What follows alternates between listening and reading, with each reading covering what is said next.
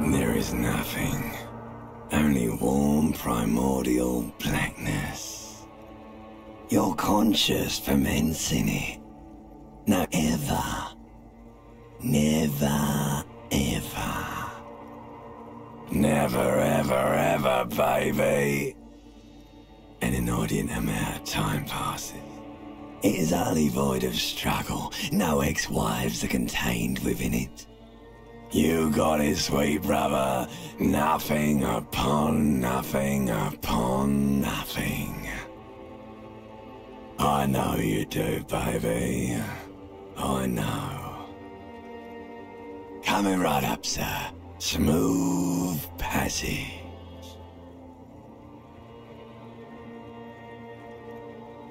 Do you really? You wouldn't like it if I told you what was back there. Why'd you think you had to bludgeon yourself into oblivion? Or did you not sense yourself marinating? Poured so much on yourself, got a bit carried away, did we, Chef? Fear and apprehension. You should ask what's out there first.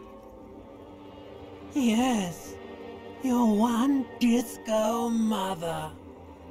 There's this giant ball there. And evil apes. And the evil apes are juking it out on the ball. You're one of them. It's basically all just evil apes juking it out on a giant ball. You can't even make out it's a ball when you're joking it out. It's that large. Infinitesimally small. Vying for resources is just a stupid expression you picked up somewhere. The part of the presentation you want to take home with you is this. You have to beat the other evil apes in the face. Or somewhere in the sore, bloated man-meat around you. A sensation. Like a fly to the ointment, your conscience sticks to it.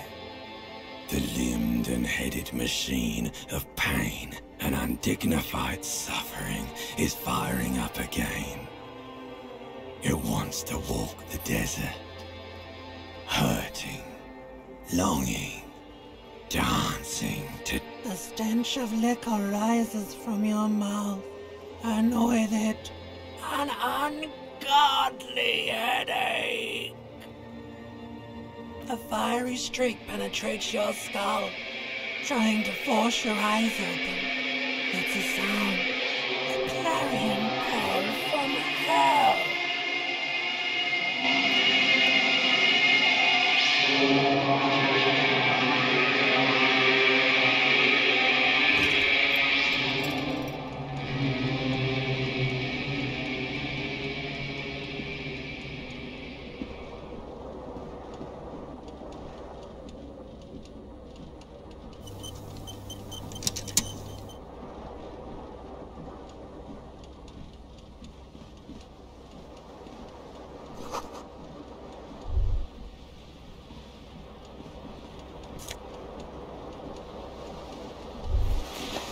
You hear a jingle.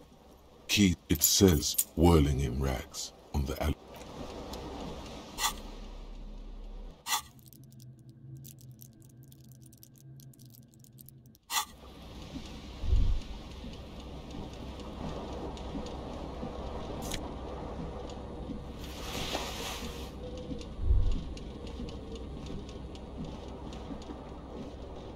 This fan has 2 chain pull switches. The blades come squeaking to a halt. It should be easier to reach the tie now.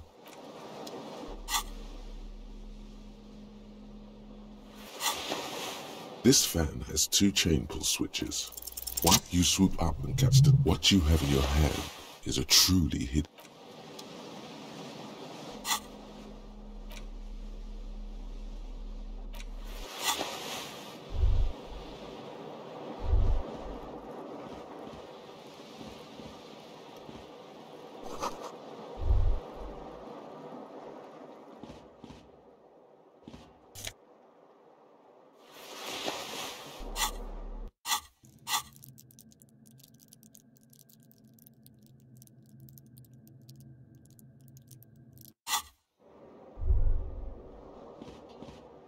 A mirror hangs above a bent and broken sink. In a fierce discharge of masculine energy, someone has ripped half the faucet off. Hot water sprays from the base, and steam covers the mirror. You cannot see yourself, just the outline of a man. Suddenly, you realize you have no memory of the face that awaits you there, as you slowly reach your hand towards the surface of the mirror. Abort. You clearly have not thought this through. You won't like what you see there. Behold. You have no idea who this thing is. It appears you're also dead.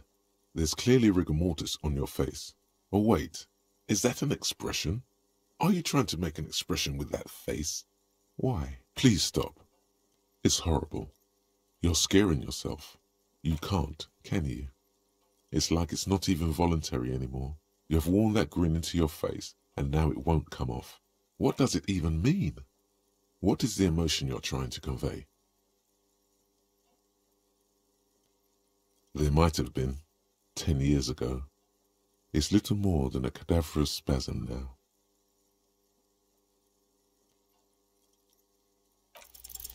Like the rest of you, it comes from a bad place somewhere in the past. That's all you know for now.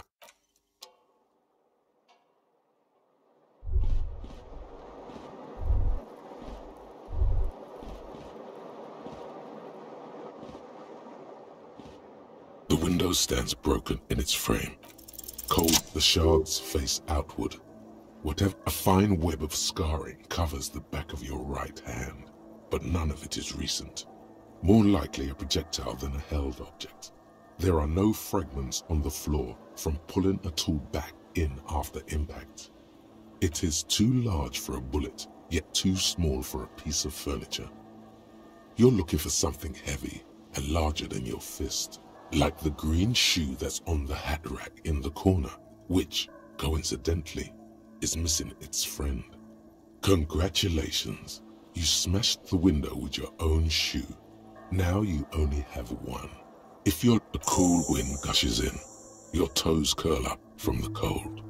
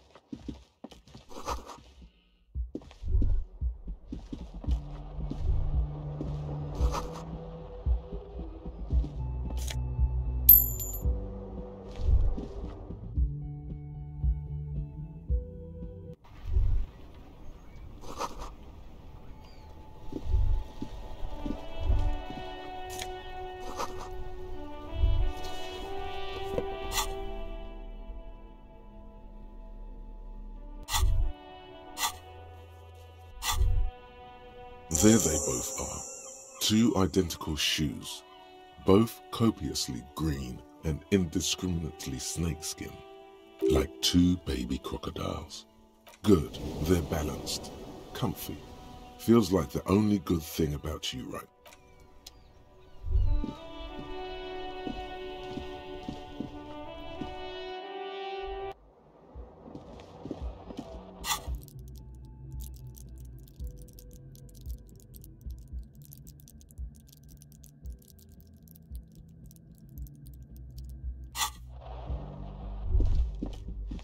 Hello, officer. The young woman raises a cigarette to her lips. Her eyes are brown and her face is speckled with birthmarks. No. Because you're a police officer, sir. I am, yes. Unless you've been feeding us a set of very well-rehearsed lies all this time. You've been here for 3 days. On official police business, no less. Couldn't say. In truth, so far, mostly drinking.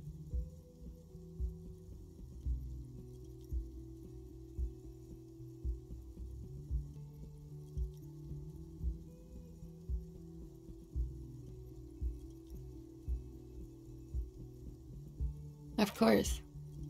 Be careful, officer. They don't like the police around here. Something stirs in you as she's about to go. Call it. She looks back at you. Yes.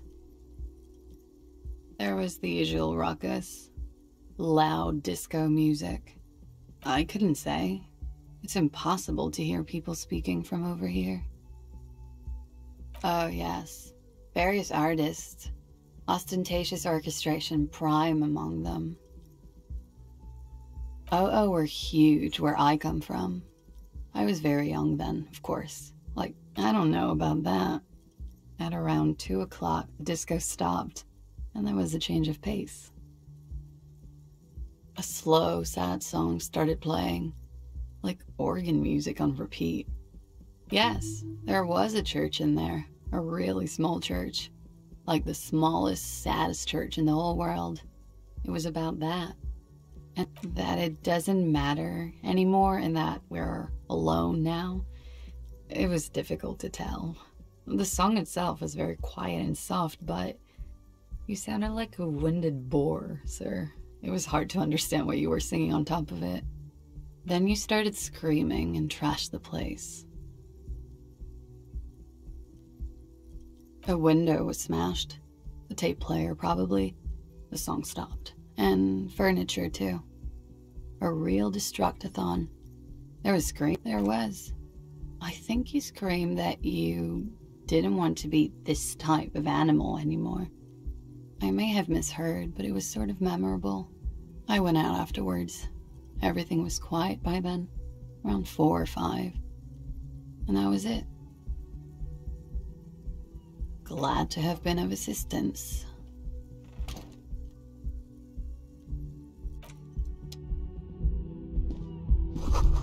You should pick that fat, juicy cigarette butt from the tray. The living shit. Your mesolimbic reward pathway does not mince words. It wants smokes.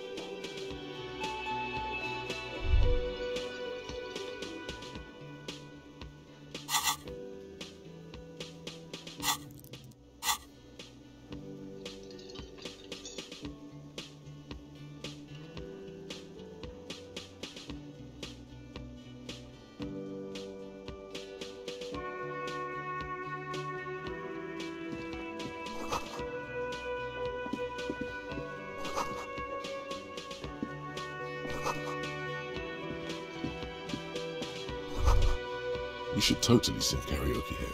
The first utterly. And it through a PA system by other people.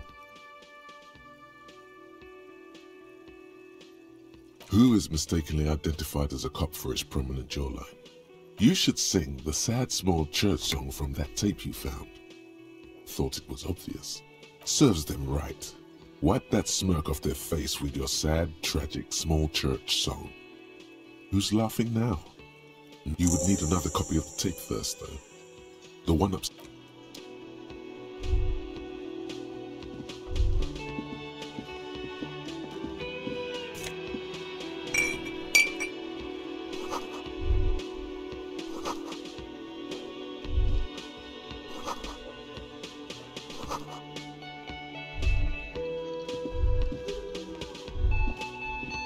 A man in his late 20s stands behind the counter, inspecting a stuffed seabird. As you approach, he gives you a sideways glance, then looks down again. That was disdain in his eyes. Even now he is a competent work of taxidermy. The white and brown seabird lies among piles of coasters and drying mugs. One of its wings broken. The man is trying to mend it. Looks like the bird was ripped off the shield that was used to mount it, most likely on a wall. Something about it makes you feel bitter.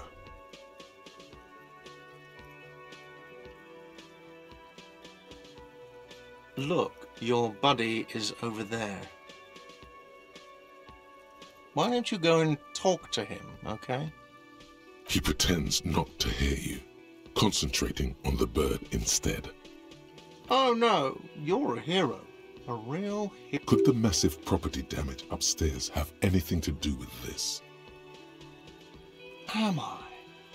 Or did you ride in, take the body down, solve the murder, and not trash my hostel room? You're right, you didn't, and it's only taken you 3 days not to.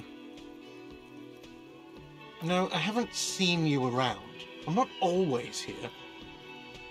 No, I'm not the bar. He's very animated all of a sudden. This seems like a... I have 3 cafeterias to manage. 3. Sylvie tends the bar here, not me. I'm only... She just, you know...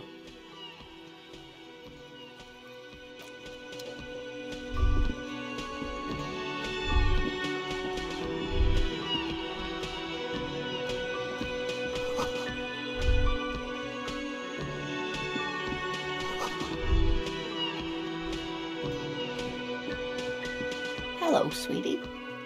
You shouldn't keep your colleague waiting.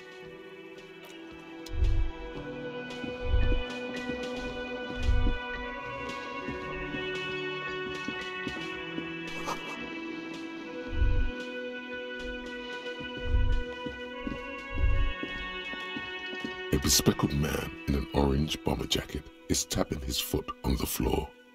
Looks like he's waiting for someone. As you approach, he narrows his eyes and extends his hand in greeting. If an assault were launched on this building right now, if the windows came crashing down and the whole world descended upon you, this man would hurl himself in death's way to save you. You are sure of this, but why? He is your half-brother. Hello, I'm Kim Kitsuragi, Lieutenant, Precinct 57. You must be from the 41st. You realize he's waiting for your name. This is your chance to come up with a really good name for yourself. Get creative. Conceptualize. Concentration makes you squint your eyes. Your name should be deep gold and orange, like a forest fire looming on the horizon, but mixed with the stench of liquor rising from your breath. You're 2 steps closer to it, but there are still many to go. Okay then. It looks like we had a little scheduling error on Sunday. Saturday too, actually. Have you had time to talk to the manager here? If you don't mind, we should talk to him again. Ask him for a rundown of the area. Now that I'm here as well. It also wouldn't hurt to assure him the police are finally here. In full force, I mean. Have you mapped out the initial interviews? Okay, we'll have time for that after we take a look at the coroner's case. Have you removed the dead body from the tree?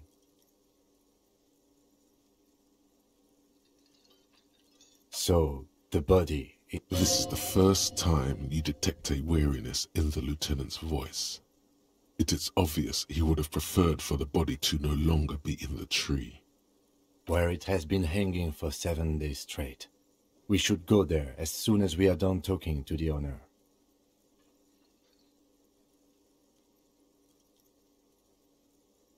I can see you drank last night and the night before, and that you are still drunk now.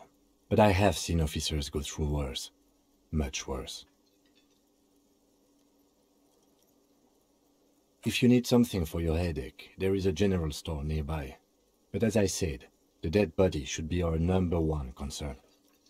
After you, officer. If you're about to embark on an investigation, shouldn't you have a badge? You mean you don't have a badge? Losing your identification card is a serious matter. My vehicle has a shortwave. You can use it to report your badge missing. I advise you to try to locate it as quickly as possible, but getting the body down should still take precedence. Lieutenant Kitsuragi is now in your party. You can talk to him whenever by interacting with him.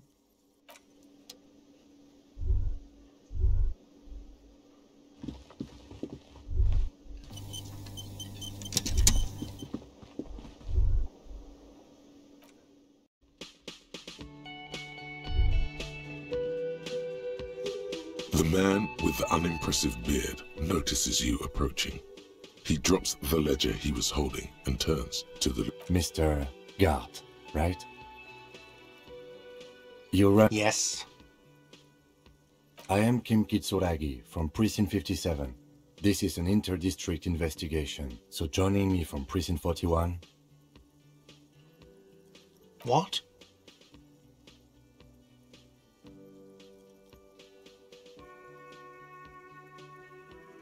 I have no idea what that means.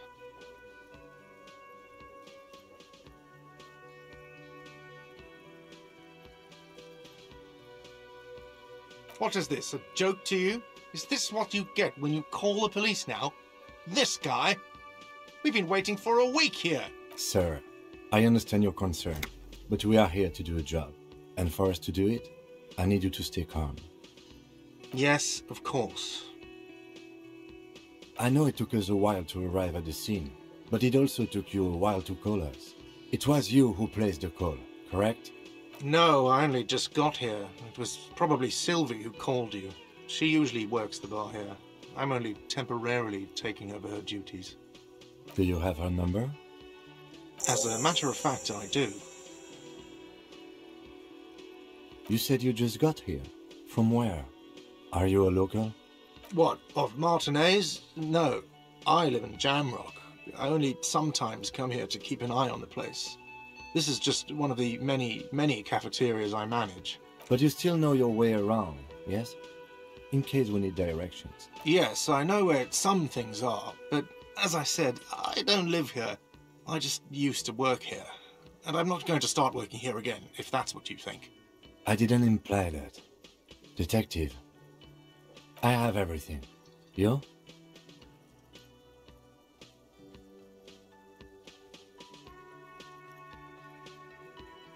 Yes, he means, do you have questions for me, like a police officer would? Behind this building, there's a courtyard. They hoisted him up on a tree there. That's easy. See that door there? First you exit through that. Then, to your right, you should see a big hole in the fence. A really big one. You can get to the courtyard through there. No need for the keys. The hole is big enough for the Franco-Nigerian cavalry to fit through. I don't know who killed him. I'm not the police. That's your job. What are you, crazy? Of course I didn't kill him. She went away because none of your business. Oh my God, what is your obsession with this Sylvie person? Get over it. Let's go. Not so fast. You owe me 130 real. Oh, excuse me. You owe me 130 real. The IIR, or Inter-Isolary Real, is the global reserve currency. Whatever part of the world you're in right now, it's safe. Wow, you're a genius. Yes, that's right, money. You owe this establishment 130 real. Let's see. 3 nights at a tariff of 20 real comes to 60 real. Then there's the window you annihilated. The hole in the window was the first thing I saw when I came to work. So don't try to tell me you didn't. That will be 40 real. Another thing you've annihilated is half the bar. You've run a tab of 30 real. Actually more, but we'll round it down to 30 for your hard work maintaining the stability and order of Revachol. That's 60 plus 40 plus 30 equals 130 real. And yes, real is still money. What are you, a philosopher?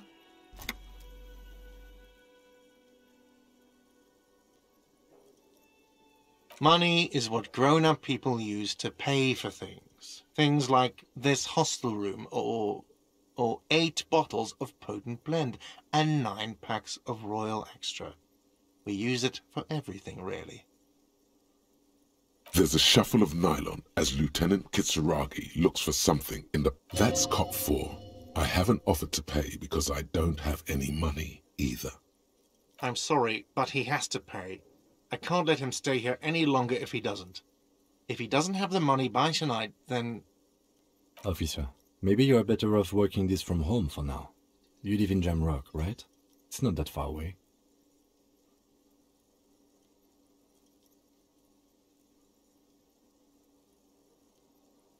I'm sorry I couldn't help more. You should take this up with your station. I have a shortwave radio in my car, okay? We have to get this investigation started now. Good luck.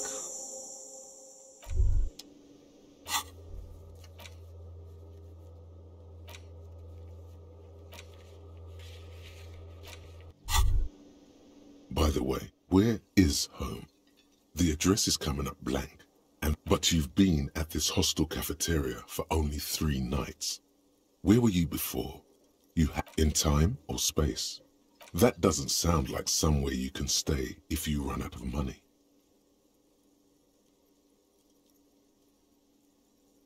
You can try. Run some addresses in your head when you get the time. Maybe a street or an apartment will appear.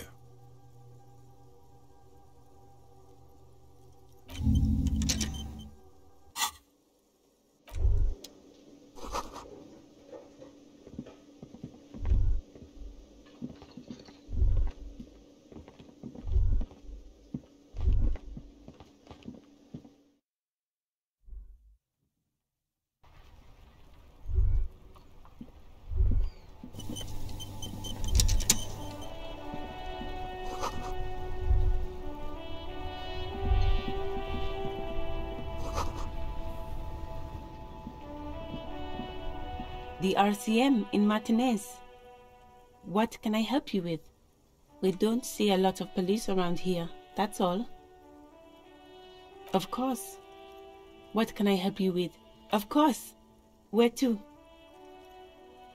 Oh, that. She's relieved someone has come for it, finally. What do you mean? Yes, sir. District of Martinez. He knows where we are. He just wants directions. No problem. Me? I am just a gardener. I am working. I have a greenhouse in the yard there.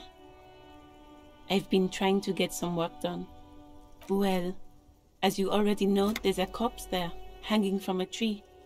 It smells pretty bad, so I have to take breaks. Don't worry, miss. We are here to clean it up. You can get to work soon. Of course. I won't hold you back. Her gloves.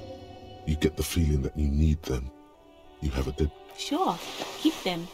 I have another pair.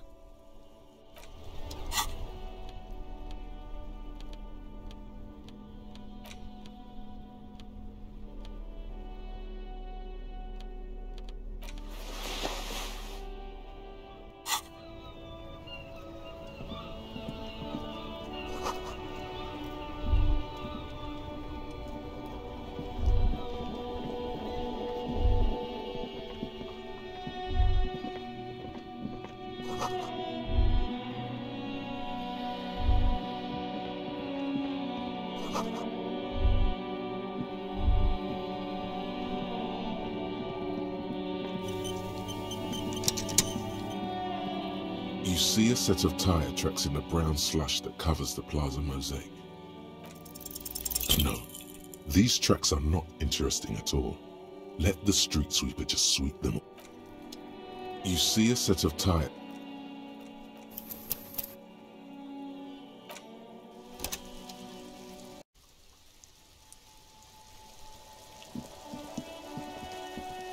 You see a set of cop habit.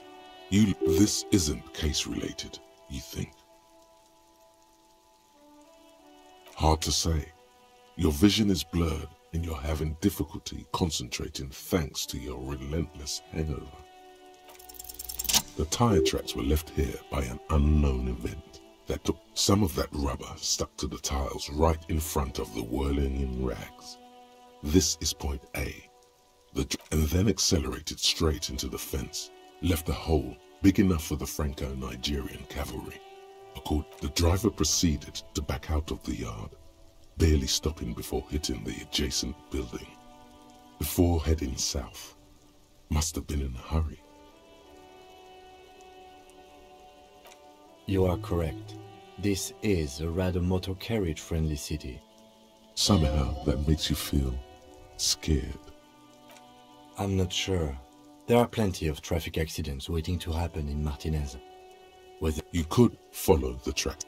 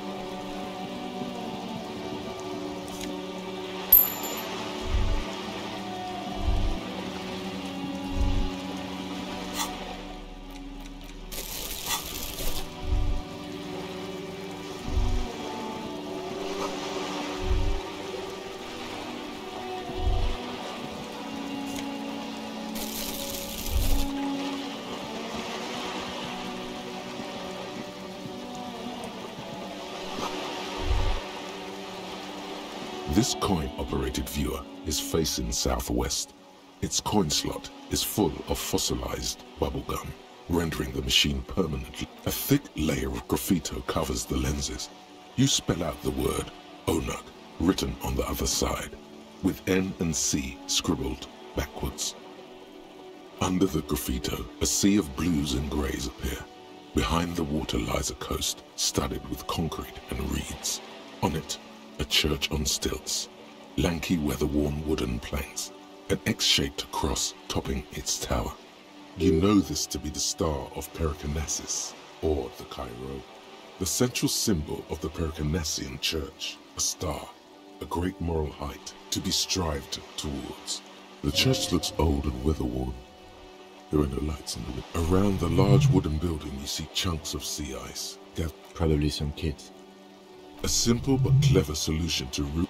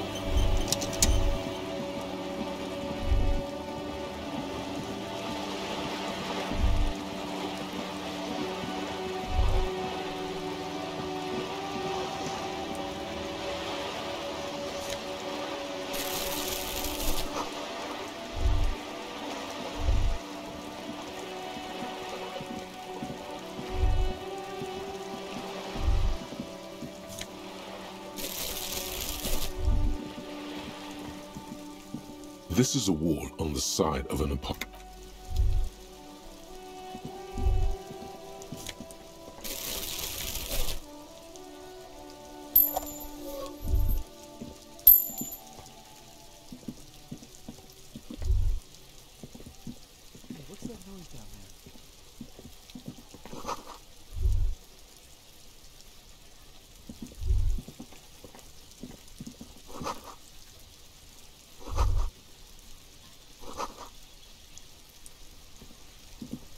You see a young man on... Not looking for any trouble, officer.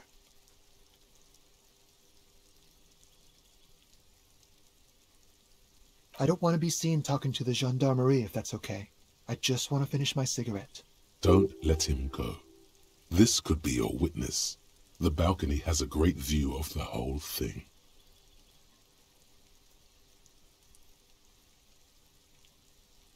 There won't be a next time. I really need to get going. This isn't the place or time for questions. Who knows who might be watching from the distance, hidden behind the curtains. For a moment, the man on the balcony seems almost vulnerable. Something I am sorry, but I really don't have the information you're looking for. But, hold on. What's that? For a split second, his hand lingers, as though gesturing towards a stone placed right next to the front door. It's a sign. Good luck with the investigation.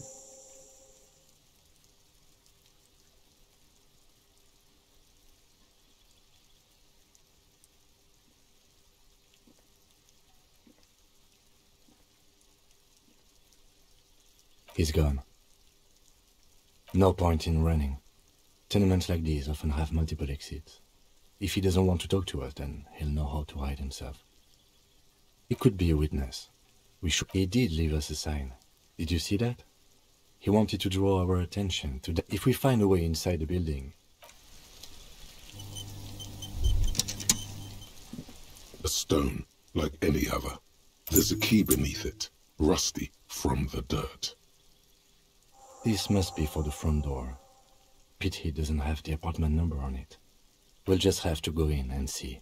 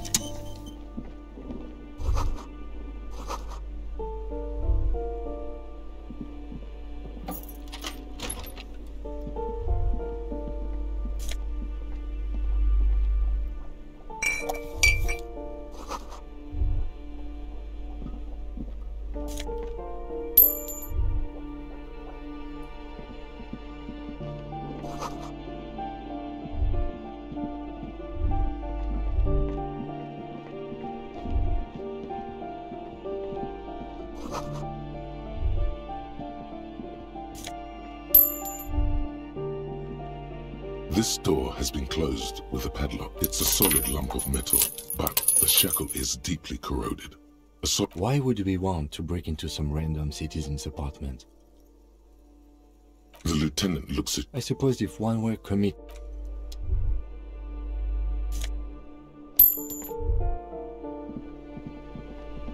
You hear someone walking around inside. Rearrange it. The walking stops. You can feel tension on the other side.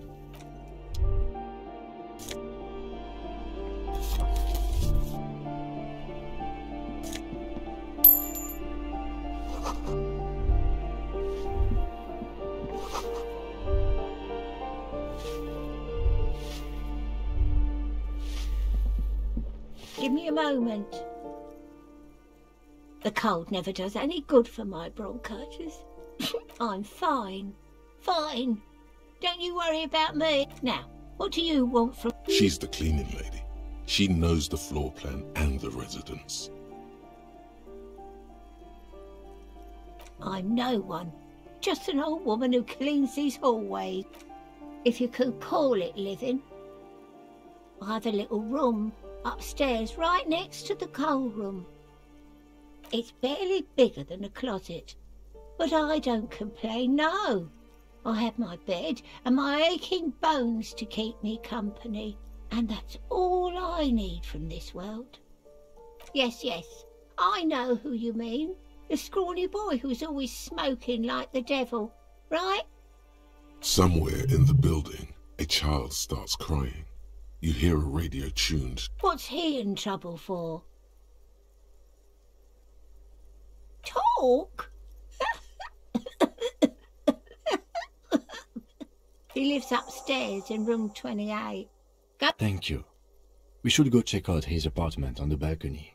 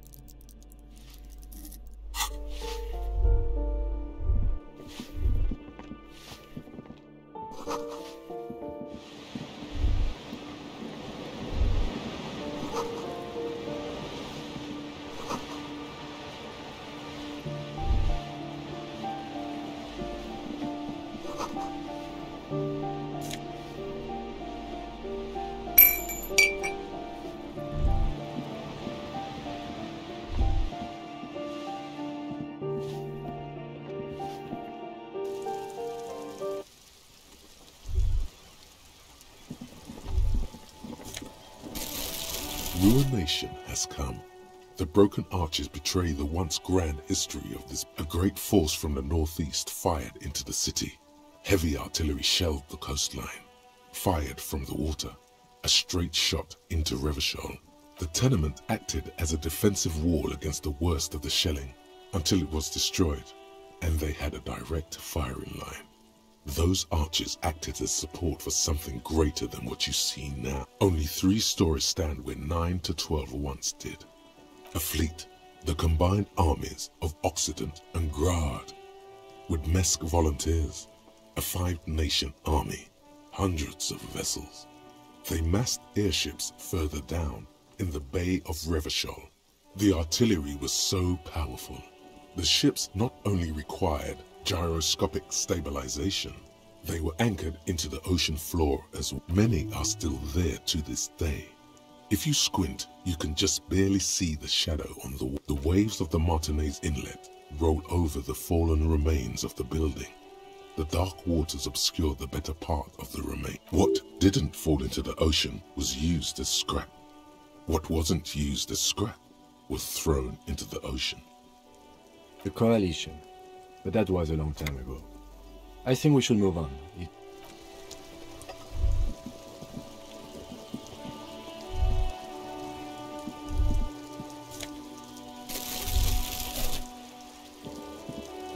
The streets will flow red once more, a great torrent rushing down Rue de Esperance. You wait and see. The streets will not flow red with anything. Who are you? I'm Cindy the fucking Skull. What else do you want to know? Date of birth, blood type, the last time I was tested for Hep C. Had a battery of tests just last week. I'm practically a patchwork of interesting critters. Kinda like a manowar. That smell coming from her paint bucket, it's not paint, it's heavy fuel oil.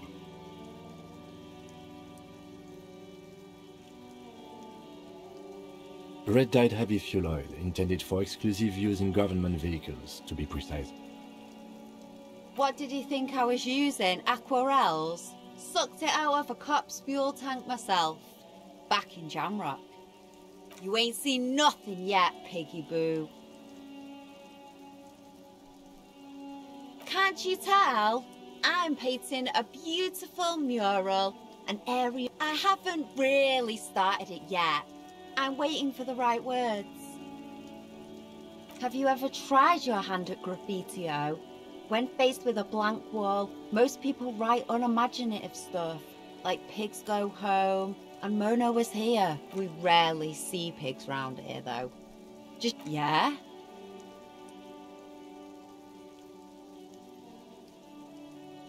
Lying is cool, I guess. The lieutenant furrows his brow at another one of your eccentricisms. Hatred, disgust, it's difficult to tell which of the two is more present in her girlish features.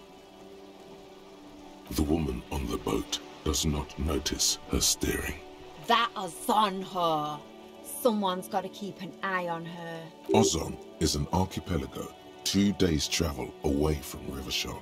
Its moneyed residents, used to posh restaurants and upscale boutiques, rarely have reason to visit Martinez. Probably the Wild Pines rep. We should talk to her. She's a professional negotiator, though. I have the feeling she will be very cooperative while telling us nothing. You should take the lead. Ask her unexpected questions, you know? Do your thing. Don't be afraid to get a bit wacky. Throwing her off is our best. Good idea, piggies. Run along now. I ain't no snitch, pigstein. Go forth and forage in someone else's shit. No shortage of squealers in these parts. Actually, there is a shortage of people who talk to us in a normal, calm, informative... We weren't put on this earth. Watch your back,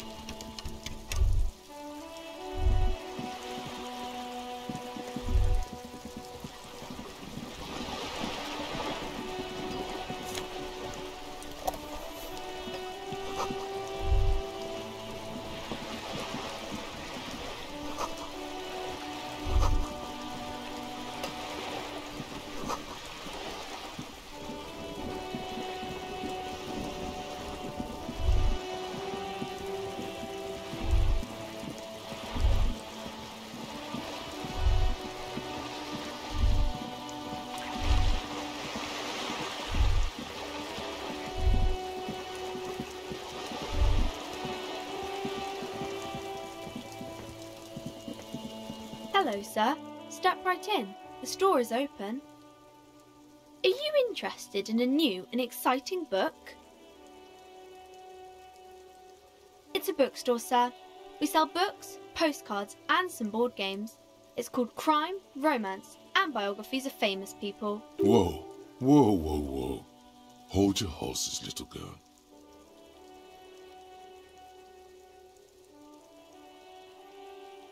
Board games are like little games on a table, made to pass the time. There are several different ones, but sailors here mostly buy cards. My pleasure. Anything else you'd like to know?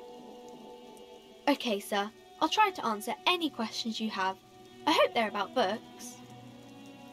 Oh, kings and queens and generals of old, or artists and writers, or musicians, those kinds of people. There's usually something extraordinary about them.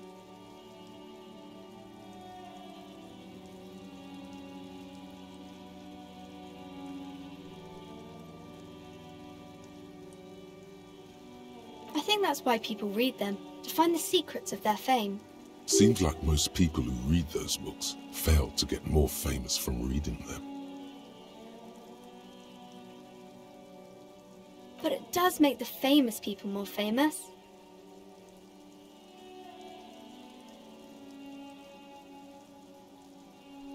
Why would they do that, sir? That's so cool. Maybe they'll make you a book cover picture and everything. As you turn, a bright light catches your eye, making you squint. From a distant sunset, a stage light, flash photography, nowhere in particular. It's just what superstar law officers do. They squint at lights, and they solve shit. Yeah, you have. You're a big dick cop, Dick Mullen, Salem Rocky Baye, badass on-the-edge disco cop. Time to recede into a ludicrous fantasy world. Here we go. Camera, lights. With a sudden flash, the world freezes around you.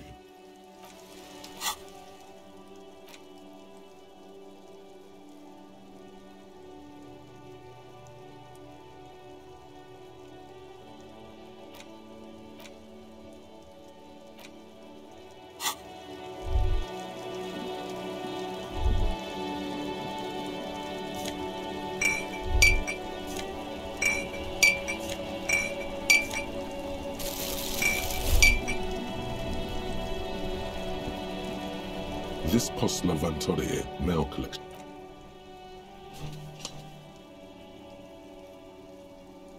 The box scene, eat shit pig, fucked by the coon, and St. G with a crown have been scribbled on it.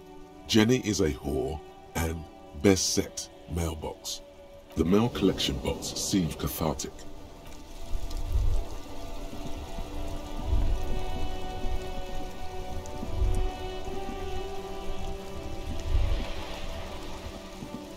Have you no shame? Whining about your back every time you bring out the measuring tape. René, you're a man with a fork in a world of soup. Please, let's just try to enjoy the game, all right? I'm trying to, but you keep breaking my These manly men are playing balls. This is a ball game. Grab a ball and play it. Don't ask. No, you got this. There's the ball. You're the game. See? Your munching and complaining have ruined my concentration. Could the objective of the game be to throw the metal ball so it lands by the wooden ball? Ah, mon Dieu. The pain in my back is... I hope you pass out from it, you goddamn jellyfish. Men like you are the reason this nation is sinking. Trying to throw something as close to a predetermined point as possible. Measuring. This must be the age-old game of petanque. Shush. Ignore them. They don't know what they're doing. They're old. You are letting down yourself and the team. Get in the damn game already. Eyes on the ball, Dinky Winky.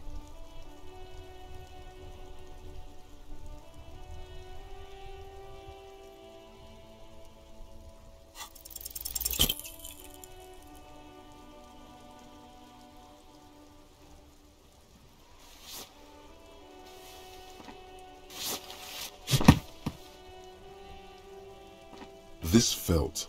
Mon Dieu! Good job, officer.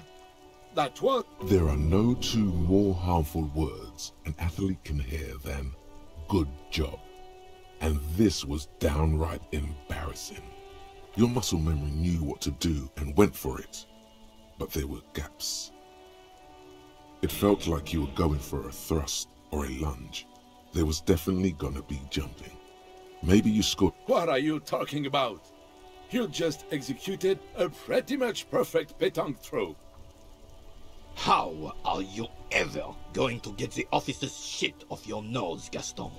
Or even climb out of his ass?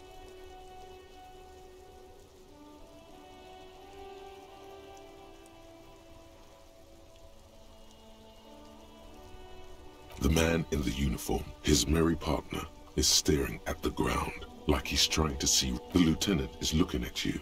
His face is expressionless. Unfortunately, I don't. Unlike most of the locals, I have no qualms about assisting law enforcement. But this affair has passed me by completely. In Martinez, the union is the law. So can you really blame them? Cop is a pejorative term. I don't have a problem with policemen. On the contrary, I admire the effort to bring order to our streets. If I knew, I would not be afraid to tell you. I simply don't. I am an old man, not a coward. The daily business of the riffraff no longer concerns me. Yes, the terrain here provides an interesting variety to a familiar game. Yes, it was left by heavy artillery fire. Why what? Because that's what happens when communards hijack your country, execute your supreme leadership, and turn your capital into a slaughterhouse. You use heavy ordnance to clean up your home. Fine. What do you want now, then?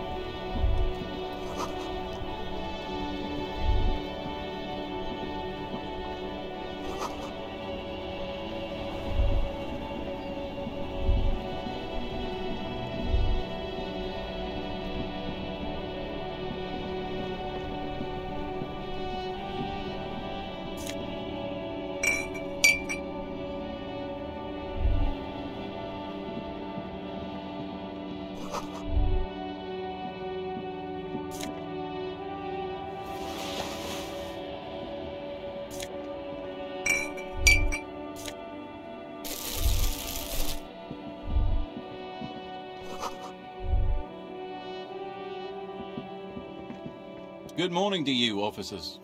A burly man hangs out by the waterlock, carving up a generous serving of salami with an old hunter's knife. I wasn't here to witness it, but those look like tire tracks on that sign. Weird, huh? Then again, plenty of daredevil drivers in Revachol. The words, daredevil driver.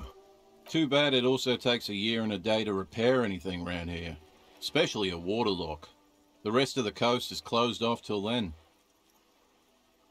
Well, there's the fishing village, an abandoned fish market, a bizarro church. Not much use to the congregation, though. There always seems to be something wrong with it. Yeah, not really much else. Sure thing. Want some too, officer? Why not?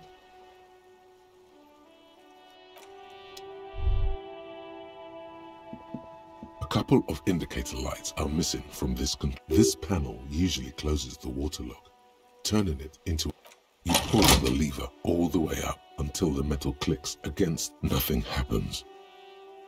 A spring brings the lever back to its original position. You still need to close the waterlock to get across the canal. Wasn't there a sign over there saying functionality will be restored on Wednesday morning?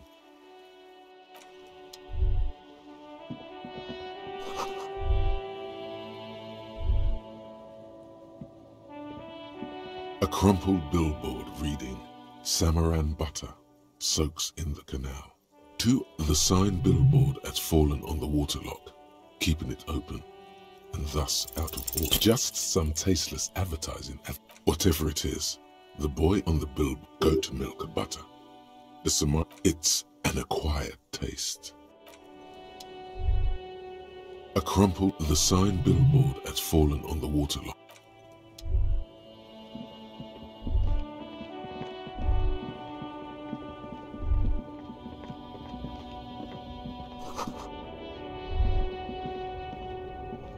There's a pile of... You like sunglasses, officer?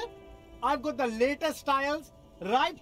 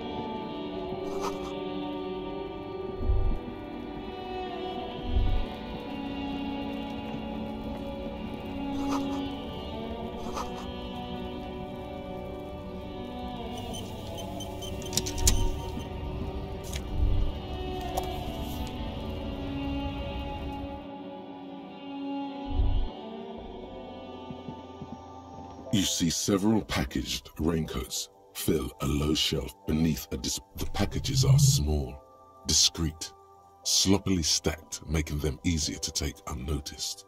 No need to worry about knocking over a display. What is what? It's a raincoat. If you want to buy one, then it's only 4 real. Her attention is drawn to the raincoat.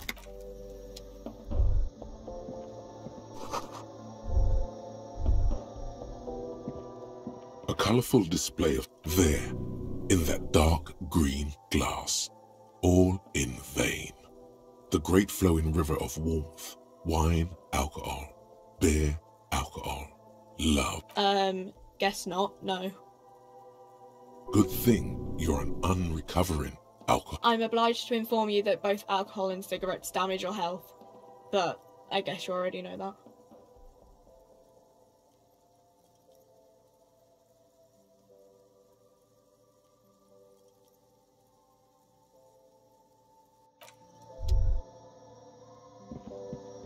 A small cabinet on their logo is the... Just ask me if you need anything from St. Baptiste. We don't stock prescription meds, but we do have Nosafed, Duramine, St. Baptiste. You know, the pharmaceuticals. St. Baptiste Pharmaceuticals. The one that sells meds out of St. Baptiste. She is right. Saint Baptiste, the company, derives its name from Saint Baptiste, the city. Itself so named because that's what it is. A rare case where that really is the full... I don't know. Let's see. Nosafed is a nasal spray. Duramine is a really good painkiller. Magnesium is a dietary supplement. Hypnogamma is... I don't really know what Hypnogamma is. I guess it makes you feel less shit. Uh-huh.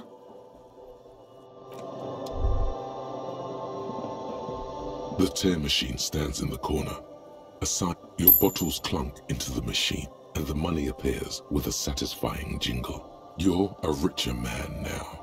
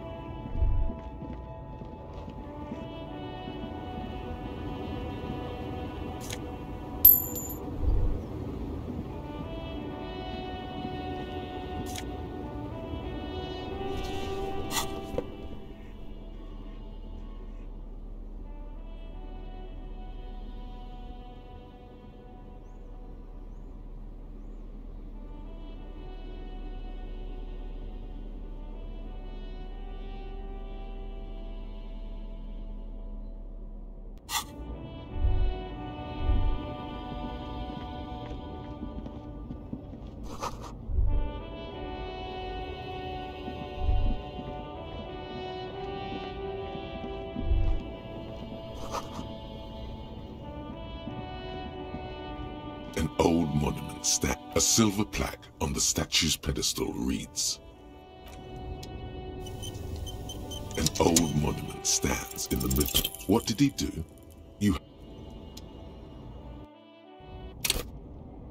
An old monument stands. What did he do? greatest superpowers. His own maladministration foreshadowed the fall of the monarchy. Stories have it that he had his bedroom converted into a treasure chamber, where he stored unfathomable wealth. Krugerrands, bars of gold, ornate weaponry, armor, and various chalices. He called it the Sol Aurum. It was obscene. There were whispers he slept on a huge pile of gold-dipped feathers, like some obese dragon, instead of a bed, like a normal person. But wait, you haven't even heard about his fabled cocaine addiction. You see, old Philippe wasn't just good at squandering the national treasury on gold and ceremonial weaponry. He was also a prodigious snorter of nose candy. Not just any nose candy, though. We're talking Royal Philippian Blow, allegedly twice as potent as the stuff you find nowadays, and purple. Philippian cocaine was purple. That's what the revolutionaries said 150 years later, beneath the cold waters of the Insulindian Bay, thrown there by the revolutionaries after they cleaned out the royal mausoleum. The original was blown apart by communards, then further damaged during the landing of the coalition's airships during the turn-of-the-century revolution, when Martinez was leveled. Most historians think the coalition's hasty landing may have ultimately saved the statue.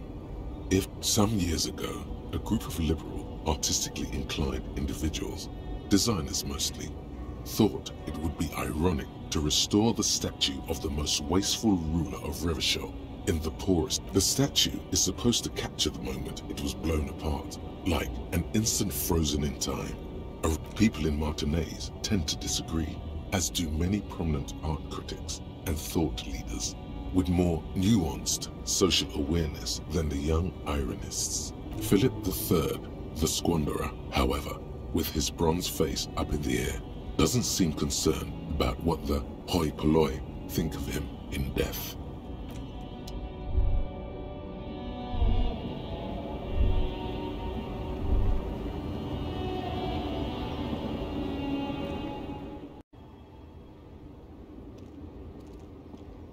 The small, wrinkled woman does not greet you. She nods along to something on her radio. A photograph is clutched in her hands, and there is a warm smile. The photo, an ambrotype from the turn of the century, as golden as her smile. It's the warmth of a winter night's fire. Maybe she could give you comfort and shelter, some cigarettes and food.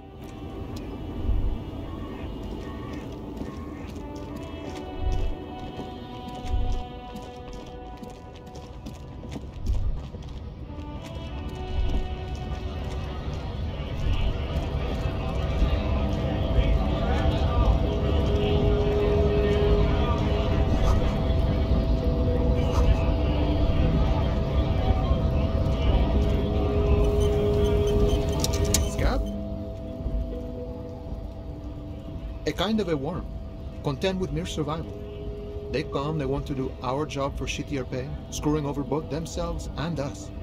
Everybody loses. Beats me.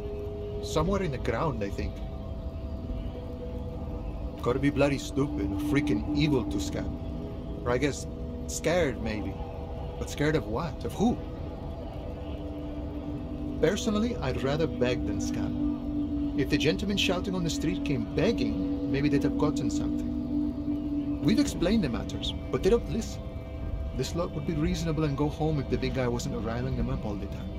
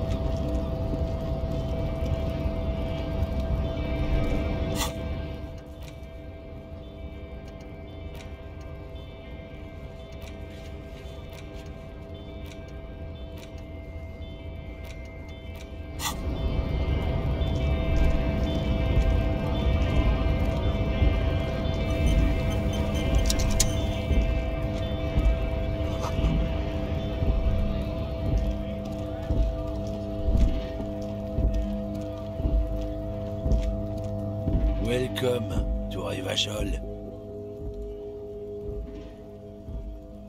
Don't you welcome to Revachol me. My grandfather came here from a 3,000-year-old racist isolationist culture, while your ancestors came to this island a mere 300 years ago. Every school of thought and government has failed in this city, but I love it nonetheless. It belongs to me as much as it belongs to you. It's men like you who keep Revachol divided, making it that much harder for everyone to climb out of this post-war limbo. Oh, come on, man. I just said welcome to Revachol. It's a lorry driver thing. I know exactly what you meant. You think my kind doesn't belong here, that I should watch myself and behave. But you see, I'm an officer of the RCN. It's actually my job to make sure you behave. I would advise you to remember that. Silence. Your partner needs backup. Now's your moment to shine.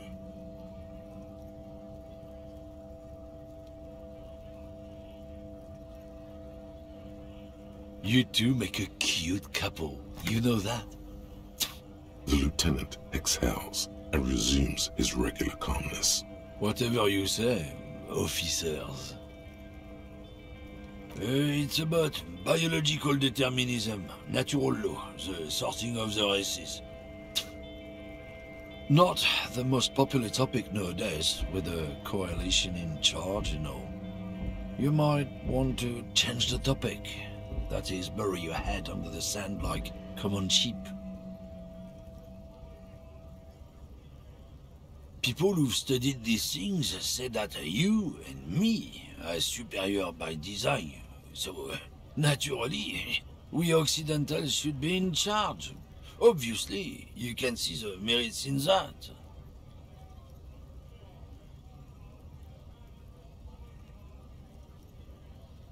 Open your eyes. Haven't you noticed something different lately? An unfortunate downturn, maybe? Huh? When members of the superior race cease to believe in their innate superiority, they stop competing for resources. The problem? The damn kips are showing a real good game lately. Same with the mosquitoes. And the other intruders species too. They're on the precipice of cultural victory. It's true. Also, you need to realize the dangers of mixing races. Who knows what might happen if people don't stay in their birthplace? You might end up with a new sub-race, with unknown characteristics, leading to extra competition. That's why you've got to control the offspring. Good. If we, the evening people, pull together, we can form a bulwark against these troubled times. Root out the forces that seek to undermine the well-being of our people. Lieutenant Kitsuragi's stern expression remains unchanged. Oh, not much anymore. I'm here to pick up some cargo, but the dock workers are on strike, so it's a sit and wait on your ass situation. The strike? Oh, they've been at it for a while. A month, 2 months maybe. But this here is just the last week or so. Apples. Yeah, apples. He's given you the runaround. Let's be honest, you were bested.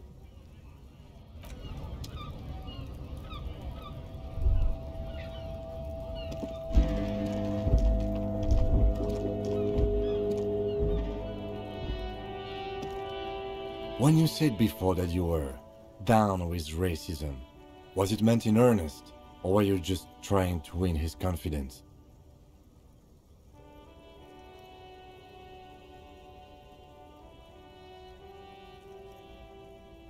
I suppose that's a relief.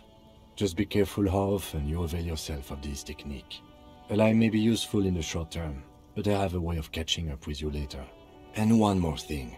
As you've seen, these sorts of attitudes are quite common in Martinez, so I expect this to happen again and again. I've had this conversation enough times in my life. From now on, I'm going to stay out of it. How you choose to respond is your business, but be careful. Now let's move on.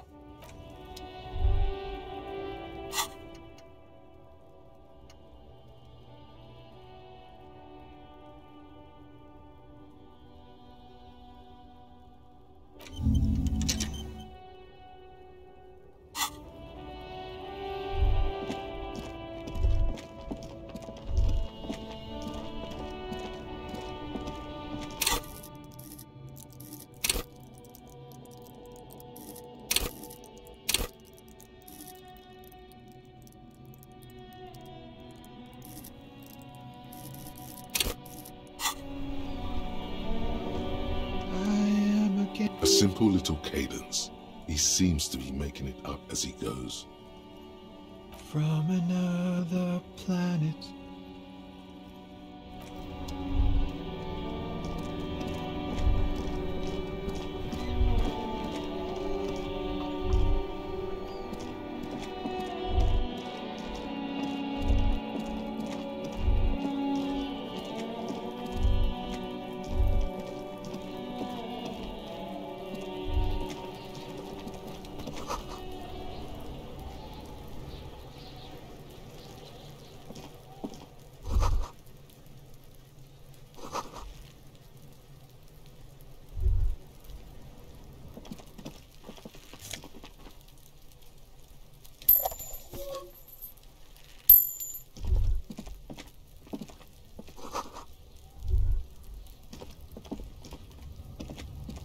An inconspicuous pile of the roofing material. An inconspicuous pile, because there's a secret door hidden behind them. There it is. You see a shabby little door.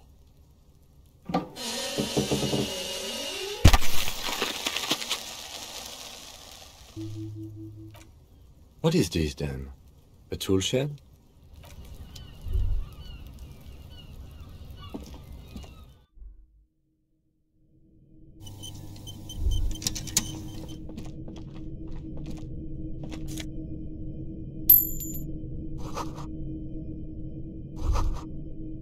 Be still, my beating heart. It's amphetamine. The lieutenant isn't studying the powder in the mirror. He's studying you.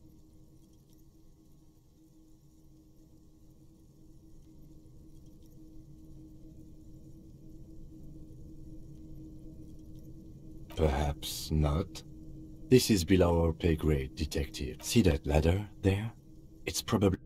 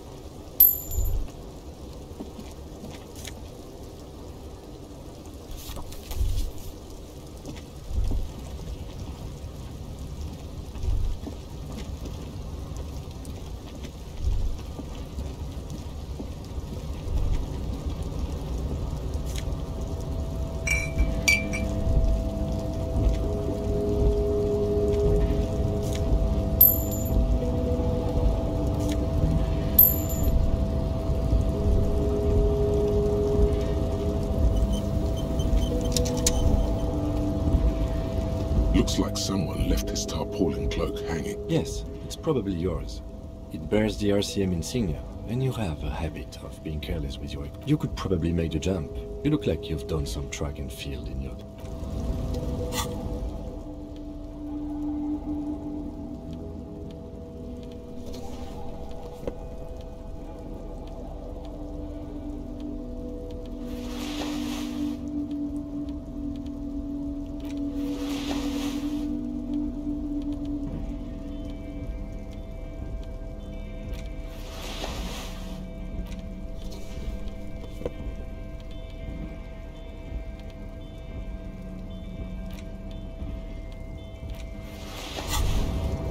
The pockets of these new jeans are perfect for sticking your hand into.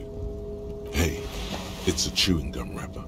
It reminds... By the way, the raw materials were most likely exported from Seaguy, the apricot suzerainty, and processed in Sur-le-Clay into the apricot-flavored chewing gum loved by kids of today and yesterday.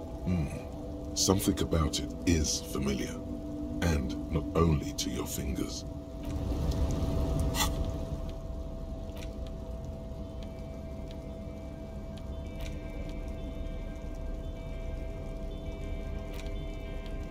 A crinkled chewing gum wrapper. You feel compelled to point out that there's nothing fruity about cinnamon. It's a spice derived from tree bark. Can a used wrapper shrug? Seems like that's what the wrapper is doing somehow. This is not about flowers or bark. What is this about? Why are you looking at this wrapper? Good question. There is no answer or secret phrase written on the inside of the wrapper. Drawn by regret. Stop. You carefully fold the...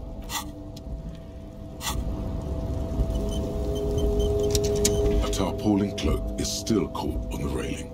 No one has claimed it for their own. The cloak? I do think it's yours, yes. As to whether you should go for it? Well, it doesn't seem too dangerous.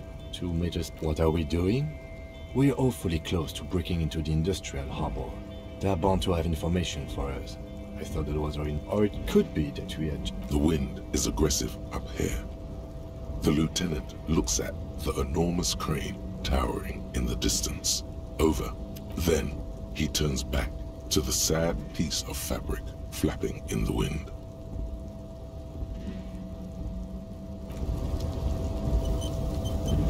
A tarpaulin cloak is still caught on the railing. No one has claimed it for their own.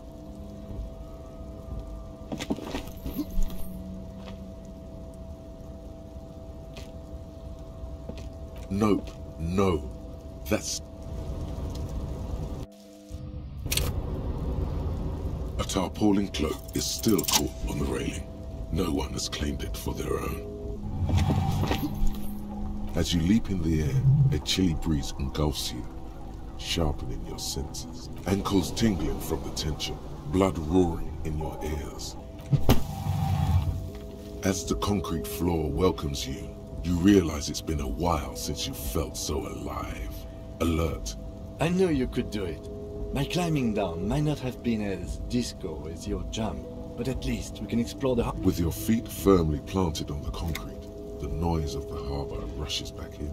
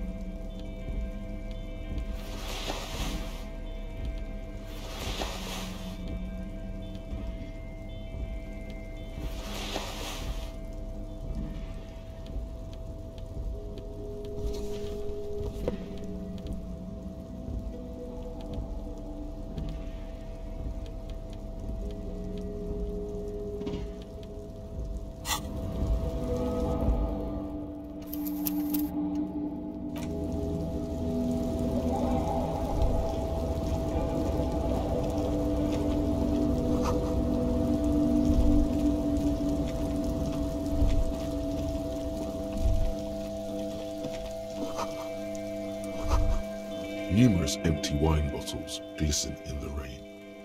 Someone partied really hard here. Well, yes, I think we can say with relative confidence that it was you.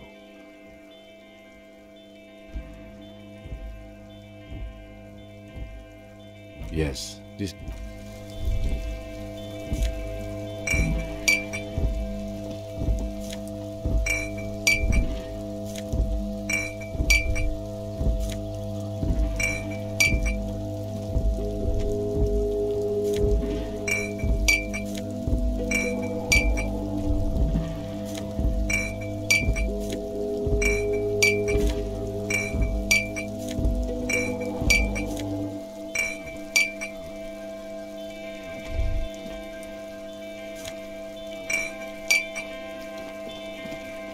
This is the night watchman's booth. Listen, it's okay to take a few minutes to yourself.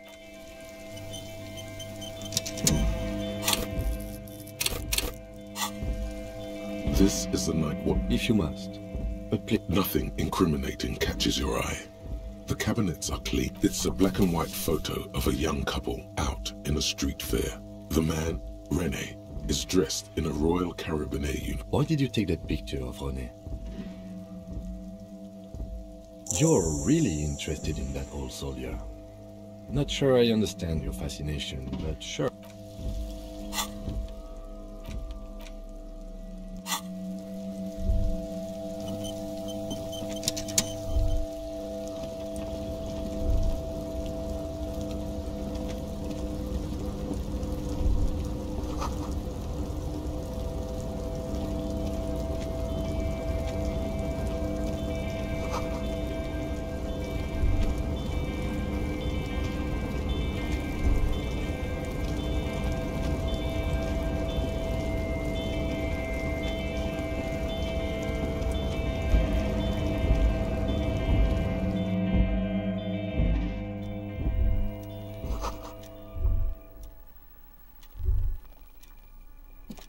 an imposing combination of a...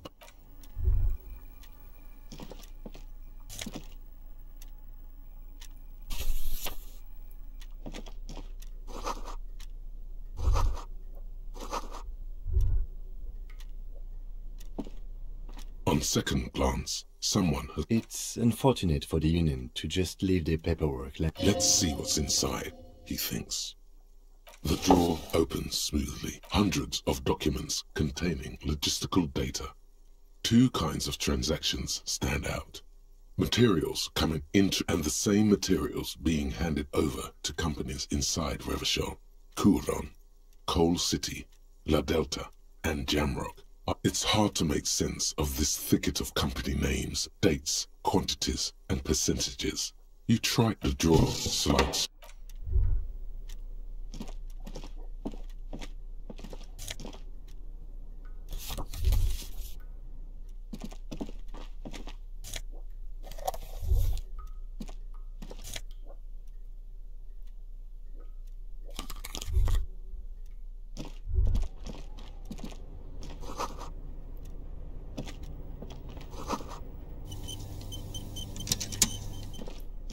The file cabinet stands steady as ever, and the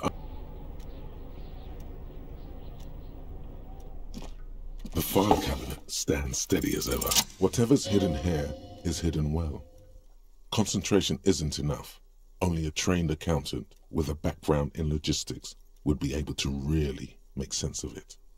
However, there is a little handwritten. It appears to be a to-do list written in large. Remember, Leo, Everard's shoes, special whirling borscht, water Everard's plants, sweep office floor, more banners. All items on the list have been crossed out, and the note itself is crumpled.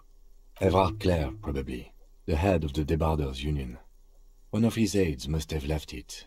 Nothing incriminating here. What is so special about this borscht? Code for drugs? Booze? Remember, Leo, Everard's all items on the list have been the drawer slides.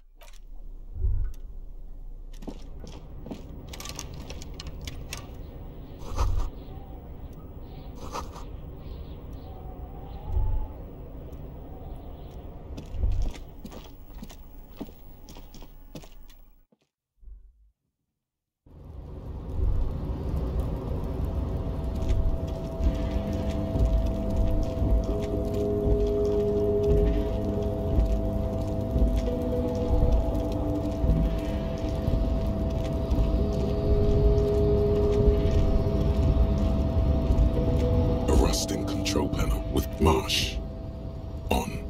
Adept. The crane stands tall, proud, yet with a loud grind. The crane shifts overhead, moving a massive metal container through the air.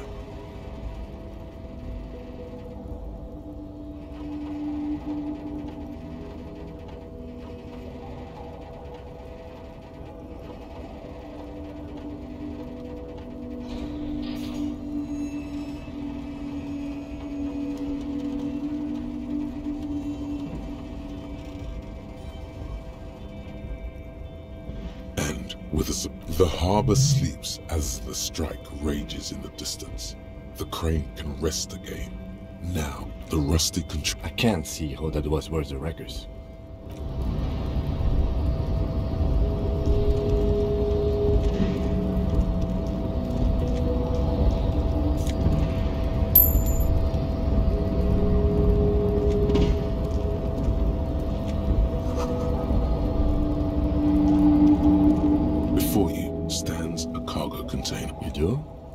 Because I don't. There are a million containers here. Why are you fixating on this one? It's a cargo container. We are not here to interact with... You attempt to turn to your left. The lieutenant considers your actions with some puzzlement. No reply.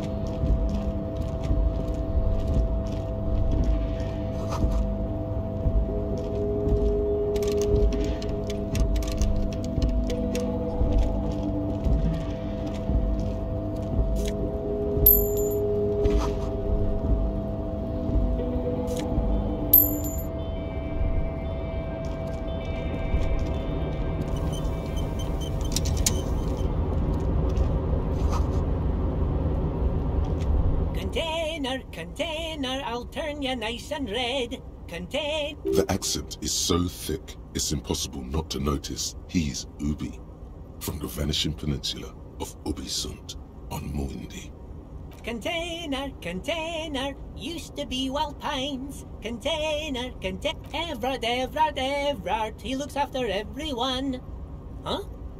I see you are not a union man, mister. Did you get lost? I mean, I don't personally mind. Folks is just folks, you know, and folks gotta eat.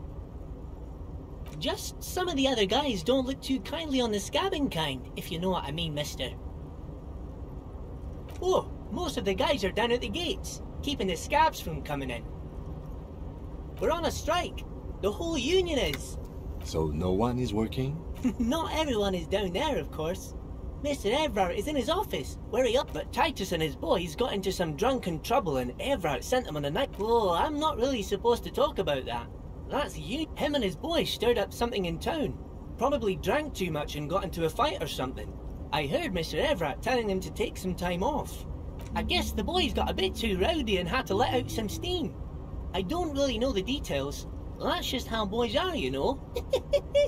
I haven't been in a fight since I was in middle school. Easy, Leo. Let's keep this on the hard ease.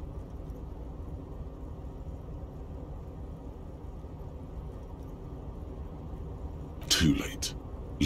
Now he's talking about some drunk sawmill owner who... No, he already switched to a prized fishing rod. Yes, yes. Everybody needs a job, and this is mine. I'm Leonard, by the way. Leonard Bellick. But everyone calls me Leo. I'm like Mr. Everett's right-hand man when Mr. Edgar is out of town.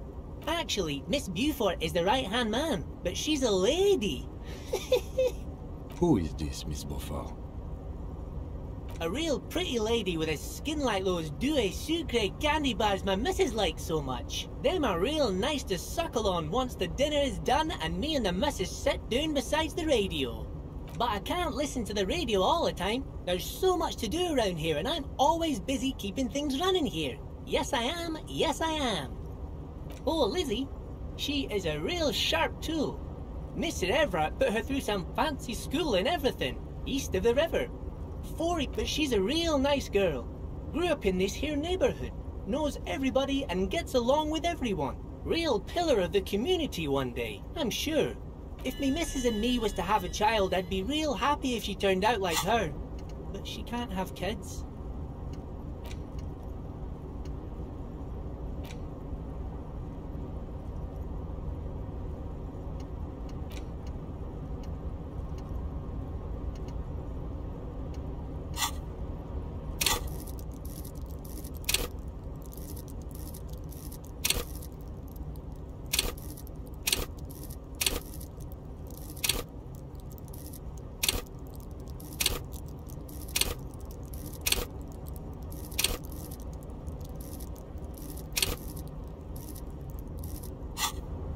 Dr. Lemaitre said so, and she knows about such things. Been a doctor for almost 50 years she has. So Everett trained a lawyer named Miss Beaufort. Interesting. Yes, this place really seems to run like clockwork. Keep it up, Leo. Well, thanks a lot.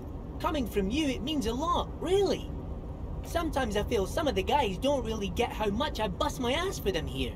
But you guys are alright. Oh, you want Mr. Everett then? He's an awfully nice fellow, he is. Him and his brother are both nice fellows. They've lived their entire lives in this here neighborhood. Guys like Mr. Everett and Mr. Edgar, his brother, are real good guys. Made Martinez what it is today. Mr. Everett and Mr. Edgar and I went to the same school we did when we were boys. Oh, Mr. Everett is where he always is. In his office, of course. Oh, yes, yes. I leave all kinds of notes for myself. That old head of mine ain't so good at keeping things in no more. I almost forgot about the borscht. Oh, yes. I've been taking special whirling borscht to the men every day since the strike started. It's very, very good. Makes a man feel so warm and happy.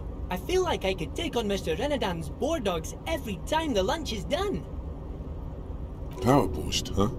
Never heard of a bush that turns little guys into dogfighters. Alcohol, however.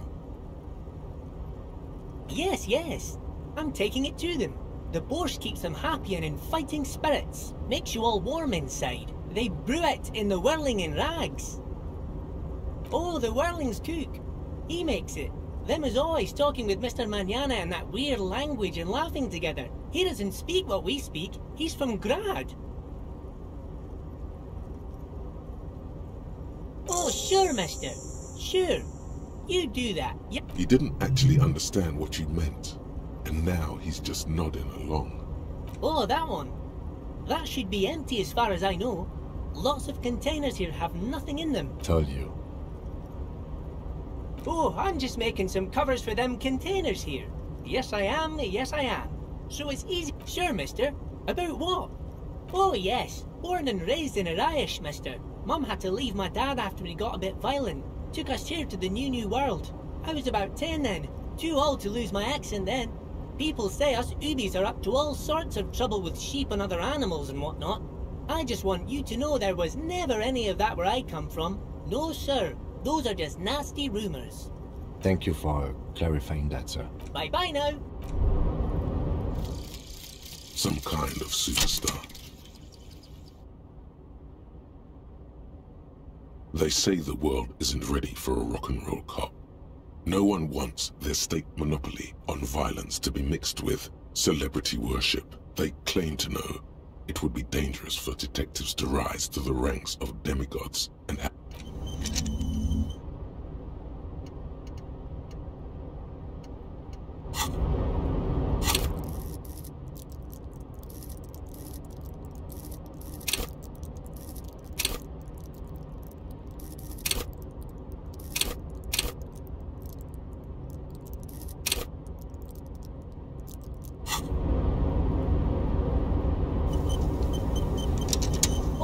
mister. I knew you'd be back to talk with old Leo here. Sure, mister. Absolutely. I'm always willing to help out nice fellow. Oh, I'm just making some covers for them containers here. Yes, I am. Everything is so pretty. Oh, hey, mister. Sure, mister. Absolutely. Oh, I'm just making some covers for them. Everything is so Oh, hey, mister. Sure, mister. Oh, I'm just making some covers for them. The containers in the yard are green in Wild Pine's livery, and the mountains rising behind Leo is all red in union. It's like some red infection was spreading outwards from the container yard's core. Yes, they are hiding it from the inside. All the red containers have the Debarders Union logo on them. No, not really. Miss Everett doesn't tell me all the big things. Oh, no trouble at all, mister. No trouble.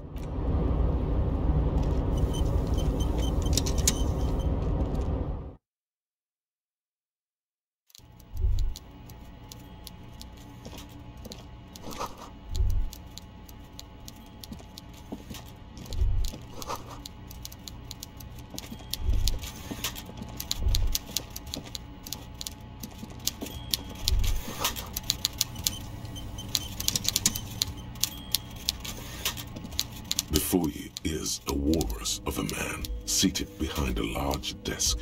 He looks up from his work, not the least bit surprised to see you. With great effort, he straightens himself up in his chair, yet says nothing. Welcome, Mr. Dubois, Mr. Kitsuragi. It's good of you two to stop by. Please, have a seat. I'm Everard Clare, head of the Debarders Union here in Martinez.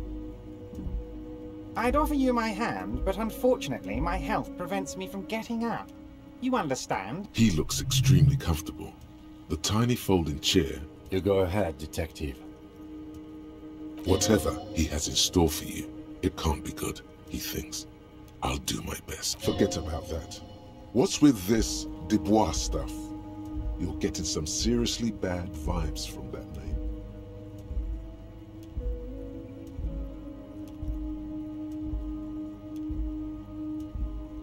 Please, Mr. Dubois, let us converse in a civilized manner, as equals.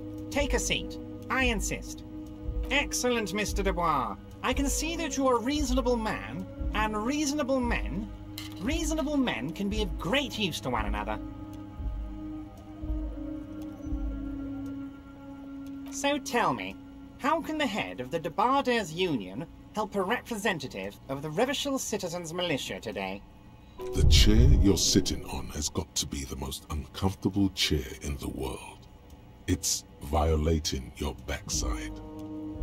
Oh, by the way, I heard you got a rather rude reception from a certain Lawrence Gart. Some people have no manners, it pains me to say. This should take care of that nonsense. It should be sufficient to cover your expenses for a few days and patch over your differences with a cafeteria manager. Go ahead. Wow, that's 25 real.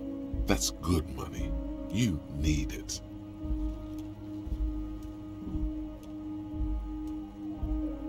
Yes, I know Lawrence. He's a real character. No union man in him. A real piece of work, that boy is. With a grin, he points to the checker game. It's like you're on a game show. At least, don't thank him for it.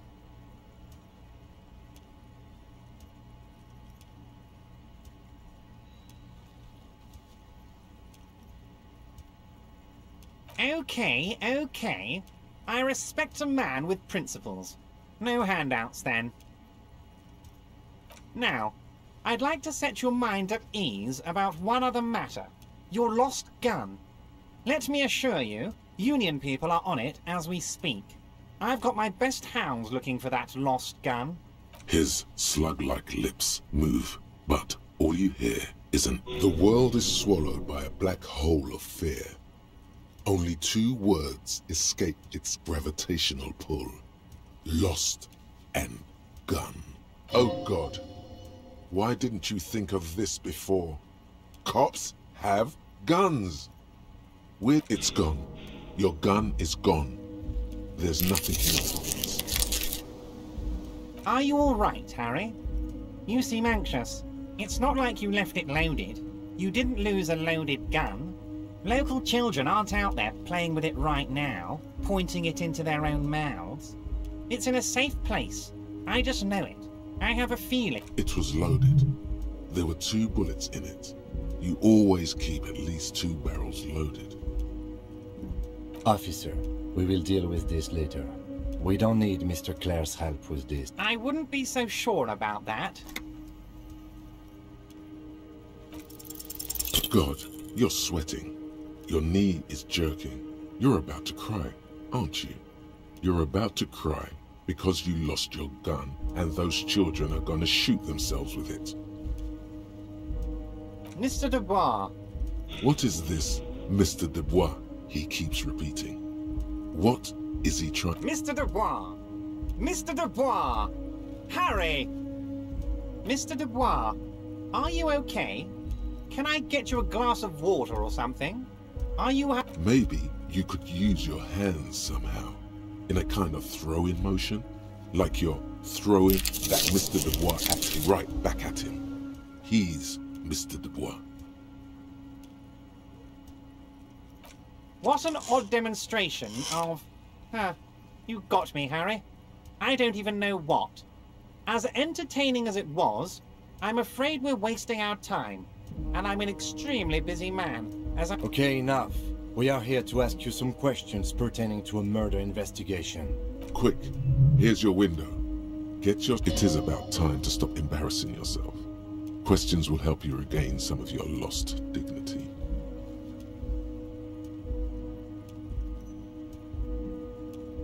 My dear Harry, there are literally millions of containers in this house. Harry, you smooth-talking son of a bitch. Time is a precious resource, and I don't have enough of it to count containers with you. Smooth talking. Maybe that's the way to go about opening the container. Harry, honestly, I'm just relieved you didn't get a hernia. A man your age...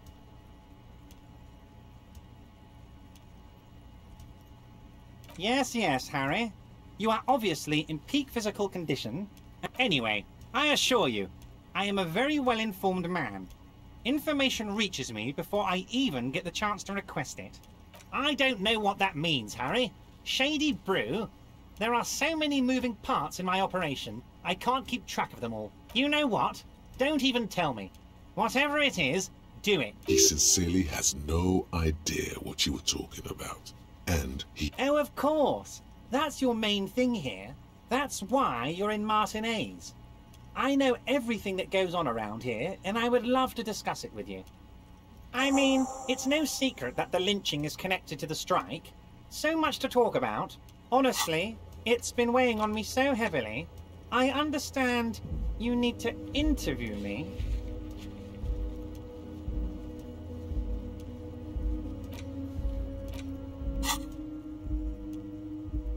But there's a thing that's been keeping me up at night.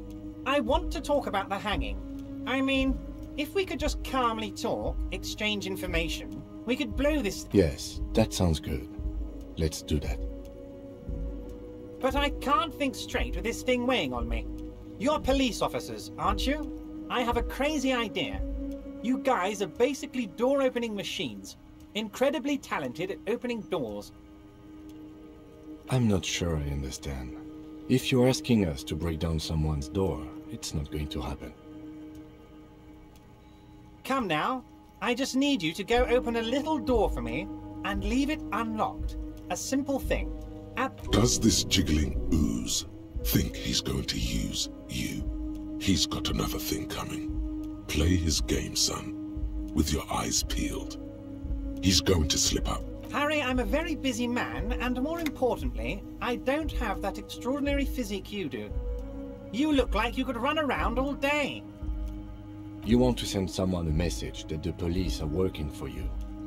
I repeat, I'm a very, very busy man, Mr. Kitsuragi, and therefore I must occasionally enlist outside help. So what will it be, Harry? Harry, my dear friend, I am what people call a Oh, no one's. It's just a weasel. A weasel lives there. Nothing for you to worry about.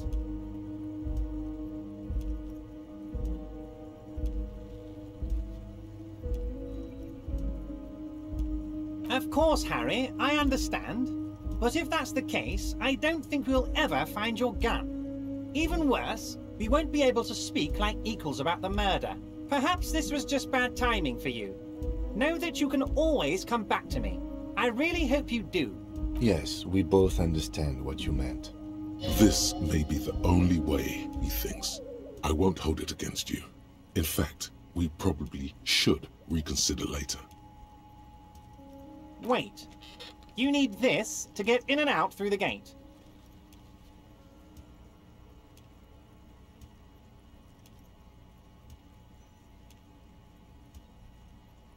Here, you're one of us now. A real red and white union man.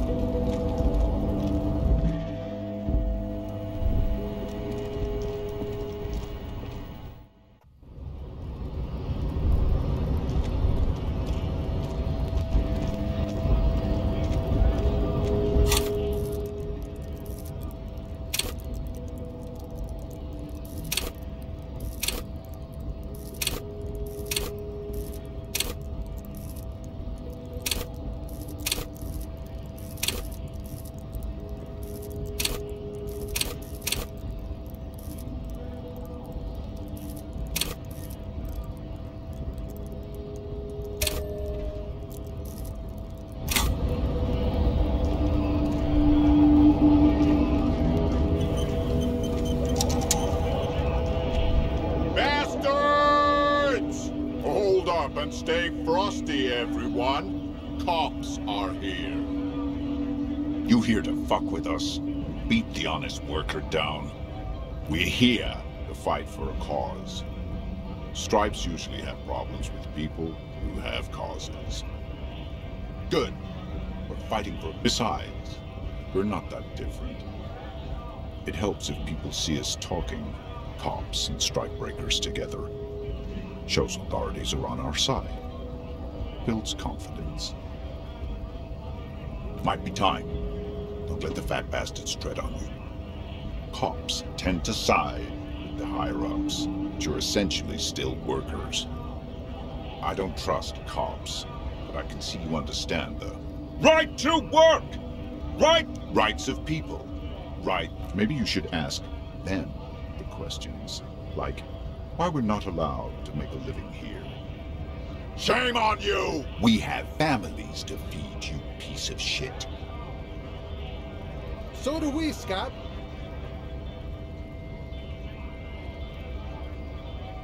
When a bunch of ungrateful, lazy cockroaches can't get their act together, decide to block honest work for other people. Beats me. They mumble nonsense about boardrooms and workers' rights. When the man moves around, you perceive some serious abs underneath his tight-fitting shirt. This man is in shape. There's something odd in the way he carries himself. His shirt is far too small and an unpleasantly tight fit, while the overalls held up by a belt. He ignores your question, choosing instead to turn to the emaciated workers, raising both. Silence is the answer. There's something off here, but he won't say what. Honest men and women with rights to work, to be useful, not toys for corporate interests. We came here to help the harbor run smoothly in time of crisis. If union fucks don't want work, they ought to let in those who do want work. I have a question. Why do all these men follow your leadership? You think they follow because I'm big and loud? No. They follow the rules of the market, the rules of the economy, because they were given a job to do! You've been talking to him for quite a while now. Something is off with this guy. Ask him where he's from. What's it to you?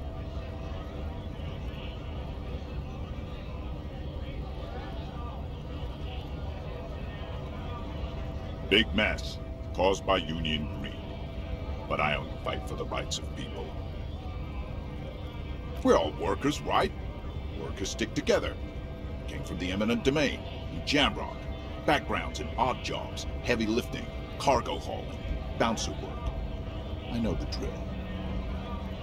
Worked at Territorial. Ring a bell?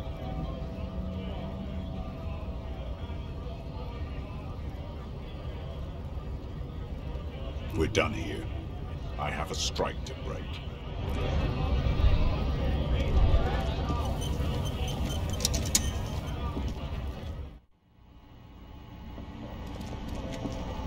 The tear machine stat. Your bottles clunk into the machine.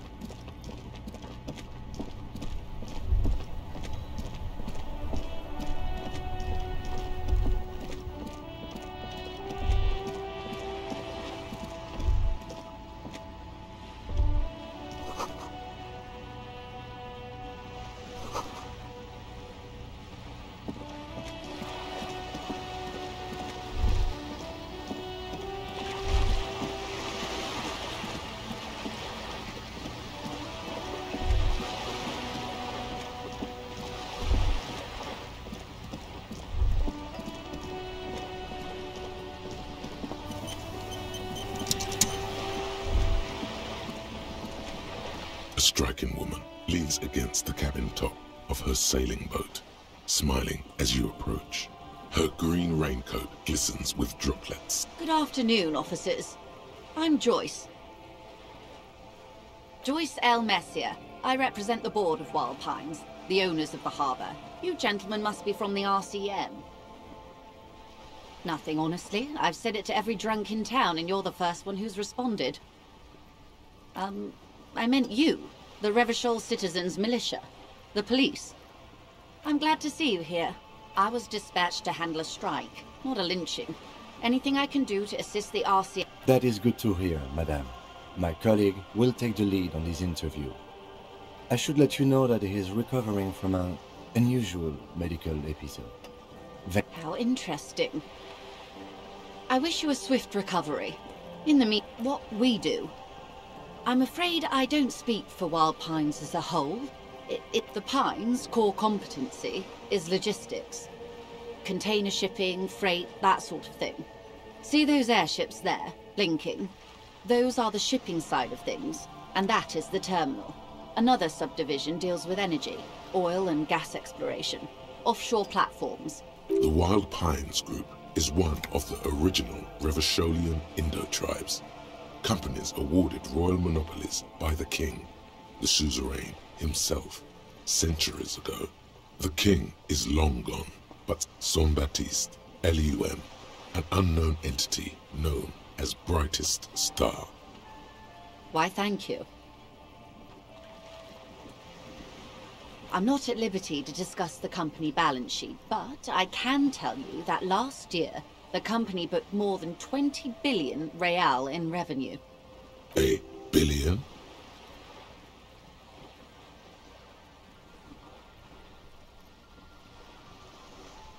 $20 billion is a large number, but the conglomerate employs 72,000 people. They all need to be paid. Then there are capital improvements, interest payments. A conglomerate the size of the Wild Pines is like a shark. If it stops moving, it will die. Then what becomes of those 72,000 families? It's a tremendous responsibility. They started as an exploration and cargo fleet conducting trade between the Samaran and Insulindian Isolas 250 years ago, when pine ships explored the South Seminese and charted Lomantang on behalf of the suzerain. Centuries of care, deliberation, and madness have gone into this endeavor. Vessels pass through the great unrest to re-emerge with apricots in tow. The logic of the system is totalizing. It's taken everything from its employees to build it. You know more than you let on. Certainly it helped, but most of the original Indo tribes have failed or been absorbed. To survive, Wild Pines had to grow and adapt. No suzerain did that. You mean aside from being the terminal's legal owners, who are responsible for moving 8% of the world's cargo?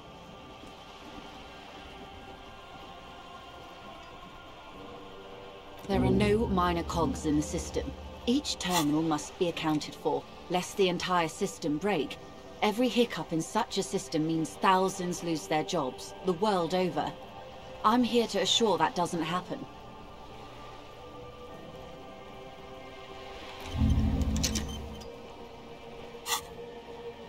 With your help, hopefully, says her warm tone.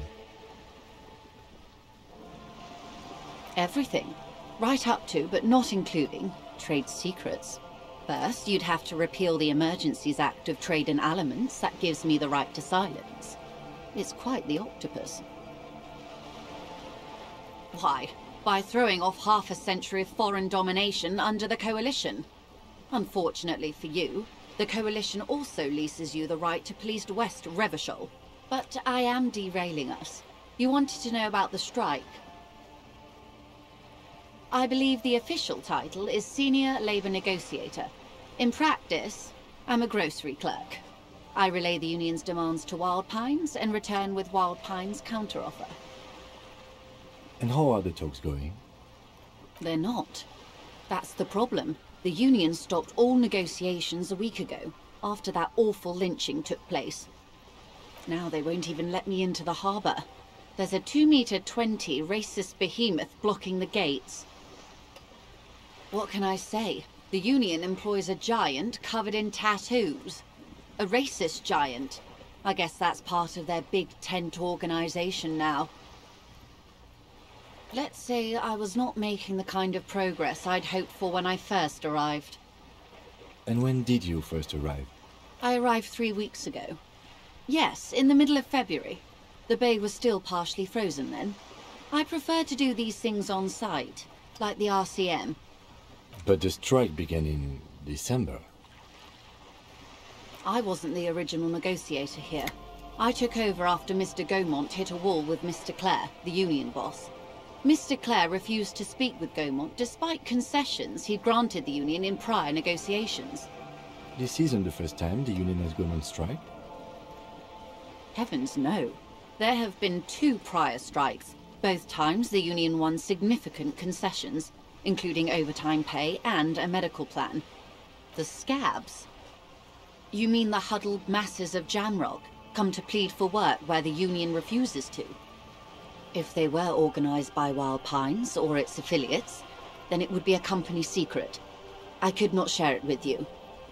Not right now, at least. It's implied she's open to discussing this matter with you at a later occasion. There are leaflets everywhere, and banners. What did they say again? Oh yeah, every worker, a member of the board.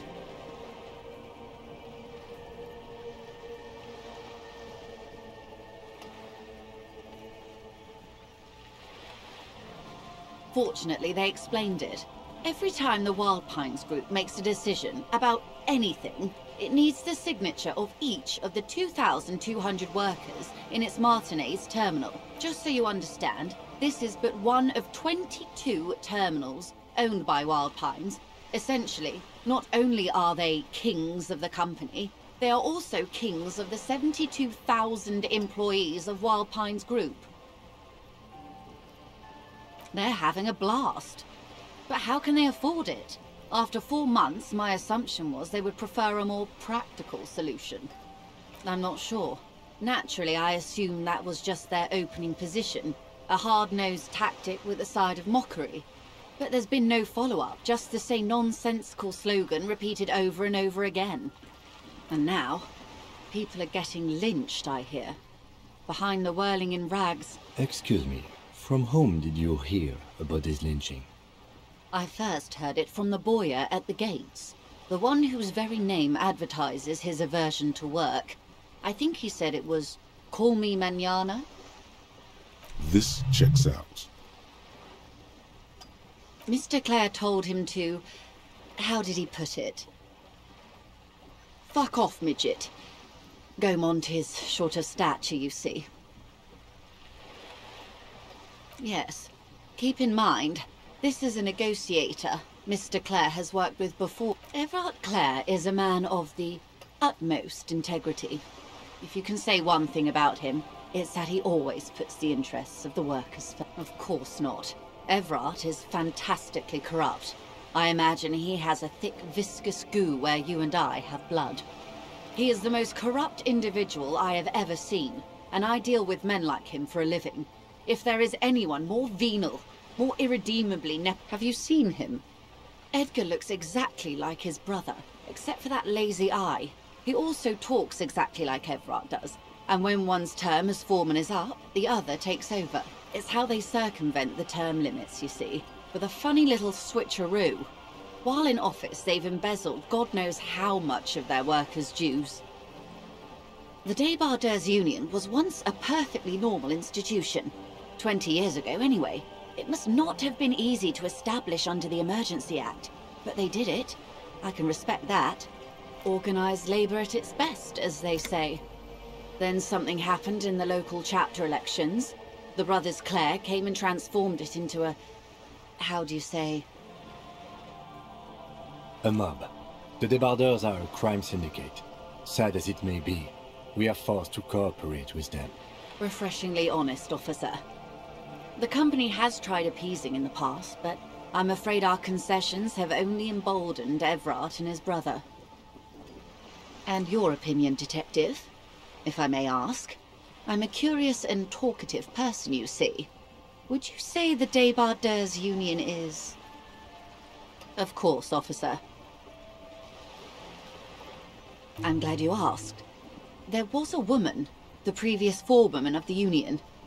She disappeared. Disappeared? Yes. On the last day of the local chapter elections, her daughter phoned in and said she wasn't running anymore, or coming to work. Ever. End of story. Indeed. The company suspects the point of the presentation is, these kinds of things happen around the Clares. Watch out when you're dealing with him. Thank you for your concern, ma'am. We'll be just fine. Of course. How else can I help? Quite a few things, I'm afraid. The information I'm to share with you includes sensitive trade secrets. For the sake of my employer, I have to ask for your names and badge numbers.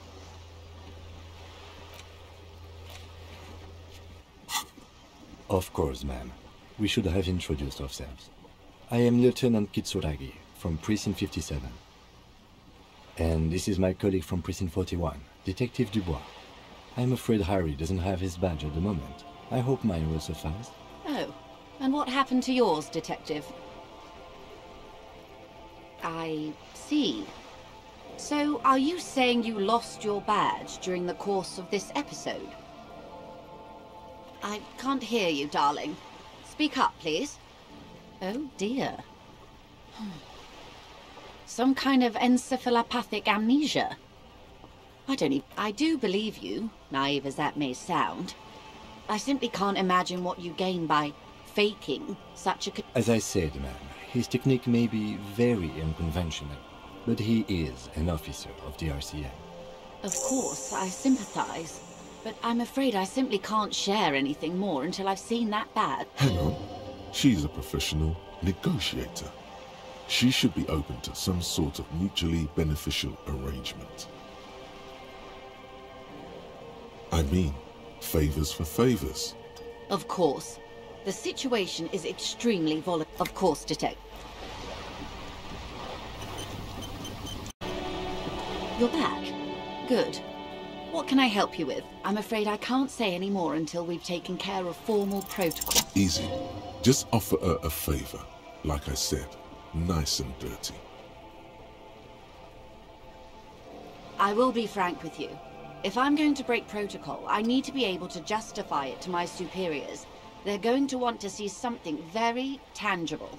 You're in, but expect her to... Reports from inside Terminal B suggest it's a hub for the local drug trade. This is an open secret in Martinez. The Union controls the terminal, so it goes to reason. They're profiting from this trade.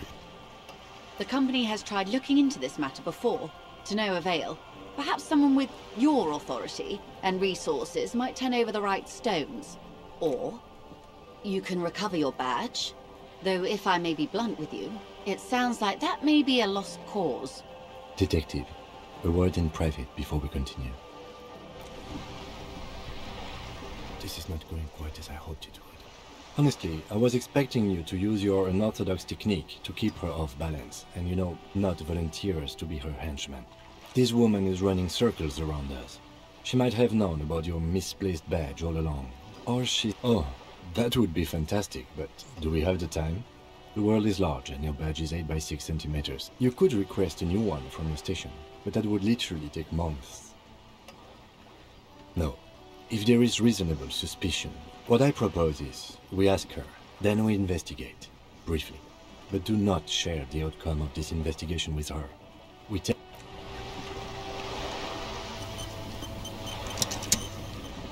You're back. Good. What can I help you with? You have. And Finally, time to choose sides.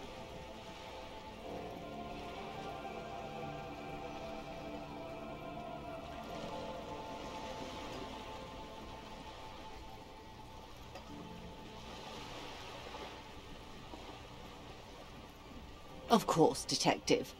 Excuse me for implying otherwise. The RCM does not pick sides in this.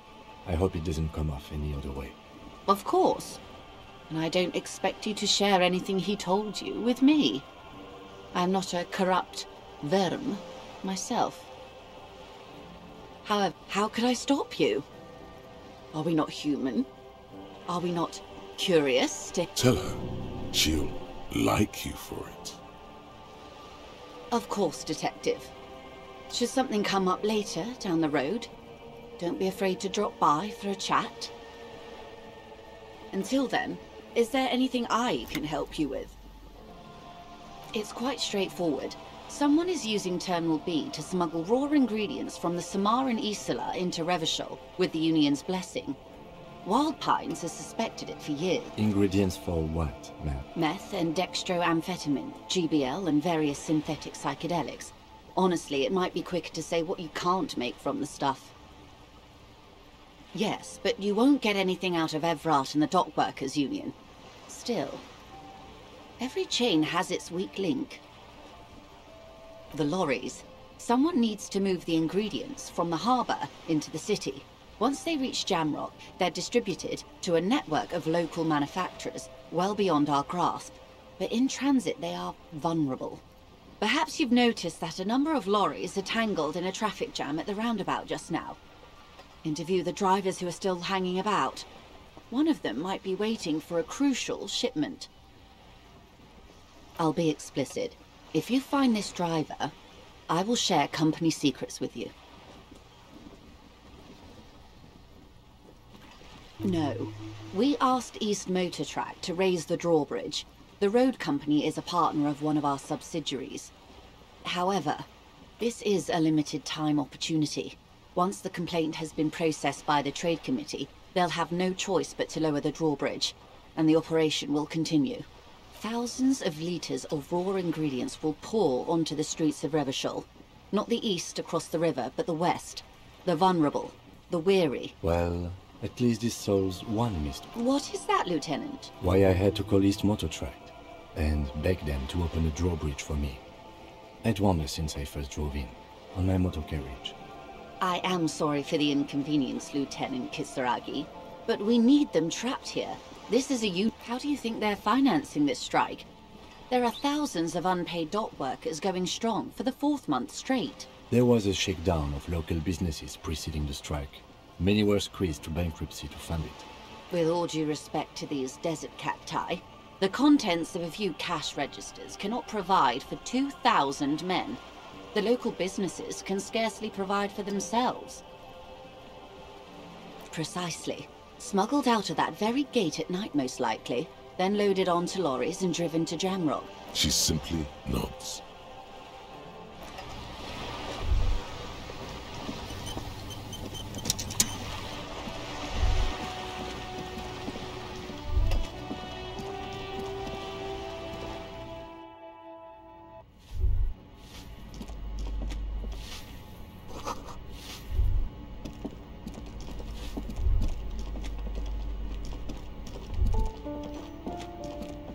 That isn't just a 5-pointed star.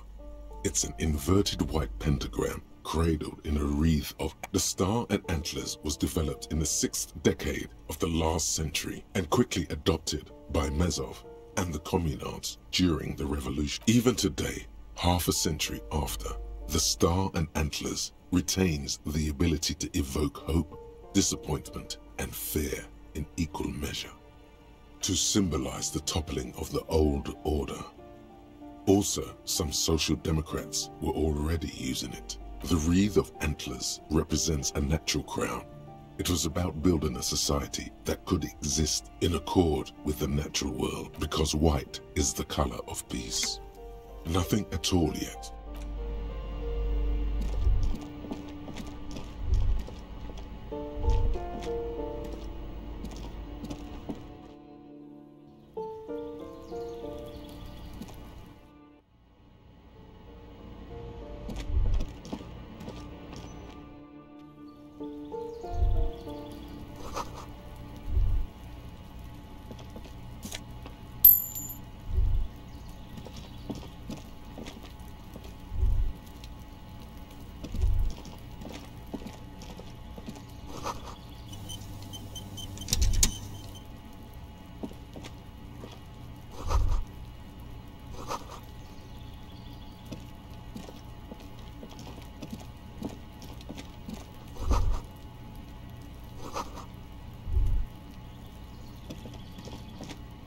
This door is made of metal and appears to be reinforced.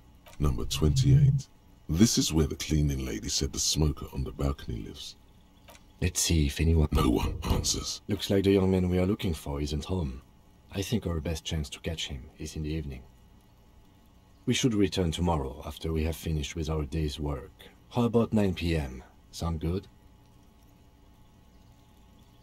Tomorrow, 9 p.m., right? Damn.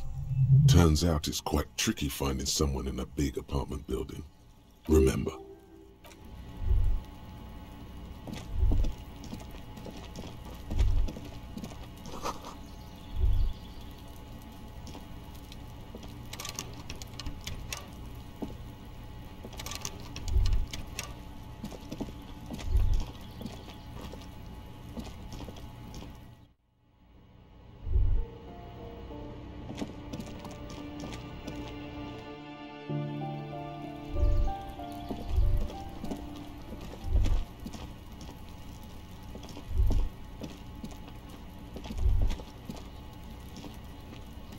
Trying to sneak up on me?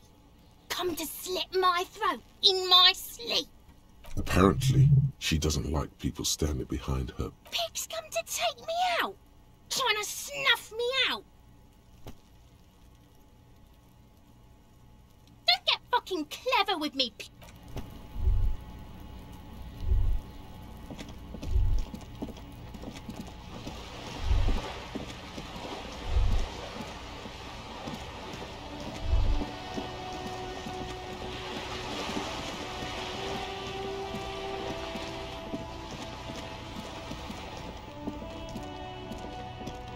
Hello again, sir.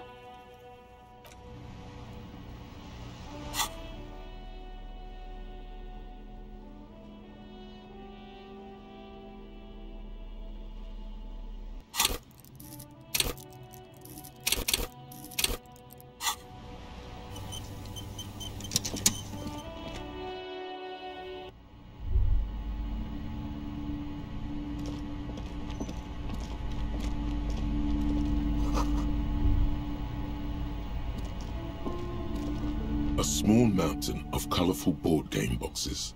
There are an endless variety of source books, lore books, and codices litter the table. The topmost book, there's also a large hardbound tome with intricate cover art. The Hunters of... There's a box that says, "We're nonsense for anemic Beano-clads."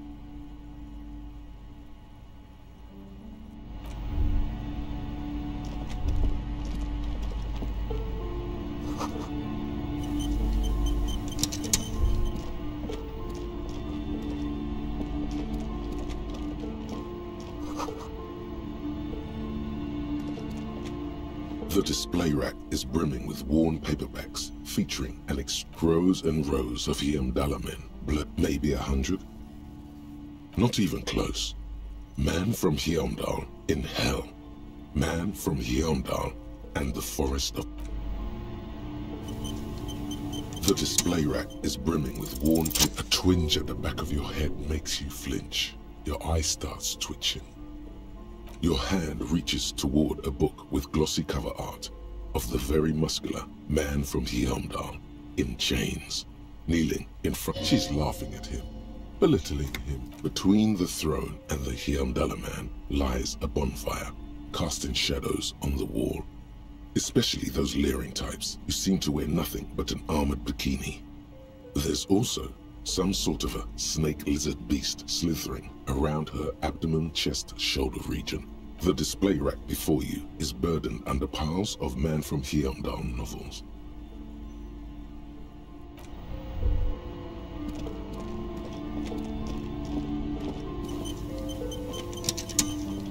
These shelves are overburdened with book crime fiction. These books greatly overstate the excitement of police work, glossing over how long it takes to actually follow up on leads and eliminate dead ends. What's more, they completely ignore the psychological hardships of year after year coming into contact with people during the worst days of their lives. Not a single mention of all the stress this work creates upon the officer's family. Detective fiction just doesn't tell the truth at all. Now, would you like a list of all you see? Dick Mullen on the job. Get Me Mullen. The Stalwart Adventures of Richard P. Mullen. Dick Mullen and the murder in the orchard. The sordid affair. A killing is declared. Dick Mullen in the yes.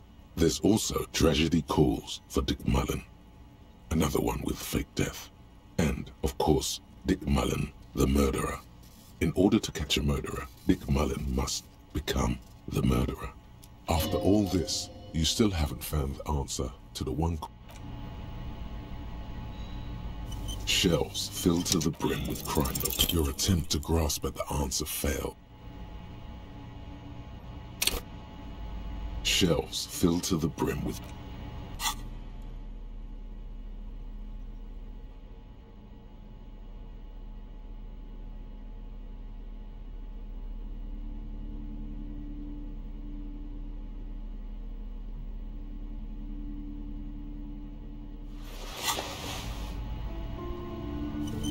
Shelves filled to the brim with crime novels. Your quick eye notices a small caterpillar crawling across the spine of a book. A worn paperback from Dick Mullen's classic hard-boiled phase. The premise seems to be that Dick Mullen is framed for the murder of his best friend and has just a few days to prove his innocence. Could it be the motifs of unstable identities and shocking betrayals? Perhaps you're drawn to the dark and noirish atmosphere. Is it because the smoking dame in the slinky red dress on the cover is giving you a hard-on? Yes, it is. The bulge in your pants is embarrassing. Relax. It's not that bad. Also, this means your blood flow is returning to normal. Good news. Something the matter, detective?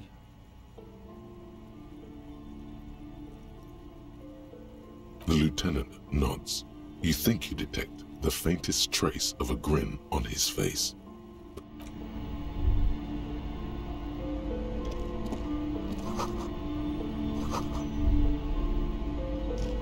The plaque on the shelf reads, biographies. Browsing through all the books with all their names makes your head spin. None of these seem important or relevant. It's all just vapid egoism.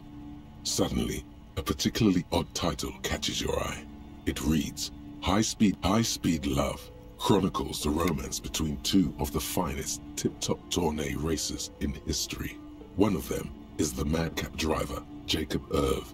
His blonde. Next to Irv's life story, you see a slim biography of an Occidental rock star called the Anti-Star. He's famous for shooting morphine into one of his eyeballs and cocaine. Next to that, Revacholian radio personality Guillaume Bevy. Stan. I really must insist you buy one of the books. Reading them is not for free. I'm sorry, I did not mean to rush you. You are Brad. I would say... a very influential historical figure. But surely I don't have to tell you that. The book is also very daring. The author aims to re-examine the... Certainly, it's prudent for a person to have at least an element... You feel like you should get this one. Definitely. It's important somehow. There's something personal inside. Several maps have... The maps look old and faded. Your eye catches a map of Insulinda. A map of... It's not really a map. It's detailed. Could be pretty useful for scouting ahead. I'm sorry, officer. The map of Martinez is the only one available. The other two are not for sale anymore. They're quite valuable, though they might not look it. The map of Martinez is 90 cents, though. That old thing. It's an out-of-date map of a tourist location that never was nor came to be. From when some design studio people tried to spruce the place up 4 or 5 years ago. They also renovated the horse statue, set up those coin-operated viewers, and designed the new street lamps. They didn't get that far, for some reason. A shame the project never got going. Always good to be informed of your surroundings. You've acquired an interactable item. Investigate this item further by going to the Interact tab. This large map displays archipelagos, ozone, disintegrating into mathematics. In the northeast, a dust mite stands on the north coast of Caillou, in a bookstore, radiating outwards from you, the suzerain Revachol, with a radius of 80 kilometers. Still, the ocean breaks up connections to other worlds. Words pass to Insulindian. unknown to you. You only know you've never been there. You have little idea what they are.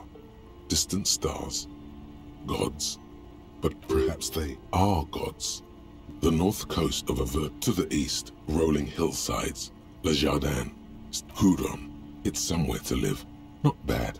Then you feel you're just...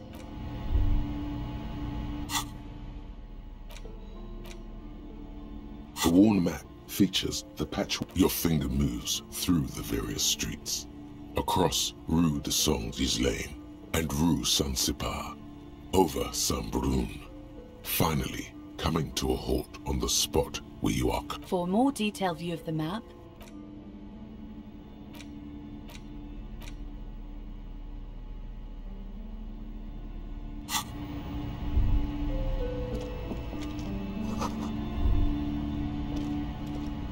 This bookstore is not strictly about crime, romance.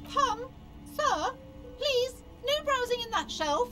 That wisdom is not for free. I can't have you end up like... Amidst the various books, you find one written by someone named Matthias W. Dunder. The point of the book, and many others on this shelf, is to give people, it serves platitudes, while also telling everyone that traditional medicine, the kind people don't have access to, and which costs more than this book, is garbage, and would only give you cancer anyway, without even curing your cold or anything. Wholeness, unity, balance. On the other, when it's up to your mind to heal yourself, various paranatural...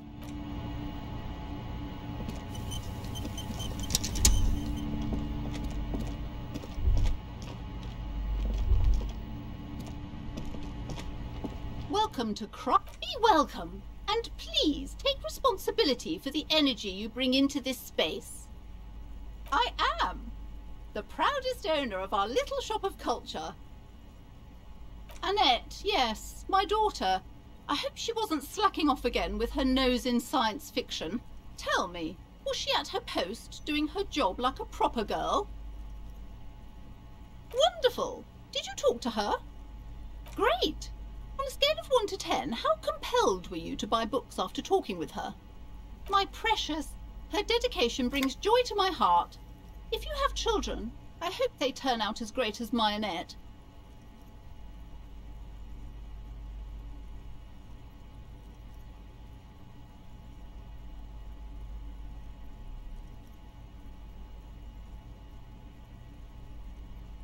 As a young girl should be, with the proper attitude. The woman before you scans the store, her shoulders rigid.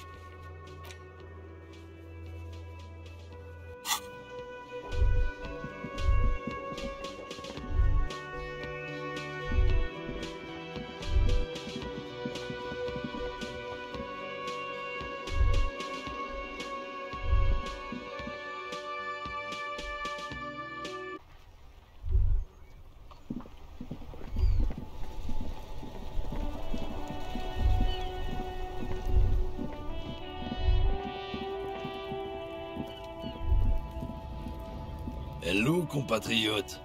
You have something to discuss? Oh man, that's great. Look at that guy go. Haven't seen anything that funny in a while. God damn. Thanks for that, but no, it's not mine.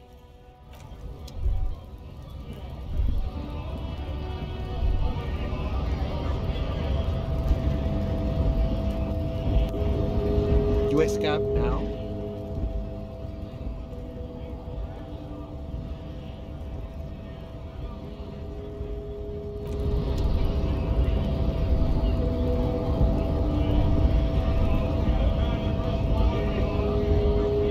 Right to work! Right to work! Shame on you! Things are busy enough. You're going to waste less of my time? The hulking man oozes stark skepticism. We were promised work. We'd be in there, working, if the bastards hadn't shut the gates. Main gate's locked. Would take heavy ordnance to bust it open. Could try to get in through the secretary's office. Door's locked. The guard's blocking the way to the access panel. And I don't mean the scrawny mess punk either. I mean head measurer. Or huge Seminese guy standing up there on the overhead passage. Won't let anyone by. The access panel is right behind him. Bad. Standing on a narrow bridge, he's got a strategically advantageous position. And he's trained. I don't know how the Union has a trained killer up there. But that one's no joke. And my men are tired and hungry. They're workers, not fighters. Like civilized folk, you mean? These native fucks don't understand civilized. It would be better for the neighborhood if you went home, at least for now, if you can't get in anyway. No! They will!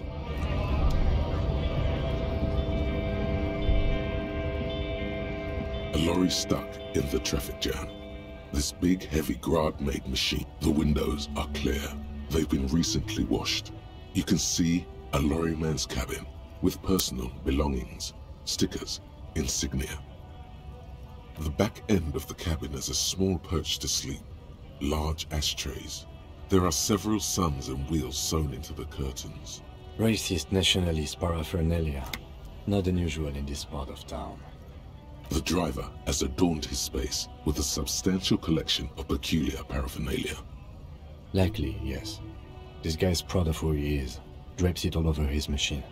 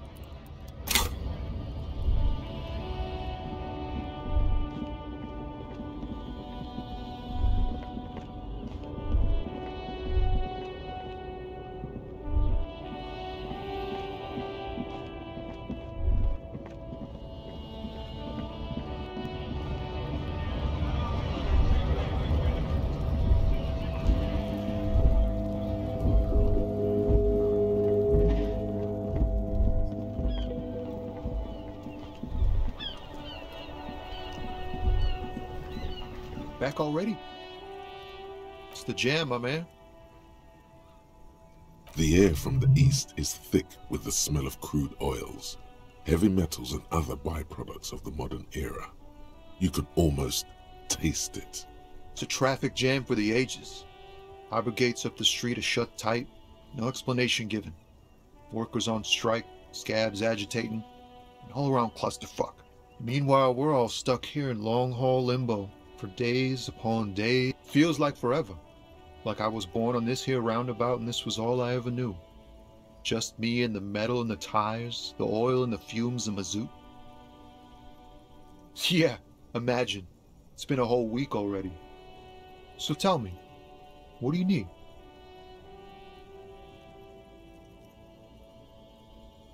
He ain't one of us drivers. I know that. All accounted for. Otherwise, I haven't really asked about that. It's easy to see he's telling the truth. He's kept his nose out of the dark stuff. Analyzing the fundamental structural and psychological conditions of being stranded in the midst of a sea of motor lorries and their sad, despondent chauffeurs. Nothing. I'm just messing with you, man. Don't mind. Oh, high-grade narcotics, illegal firearms, stuff like that. Can't even get a few jokes past you, my man. They usually get shipped to Grodd and the Occident. Though we've been making headway in the Il Moran market lately. This rockin' beauty. Sure is. Like a rash you can't get rid of. You interested in heavy-duty cargo machinery? Neat. For carrying large quantities of cargo a long distance. We're pals and all, but I can't just freely hand out the merchandise. The bosses won't be happy. Not unless they've illegalized sports equipment while I was on the road. The man taps his fingers rhythmically against his arm. It's like whatever's going on over at the docks. Workers got a blockade set up, making demands, no way in or out. Some pretty wild stuff I hear. Like a giant new power crane in half the company? I forget what exactly. Good on them, I guess. I've heard talk there's a company rep in town too. Like a strike negotiator type. They know they want to keep that money flowing in, my man. Ka-ching. Anything else? Yeah, us lorry drivers. Camionneurs. You still hang around here waiting for this mess to end. Most have scurried up. Not my thing. Chasing transient pleasures is a drag these days. I prefer the examined life now. Thinking, reflecting, observing. What's better than chasing transient pleasures?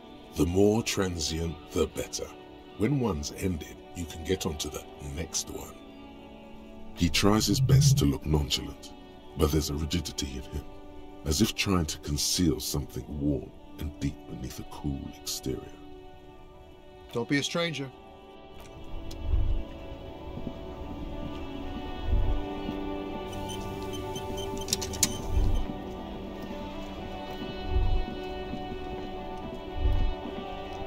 Son, you've really let yourself go. It's a disgrace. Does a master swordsman insult his own blade? It's going to take blood, sweat, piss. Behold, world. Here walks a sportsman, hands choked and hair kept back with a bandana.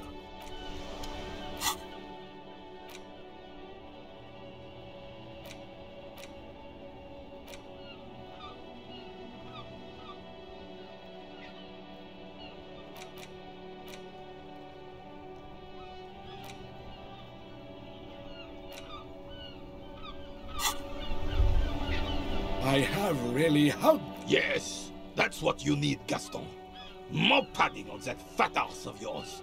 I hope... Honey, it's a little pleasures. Life doesn't need to be a... Hello, officer. How might I be of assistance on this fine day?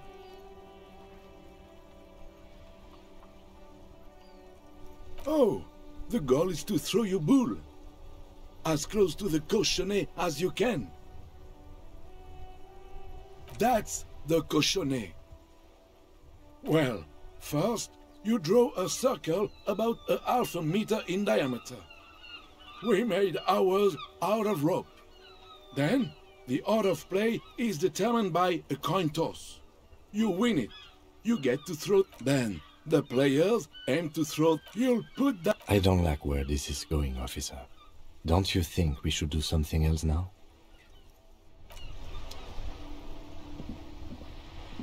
Vigilance, officer? What can this old carabinier do for you? Yes, the Debardeurs Union pays me to stand vigil during the nights. Not out of any political allegiance, mind you. I'm an old man. Don't sleep more than a few hours every night anyway, and money is tight. She is nobody.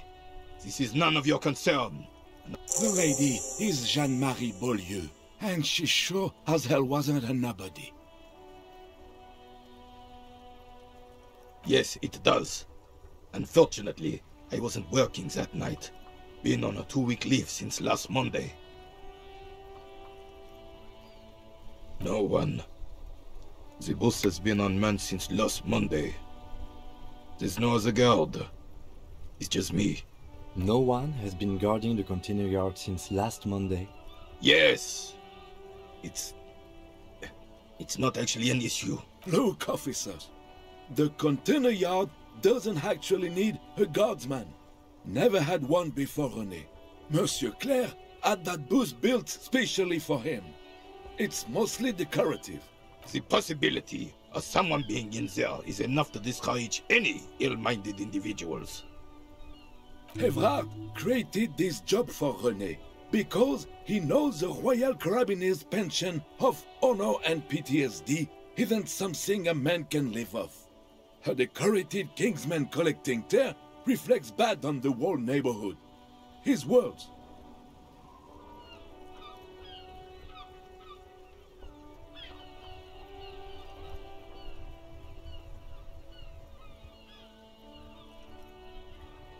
Oh, I didn't mean to imply there's something wrong with that. I do it too. Everyone does it. It's an excellent side thing. Yes, yes, yes. Can we conclude the top? He's not going to become an entrepreneur. Yes, yes. Like I said, sadly no. It was the foreigners who brought them to their knees. We fought valiantly. Too valiantly. So valiantly we got licked. Should have fought dirty, like they did with their suicide sex cult propaganda and mad anarchist women strapped to shrapnel bombs. We didn't though, and we lacked caliber. God, this place is a damn beachhead, son. They had to soften the commies up first. Yes, the military coordinated amphibious landing to take back Revachol. Martinez was used as one of the 3 footholds in Revachol during Operation Deathblow in 08. The other 2 are off in Stella Maris and the Delta. This here is Blood Ground, where Coalition boots first made landfall and cleaned those rabid dogs out. Most likely, we're playing pétanque on their mangled corpses. Blood Ground. You got old René going there. Like he isn't hungry enough already. Damn right, son. They laid the fire of hell on the city before they stormed it. And it worked, too. The rest of the city got cleaned up, but Martinez they keep as a monument. And now the Union Socialists are practically running the place. Well, it's your own damn fault. You, we, the Coalition, Revachol, whoever you want to blame, never finished the job. Officially, the party never surrendered. Of course they still hold influence. You don't even begin to truly understand the players at the table, let alone the specific circumstances surrounding the... Thinking men have opinions on these things. Present one.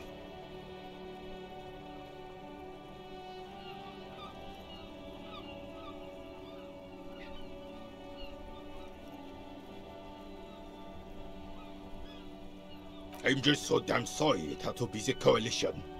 After 8 years of fighting those, I would have preferred if the Right Honorable King Guillaume returned through Revachol. Or even if that damn clan Frisel had risen from the grave and led us. Sadly that, instead, all that is just, holy, and beautiful in the world was wiped away, and now it's neon signs with toothpaste ads everywhere. Foreign influence peddling garbage and stupid music on the radio. This is just what the commies wanted. This was their plan all along. This is what they wanted to replace their... It doesn't. That was 100 years ago. Ain't got nothing to do with anything. Damn Frisel. He was the king we couldn't protect. The Carabiniers failed him. And the crown. He died in the hands of the Hyperlay. In a very public execution. He slouches as he says that. It makes him smaller, admitting they left the king to the mob. A true king in both blood and mind led Revachol before Fricelle. He would have been better, but the damn commies drove him into exile. Some manner of self-deceit is present. The suzerain is the king! Has everyone forgotten already? It's no use talking to you. You were still in Daddy's balls when it happened. When we took our last stand against the Fifth and rode the cavalry straight into gunfire. Ah, yes! King Philip... Oh, absolutely. At the mercy of a cocaine-snorting tyrant who emptied the treasury so he could sleep on a bed. A superpower, feared and respected. A testament to what this country decisively, without fear of offending the sensibilities of the frail and weak-minded among his subjects. This is something the insurgents never Revachol would be a different place if more people realized that. Don't get started on that again. What happened, happened. The carabinier doesn't reply. Right.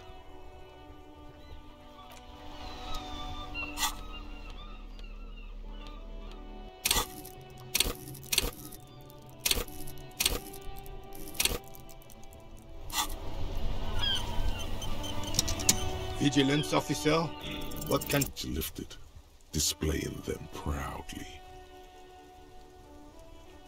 2. The larger one is shaped like a cross, while the smaller medal resembles the sun. A crowned head in front of 2 crossed rifles. The medal hangs from a blue-striped triangle. A small blue star inside an orange sun. It has the word Valiance written below. For bravery.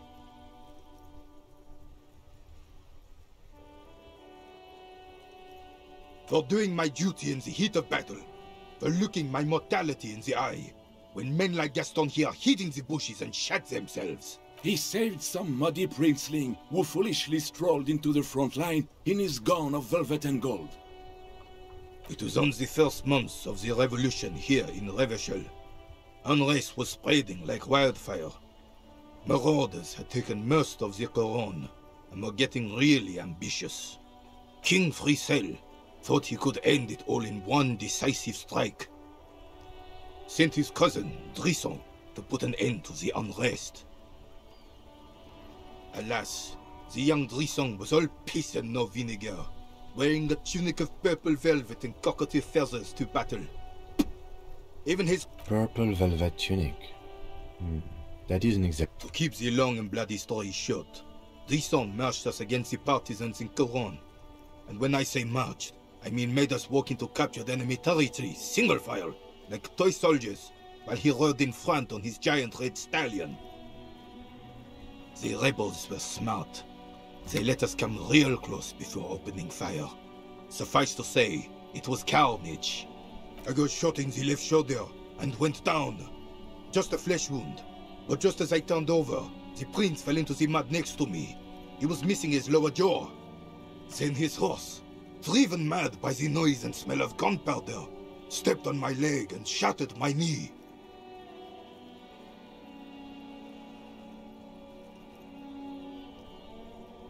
I grabbed my sidearm and shot the beast in the head.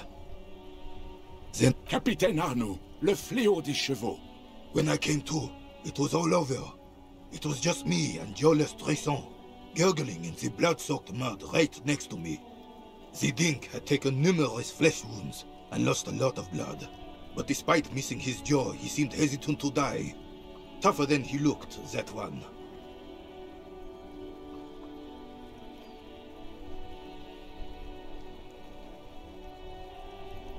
He didn't. I hoisted the prick on my back and started crawling. Kept going until the 59th Cavalry picked us up. Through some miracle, we both survived. And the jealous freak convinced Fricelle to give me a medal for not leaving him to die in his own blood. Piece and shit. He was the commanding officer and I was on duty. Just doing my job.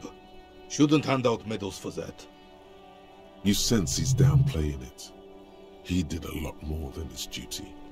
More than anyone's duty.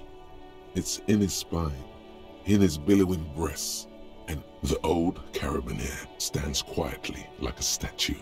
What Monseigneur Modesty is not telling you is that he crawled over 7 kilometers before the cavalrymen found him and Drizant. 2 days later that one, and that even while crawling with a mangled half-dead prince on his back, he still managed to murder 3 rebels on his... Is that pride in his voice? It's deep down, but maybe even unbeknownst to the man himself, it's there.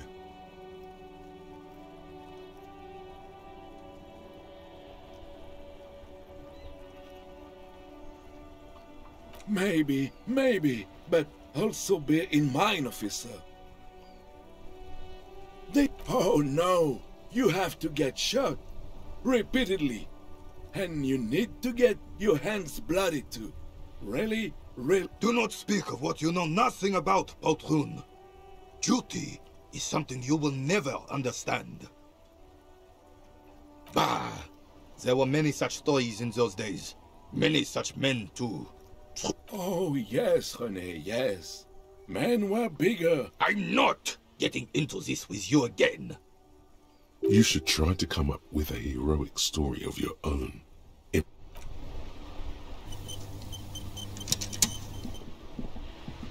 It is such a pleasure to see you again. Oh, sweet Jenny. She was the finest woman in all of Revachol.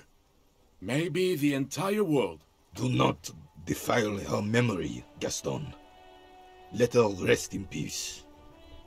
She died of pneumonia 2 winters ago.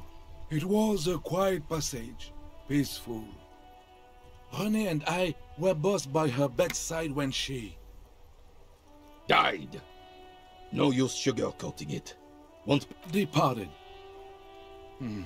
Until the very end she couldn't decide between us. She could never make up her mind about anything.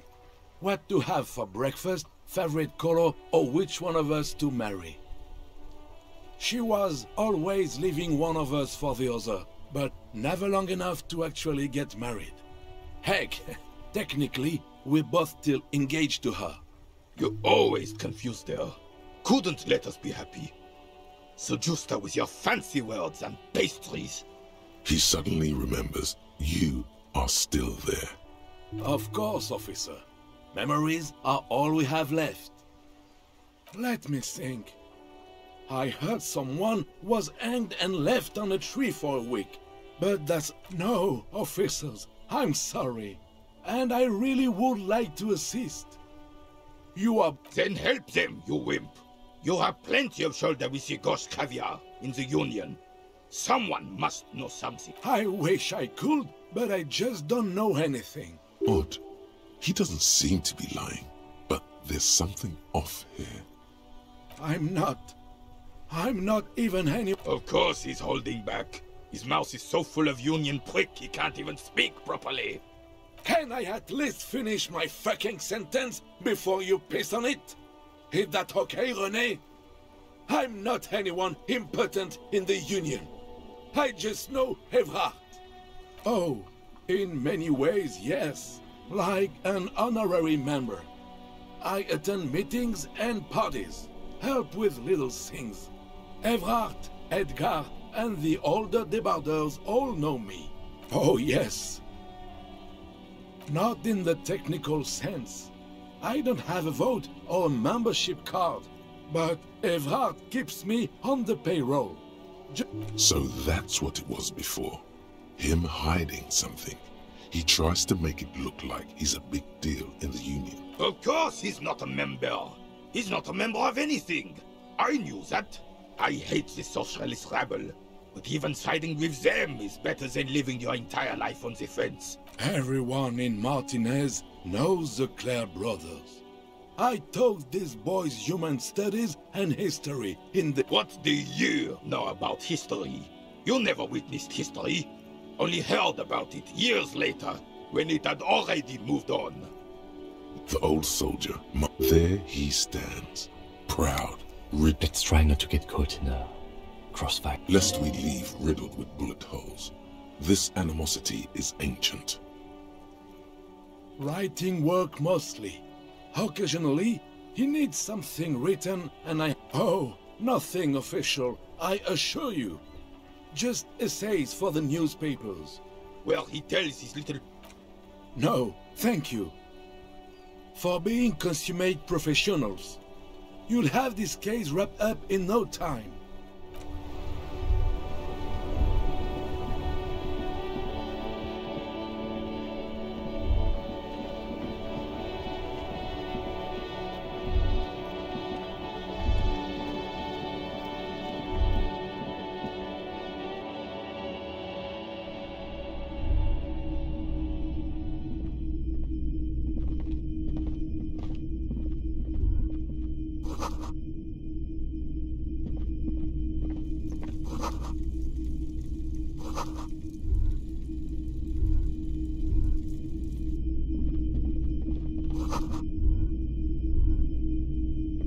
Wow, a very large red t-shirt with an imprint. Oh yeah, the print depicts a muscled man striding toward you, a giant sword in each hand. Smells like worn cotton, and a little old sweat there. Worn cotton with a side of flea market or trash bin. Sniffing is okay, but please don't try anything on. You're not imagining it. Photon emissions? What is he talking about? It's the man from Henda. Walking away from his burning village, yes. Ah. The man from Helmdale is the hero of a series of popular books based on a fictional version of Kotler. In fact, most people don't think that man from Helmdale ever really existed. But the... Helmdale isn't a real... Neither is the man a real man, of course. But both the man and Helmdale are an ontological necessity. But hey, it's not worth getting into an argument about. Too rare. That's dirt cheap.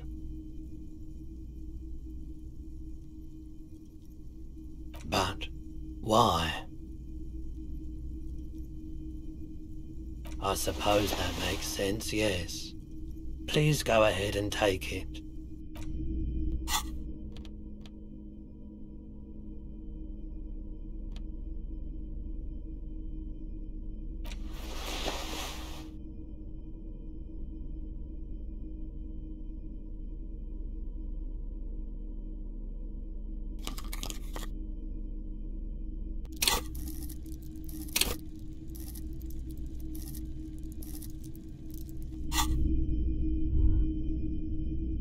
Typical Martinez streetlight sits.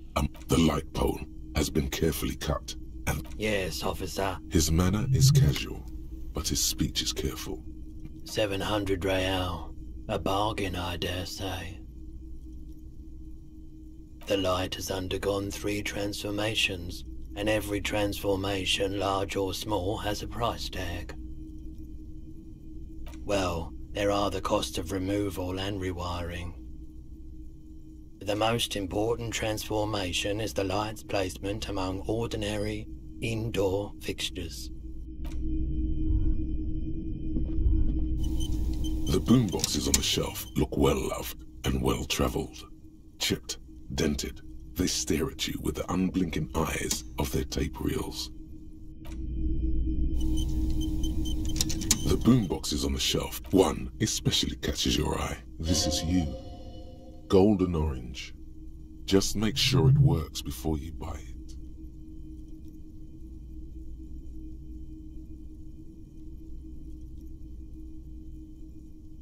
Absolutely. I've tested each one myself with recordings of speech. Found is the Harman Welshie W2.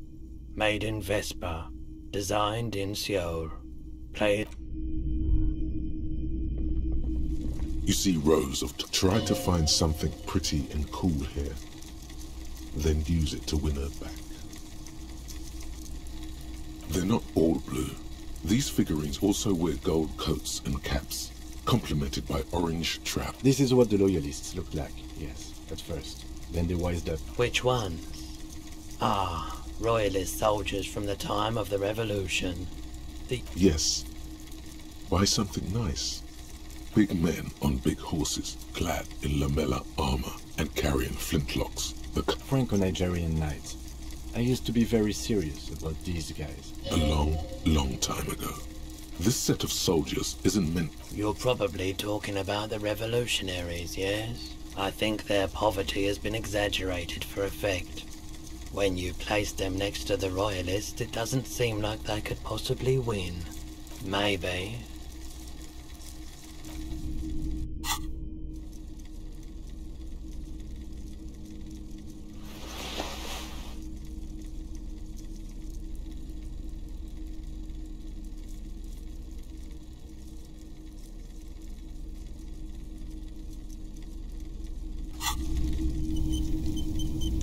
You see rows of toy soldiers guarding, but why? What's this? A headless man riding a horse? A headless man wearing futuristic tracksuit trap? Oh, that's the Headless Phone Rider. The Headless Phone Rider. It's an urban legend about a man who rides the streets of Revachol sporting a fawn tracksuit. As you see, he's missing his head. 50 cents. Bargain price. I'll throw in the tiny cap too. Did I mention that this figurine is supposed to be lucky? Always carry it with you.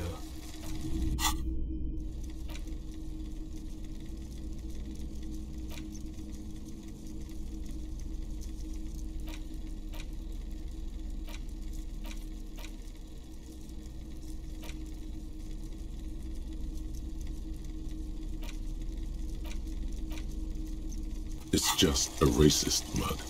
What's there to read here? Not much. But it will not happen.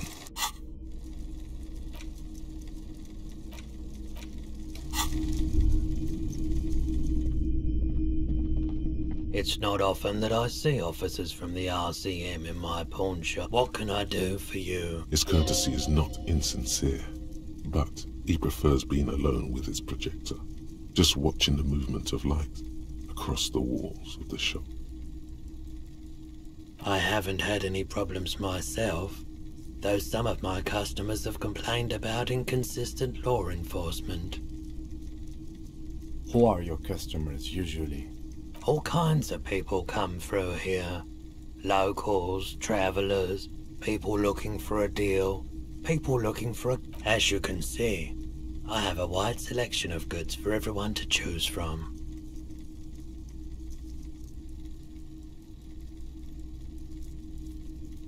It keeps me entertained. Entertained? He might be high. If he is, on what?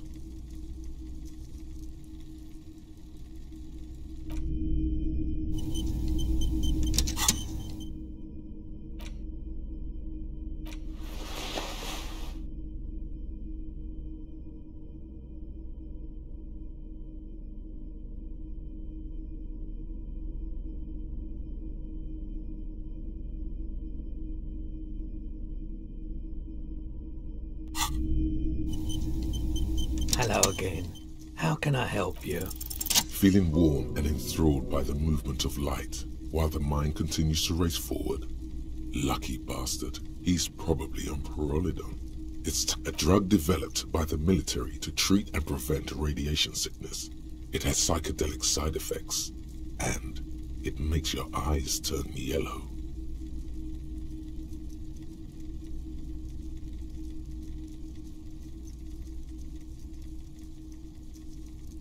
I try to keep the shop at a comfortable temperature.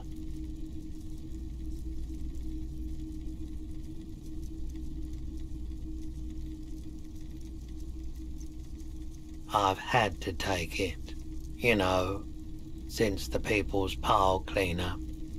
I was with the Emergency Relief Brigade. He's taking it for mental and emotional, not physical pain these days. A bad idea. Some poor leftist built a particle decay generator in hopes of bringing affordable electricity to underserved communities. It malfunctioned. Radioactive waste everywhere. Probably some of it in you too. We were an all-volunteer force. Self-organised. Tried to help the fire brigades contain the spill. On the patch, gamma radiation lines crossed with a red drop of blood. I lived by the river since I was a small boy. The Esperance. Didn't have the art to let it all go to shit without trying to do something. There wasn't much the volunteer force could do, however. We wasted years in the river mud. Years getting sick. There's a reason why everyone's tried to forget any of it ever happened, and why no one has tried to repair or replace the pile. So much disappointment, and early deaths. Cancer mostly. And we knew all that was coming even as we were cleaning up as best we could. No one's. Everyone's. So much bitterness. A bunch of poor people built themselves a primitive nuclear reactor. The cleanup happened 15 years ago. I was young then. Later, my second aunt died. Left me this shack and all the assorted junk in it. So I came to Martinez. People told me don't go there. It's a shithole. I said, people, we just had a nuclear pile meltdown. I'm gonna get as far away from Forburg as I can. Still in the same city, but... I like the theory more than the story. Out. Yeah, you gotta get in on those vortices, my man.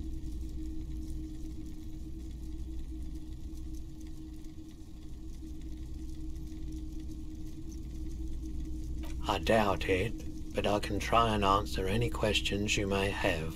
I do my best to keep my distance from all manner of butchery. Bad for business. He doesn't know anything. The pawnbroker's gaze is all... Someone else came here earlier today asking the same question. I promptly sold her the gun you pawned a couple days back. The lieutenant shifts from one foot to another, alert. You were adamant about getting rid of it, officer. Said you were undeserving of a service weapon of the Revachol Citizens Militia, and I don't like keeping guns around the shop for long. Off the charts photon emissions, the unhealthy kind. She didn't seem like a policeman, although she kept referring to herself as a pig, which was odd.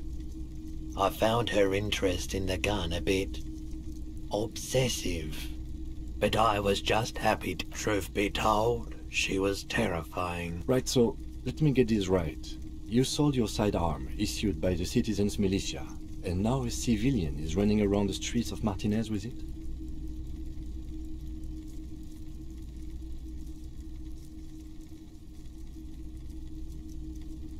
You're right that she could cast aspersions on the force. We have to find her. My apologies, officer, but I have no idea. A needle in a haystack. There is nothing you can do about it now. You... Of course. Let me have a look. Anything else you're thinking of selling?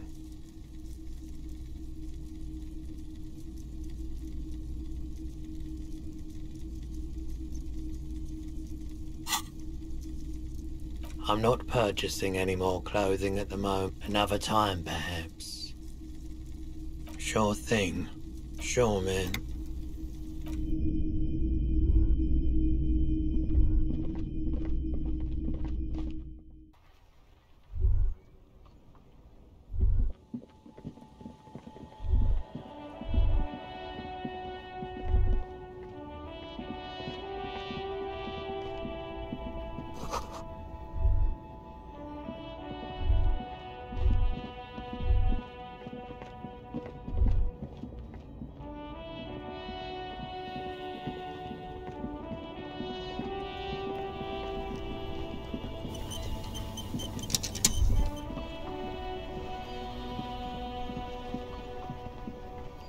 Before you stands a motor cab. This must be in the cabin. You are welcomed by a set of steering levers, a radio microphone on a hook, a pull-out toolbox. A scent of leatherwork and heavy fuel oils washes over you. A metallic drawer slides out from under the seat and clicks into place. Take what you need, officer. It's going to be a long case. I'm not protective of my tools, like some men are. He's clearly a little protective of his tools. The pry bar feels nice and cold in your cold and heavy, like true, useful for opening all sorts of doors, and the handles are long and sleek. Snap, snap. It's robust, weatherproof, and what lets you see things in the dark. The pull-out toolbox slides back into its nest. Preheater gauge casts a warm glow on the steering levers, and the radio. The frequency tableau lights the soft purr of electrical kittens. Radio waves cast far and wide. This is Precinct 57. Hello, Alice. Please assist our colleague from the 41st precinct here. I'm putting him... Operating the radio is easy. Just be confident. You've probably done it 1,000 times. This is Officer Alice Demetri, Precinct 57. How may I assist you?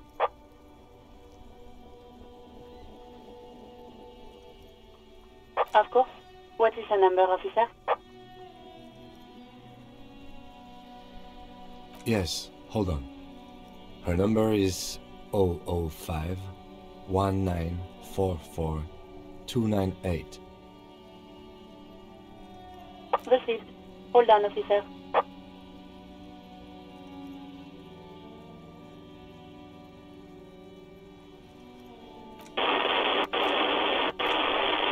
Lieutenant Kitsuragi slowly begins to tap a little... Officer, I have Sylvie Malaika on the line for you. Yes, hello?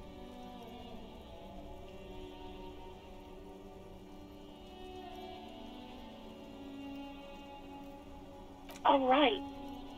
Hello. There is no resentment in her tone. She wants you to ask her out. No question about it.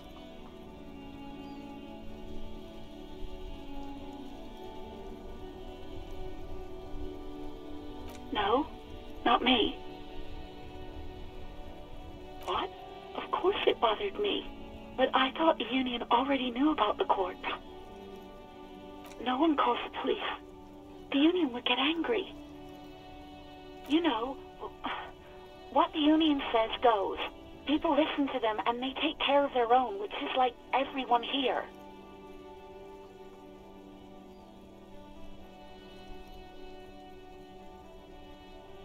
Mm-hmm. I didn't want to get into... Push her further. Show her the error of her ways. The other people who live around here. Local people, You don't live here. You don't understand. Squealing is frowned upon here. Everything is dealt with, well, by the... Please, I just didn't want any trouble. You do? Oh. What else can I do for you? No, sorry. I don't. Not a lot of people have phones around here. Copper thieves take the wires. People don't have the money to have the cables put in again. They use the Union's phone, or the one... It was someone else. We'll find them sooner or later, officer. Yeah, go on. You mean, why did I leave the bar? Honestly, I'm not really comfortable discussing it with you, sir. Maybe, I don't know. I just know I have to take some time off right now. I do hope so. Please, don't call me again. Bye. Yes, you have obviously done something to upset her at the Whirling in Rags, when she was still working there. I'm not mad, it's just... You were so drunk and so emotional all the time, and then the skua thing happened. It just made me want to quit.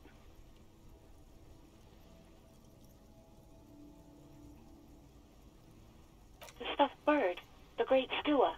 You threw it against the wall while screaming, "Fuck that bird," and laughing like a maniac. I think you said it had been giving you shit ever since you got there.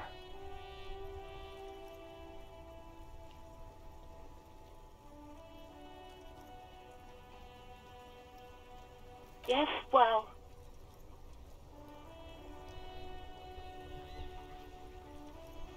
Yes, obviously. You were the worst client I'd ever seen. And I had seen so many assholes in this place.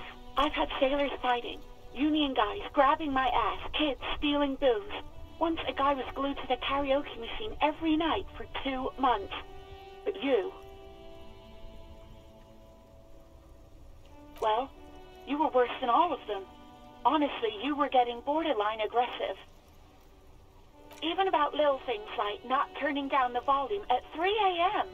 I even liked one of those songs you kept listening to on repeat. We Go On, by the O.O. I can't listen to it anymore. You've turned it into a parody. Then there was your room. Your project. An experiment to see how bad it can get in there. I tried to send the cleaner, but you wouldn't let me.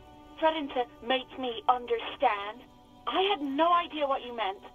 And then you screamed something about how you're actually a real cool guy, and no one understands it. One of the coolest guys there is.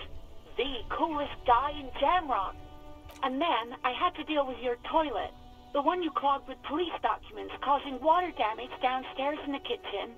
I won't even mention you waving your gun around, harassing customers, threatening to sing karaoke, threatening to kill yourself. The ones I had to wrench out of your toilet. Damn it, I don't remember what I did to your damn papers.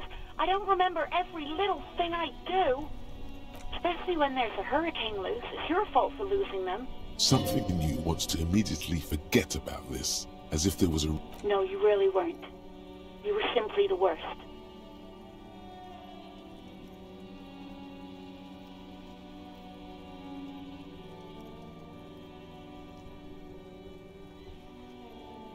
God, I knew I shouldn't have brought it up. Just try not to call me again, and let's pretend it never happened. All sorts of things. Some disco, rock too. So much disco and rock. Yes, that's the one you like to sing along to the most. The later it got, the more that one came on. Interesting. You still have to find a copy though, before you can blast it. You hear a sigh of relief. Anything else I can help you with, officer?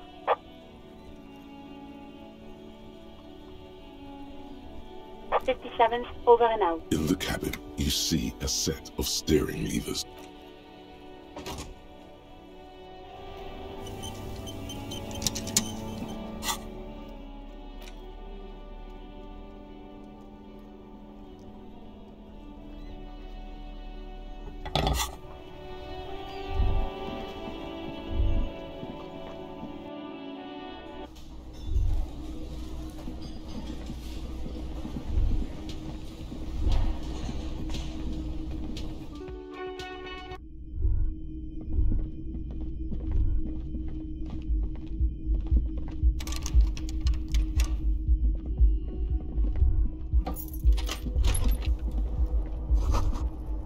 Kim also tries not to look at the pile of taped viscera on the carpet.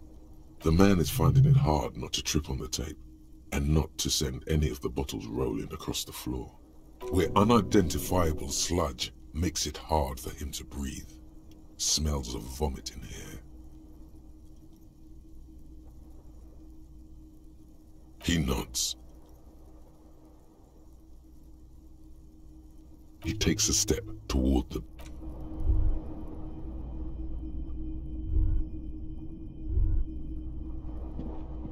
The bed is cold. The option to go to sleep becomes available.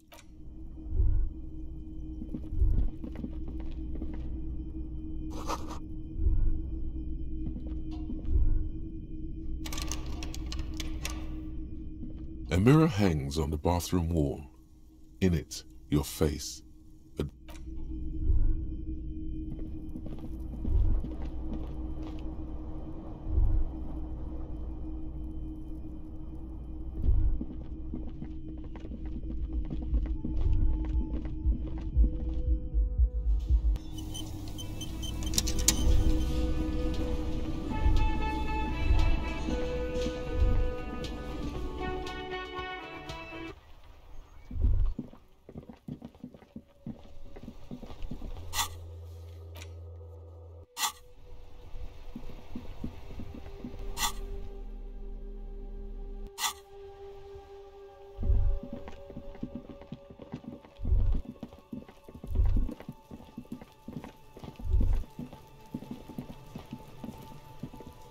The trash containers. The smell of rotten food rises to greet you.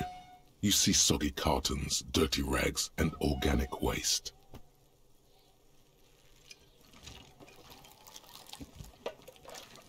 It's just organic, nothing. What's this? A blue piece of plastic sticks out from the apple. Something larger. A clipboard. A blue plastic clipboard with moist papers hanging from it. Officer, is that your paperwork? Yes, it is. Look. This plastic has the RCM street grid on it. You've even got an autopsy form. If you don't mind my asking, how could you have let your paperwork end up in the trash?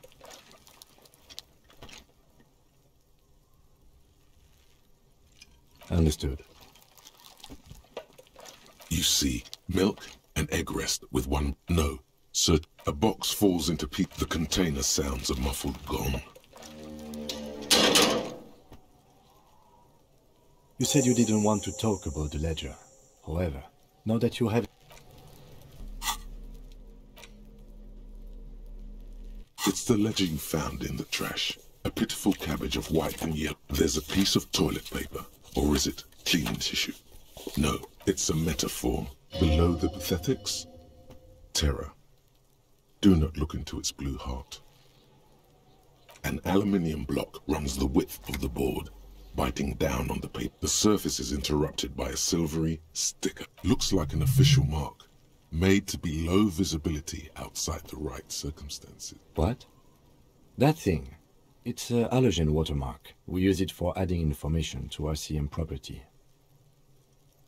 It depends. Aside from an anti-counterfeiting stamp, mine has my station number and address. The information... How many years you've been on the force? Any capable light with the right wavelength will do. All RCM vehicles have had lights designed to... This means you can read... Okay. While a bunch of sodden papers sag from the clipboard in your hand. It's just toilet paper sticking to the back of the plastic clipboard. You can take it off if you want it to be kitchen tissue. It can. It's not though. Still wet, the toilet paper. I mean, kitchen tissue. They're not exactly white. They're yellowed in patches by sunlight and alcohol and covered in dense blue handwriting. Ink escapes into watercolor patterns, reaching its tendrils across entire pages. The paper itself is checkered, with faint red lines forming short paragraphs. Once in a while, there's a red stamp that exclaims, "Case files commit to paper. Work, strife, poverty, the Jamrock Quarter." These are handwritten logs of investigations dating back to January 51, this year. The exact number is hard to estimate, due to missing pages and an odd naming convention. It's the middle of March. You have attempted 2 cases a week on average. Huh? 2 complex cases to undertake is a lot, yes. You really have to push yourself. I would not suggest it, lest you start making mistakes. 2? That's a lot. I didn't mean to say you are making mistakes, by the way. That was presumptuous of me. That's okay. We'll... Like a fan of girls, the checkered papers dry. Yes, it appears you employ a, shall we say, robust yet literary system. Each investigation has its case number written on the margins. Yet, still more tellingly, most are accompanied by a name. Yes, all caps. One is called The Next World Mural. Another, The Square Bullet Hole Murders. Others appear more light-hearted. The guys on a couch in an unexpected location, and the murder at the Ukar parlor. Even the rare article-free collapsing tenement. Murder, it's going to take an effort to piece these case files together, but it can be done. You mean the alphanumeric? Officer, precinct, time of arrival... Oh, you mean the titular? Yes, well, so do I. In our defense, almost everyone in the RCM does. It's a holdover from the early days of the RCM, right after the revolution, when the organization had little idea how to do things. Again, in your defense, I seem to have named one, the man with the hole in his head. That was a real person. His death was real. Still, I named it that. I pray his loved ones never find out. Rail spiked through the head. He died. There is, for precisely one more. 15 pages near the end remain untouched by the damage. The tasks you've completed flow out of the kind green ape pen in a brash freehand similar to the rest of the letters. The wording comes easily. It's almost robotically simple. A language developed for mental rigor and simplicity. Interview the cafeteria manager. A satisfying slash sounds across the paper. You're done. It's things to be done and things already done. The composition of reality. This is an extremely useful tool for a detective of the citizens' militia. Now all that remains is to name the case. No, actually. Any ideas? Great. That's great. That's actually what I was thinking too. The Hanged Man. Good, strong name. I'm going to start calling it the Hanged Man. It's good we sorted this out. You don't exactly close them so much as this.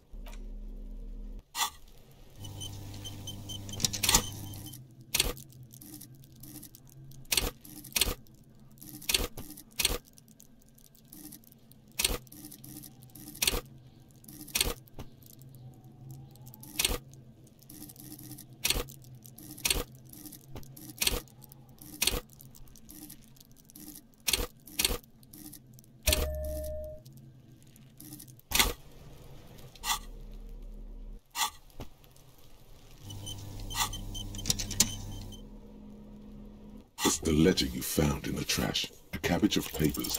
Yes, you can piece them together using the alphanumeric code on the margin. It always begins with HDB 41.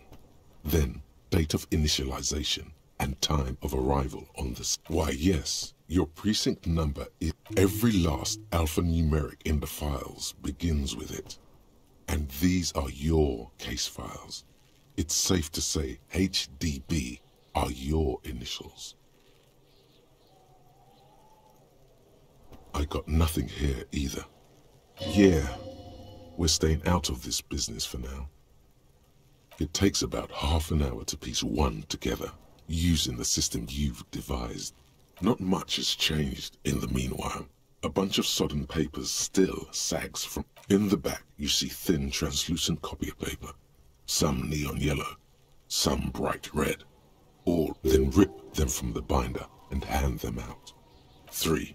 The topmost are misconduct fines. The rest of the stinking cellulose is much worse. The acidic stench of rotting food is rubbed off on the cellulose. It, you know, like the bits they put into public piss bowls.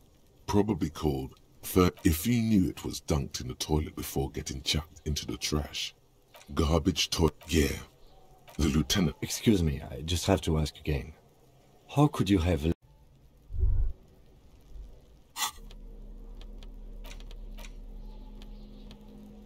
The worn map features the patch.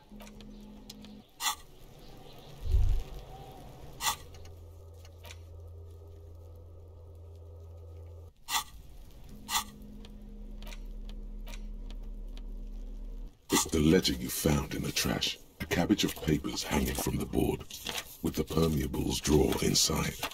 It's barely held together by a clip, then made complete by the... In the back, you see thin, translucent copy paper. Some neon yellow, some bright red, all covered in boxes, like marching armies. These look like official forms, waiting to be filled out, then rip them from the binder and hand them out. 3. The topmost are misconduct fines. The middle ones are station calls. And the bottommost are field autopsy forms.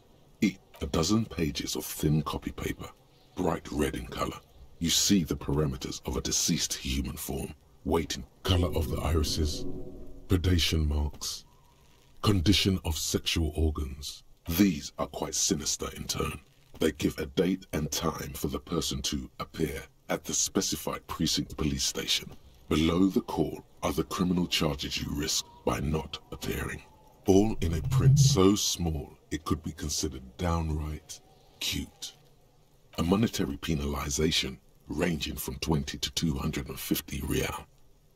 Severe cases allow for 1,000 real. But that requires special paperwork. The details of issuing these... Yes, all that remains now is to fill those forms, and the rest of the stinking cellulose is... The acidic stench of rotting food is right, you know, like the bits they put into... If you knew it was dunked in the toilet before getting chucked into the trash, why are you sniffing it?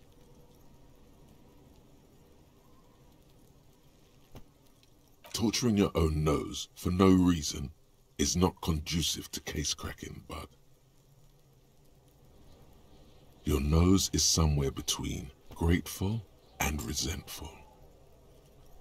The lieutenant observes you, raising and lowering the toilet water-logged mass under your nose, trying to get a good whiff, a good analytical... Excuse me, I just have to ask again. How could you have let this get tossed out?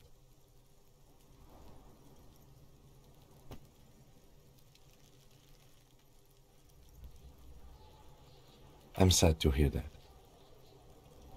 In any case, we are lucky you found it. Make sure it's all in there.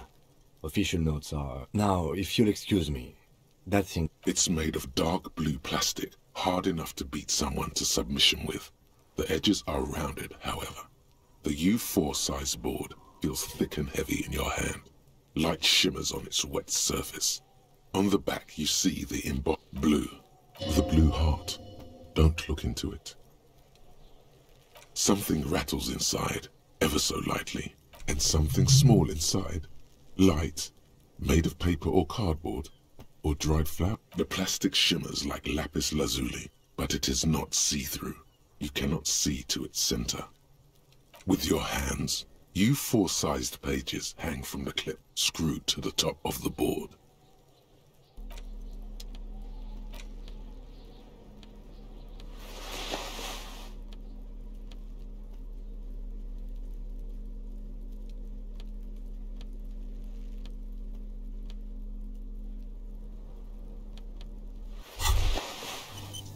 Hey, so we've been monitoring you internally, and now we know your Copo type. Guess. No, you're the sorry cop. The cop who's sorriest. Let's make it official then, shall we?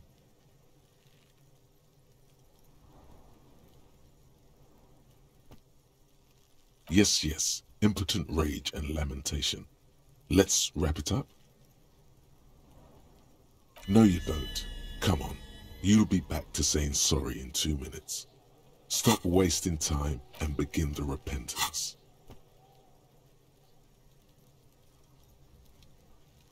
Wow. Okay. Fuck off. Maybe we were... The 15th Indo tribe. Because there was. The 15th Indo tribe was comprised of 8 kids from Forberg and North Jamrock, running from wild dogs in the valley, hiding scents under rocks, and stealing clothes off clotheslines, and sometimes even the copper wiring of phone lines. You may have been one of them. This must be a childhood memory. The 15th Indo tribe was your Indo tribe, set to rule in Celinda. The rest of the kids are dead now. Car accidents and drug overdoses. Only you remain.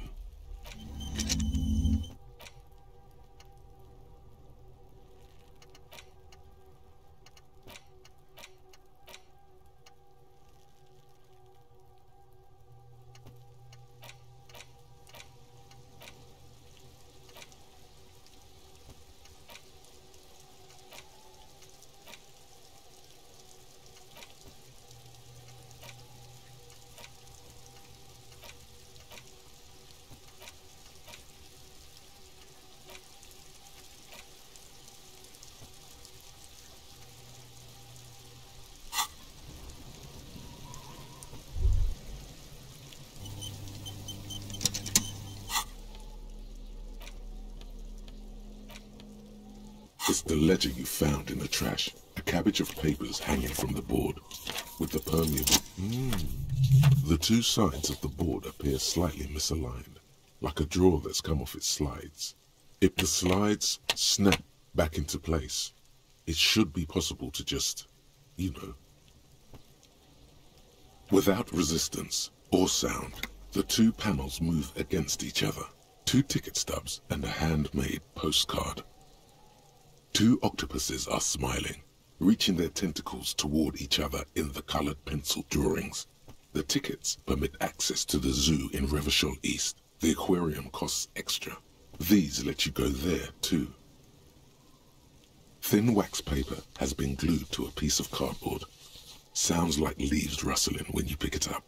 You see violet flowers, floral patterns, patches of glue. Familiar handwriting lines the inside of the card. A young woman in her 20s. There is care, effort, and a smile, you think.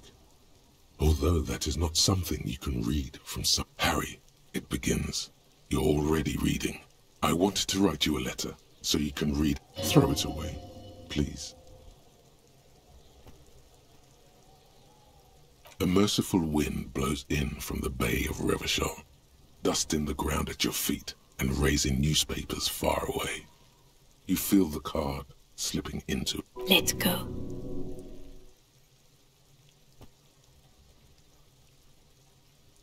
Frisson covers your entire body, a feeling of cold, a persistent chill. Your hands shake, holding on to it. Every morning when I step out and you're asleep behind me, it says, I find a little piece of sadness in me. I carry it in my chest. Every step I take, it grows. By the time I reach the fuel station, it has filled me entirely. I step onto the light rail and look back. Sparks fall from the bow collector. I know it will be like this until late afternoon, when I get off the 42. You. Every step I take will get lighter. It almost makes me run. Sometimes I do. I can't believe I met you. I can't believe the happiness I feel with you. You have a vast, vast soul, and I will always, always, always come back to it. Kisses, kisses, kisses. You feel the air sucked out of your lungs and the blood sucked out of your head. Everything around. You feel the ledger slip from your hand. No, hold on. To what? There's nothing. Detective, is everything all right?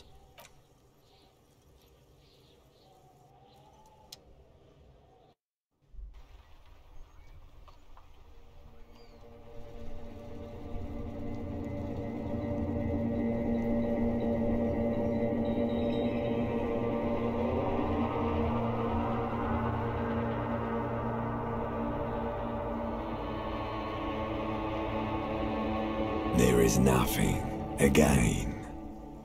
Nothing, sad brother. No trick. Well, almost nothing. There is the ground below you. That's still there. And the small light that's on, fluttering. That's me. Blue eyes. That's me. Who was what? He speaks of the sickening longing, the unwell emotion. Even in the darkness he's grasping for it. Still trying to hold on to the great sorrows slipping in the water. The cool when you're dead. Here in the paleo-mammalian cortex, we call it the shadow, because it's always there. Tell him. Ah, yes. In the olfactory system, they call it the apricot chewing gum scented one. It's unhealthy of them to linger on it so. But as they say, it didn't smell nice. It smelled like betrayal. Bloated corpse of the past resurfacing. Beautiful. Believe me, stupid ape, its lack of beauty was not the problem. There is no Voyager Road. There are no roads, no houses, no lights in the windows. It's all on pause. You think they would let you? Until you descend. Yes, they're pouring something on you. It's delicious. Glowing lights on a dashboard emerge out of nothingness. In the upholstered cabin of Lieutenant Kitsuragi's motor carriage, seated in the driver's basket. The air is thick with leatherworks and heavy fuel oil. Cold water. Drink. Water. The water is cold, silvery, the stuff of life itself, as it pours down your parched throat. The pounding in your head. Drink. You haven't drunk water in 2 days. Did you know the human body is not made to survive on alcohol alone? You need a secondary form of With greedy gulps, you down half a liter of cold water. Some of it spills on the driver's seat. The lieutenant pays no heed to it. What happened?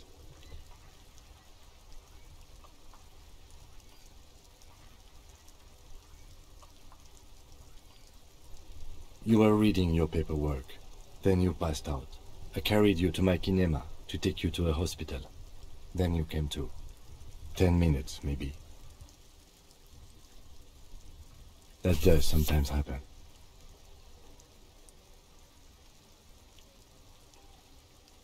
You dropped these. Are you okay to proceed? Good. The Ledger of Failure and Hatred is a special item that can be used both as an interactable and a tool equipped.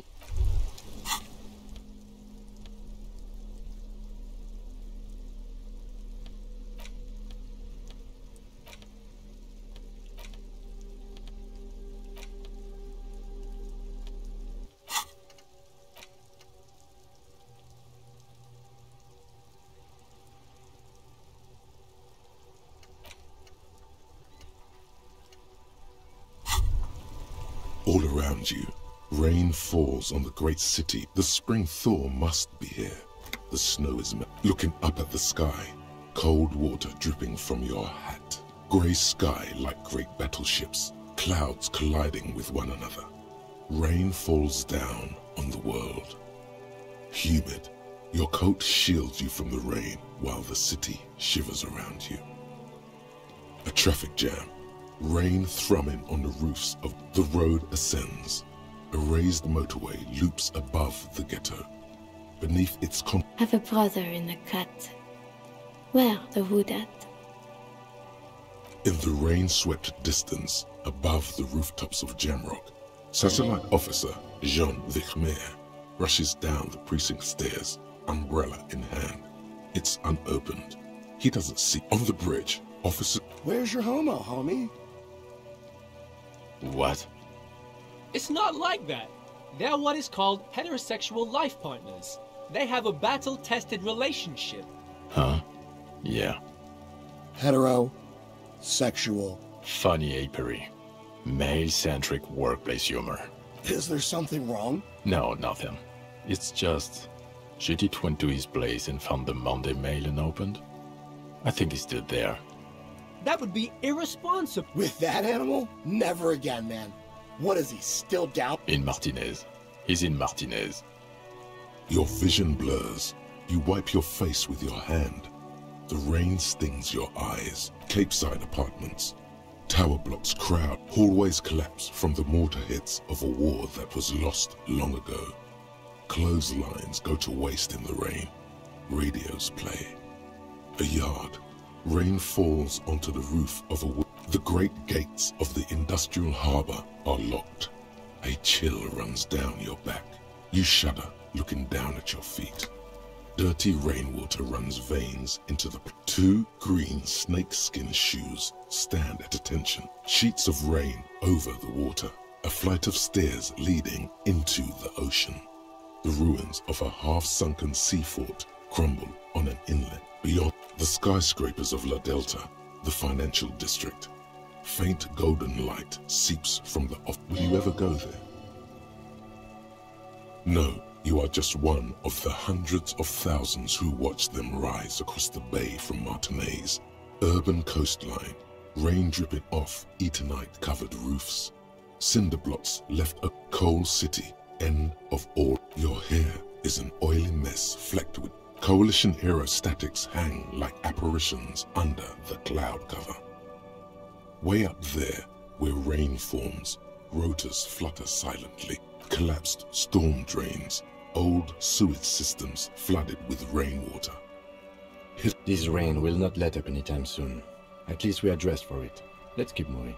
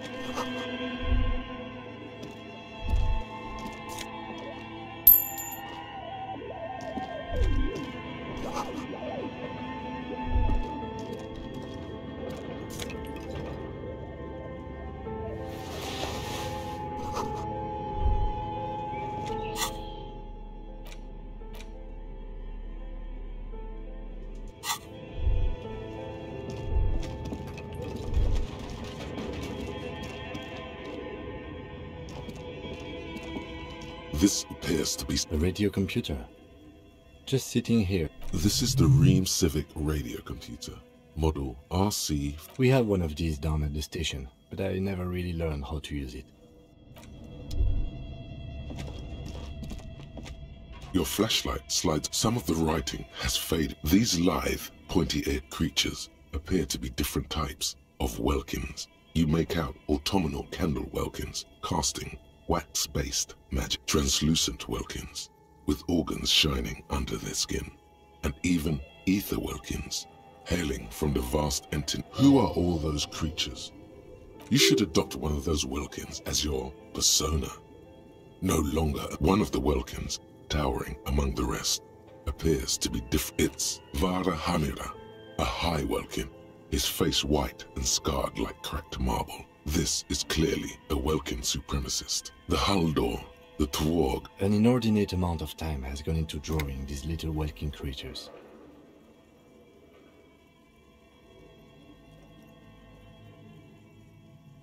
This looks like concept art for a project. Just look at those details. The photo collage depicts barren, icy landscapes wrapped in perpetual night. You see permafrost and glacial landforms, dead trees grown in. Under entire oceans have been frozen from shore to shore. There are pictures of settlements on dried up riverbeds, abandoned in a storm. Animal corpses in the dark, carcasses and bones.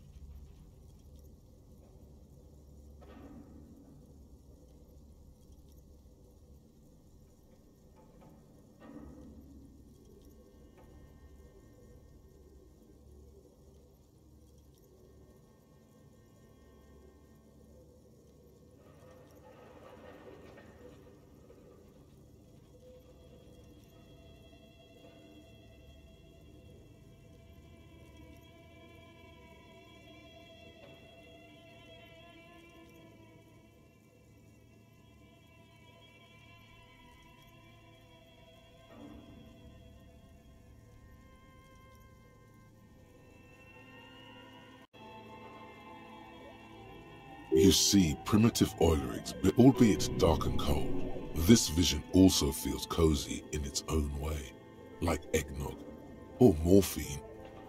A pinned postcard reads, "This is a monthly calendar from the year 50.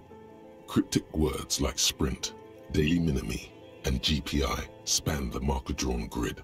The grand scheme of production, and it looks a bit like an academic. As time goes on, the numbers in the boxes grow rarer and rarer. The board becomes an empty snowfield in the final days. Looks like they didn't make it.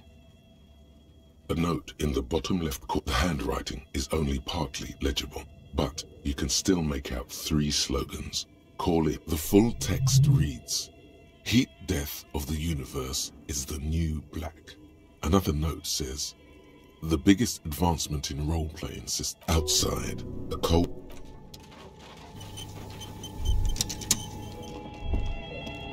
This old fireplace is radio frequencies, it seems. UKV 123. Unclear. It looks like a cardiovascular system split into veins and capillaries. You think so? They must have had massive air width. These things don't come cheap. Someone very important. Whoever decides to call in to a call-in station. A list of names under the stations suggests people across 6 Isolas would be playing. Muindi, there's no way a little basement studio working here. My God. It's as if the less money they had, the more ambitious their project became. Exactly. This schedule, I know doom when I see it. The company was running out of funding. Nothing is...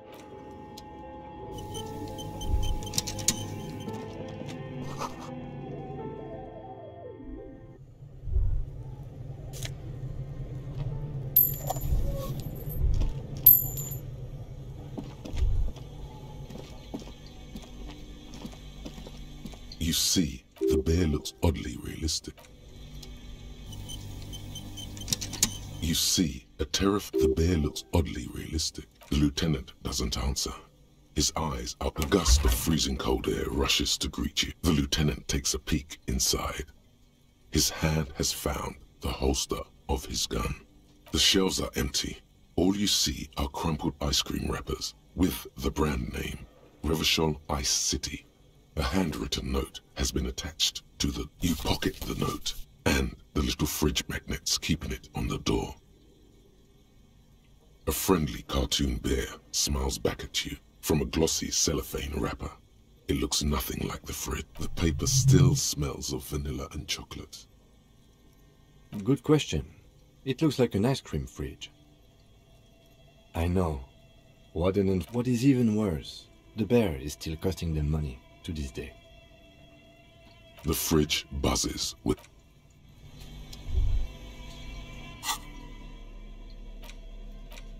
The note is written with a... Does it say anything interesting? This is tangential at best, but the lieutenant's detective instinct. Someone has scribbled, "S. I can't believe the off-site copy is still here. The illiterate ginger kid keeps stealing stuff from the studio, so I had to hide it." You'll find the filament memory with the off-site copy in the frozen ice cream maker. Someone who owns a radio computer? My guess is as good as yours, officer. It belongs inside a radio computer, storing its memory. It's like a tape. You listen to disco tapes, right? It's like one of your disco tapes. It's like the production schedule you found. Some local miscreant, probably. There are tons of them running around in Martinez, ready to stir up trouble. I don't know.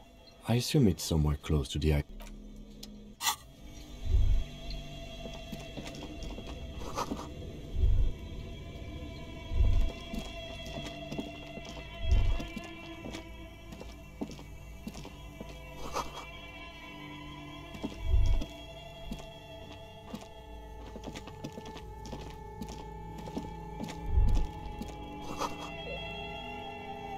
A few bricks have fallen off, revealing a... Seems like an old bunker from the Revolutionary... There is, yes. And there also... Your hand reaches deep into darkness and spiderwebs, rummaging. Most of them are rusty and inoperable. That's a rare sight. Seems to no longer be functional, but still a beautiful thing in its own way. It means there are firearms, albeit inoperable, still lying around in Martinez. It's an interesting coincidence, I would say. Might come in useful in the future. He likes this.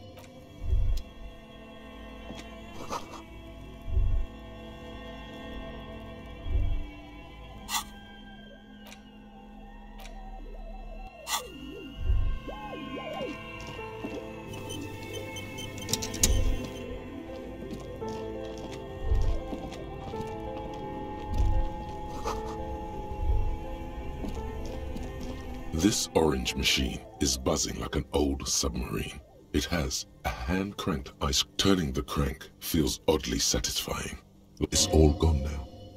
You'll never become a poet. What better to assuage the...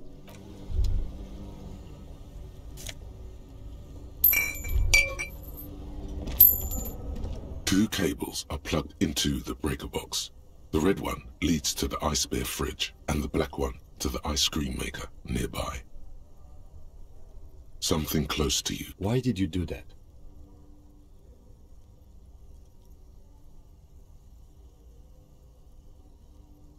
The lieutenant raises his brows, but does...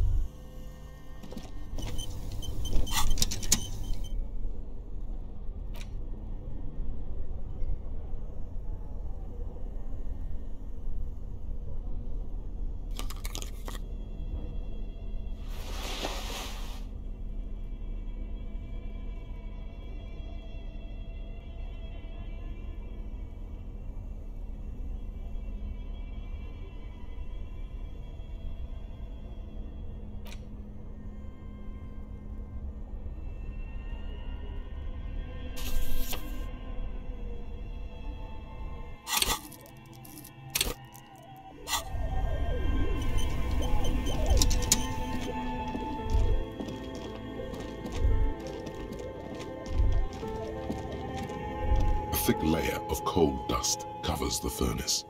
Looks like this furnace has a face, and it's a face of agony. It's dark and grimy here. In the darkness you can hear chatter. It's coming from above. The echo is so prominent, it's impossible to discern what the voices are saying, or what's producing. What are you doing?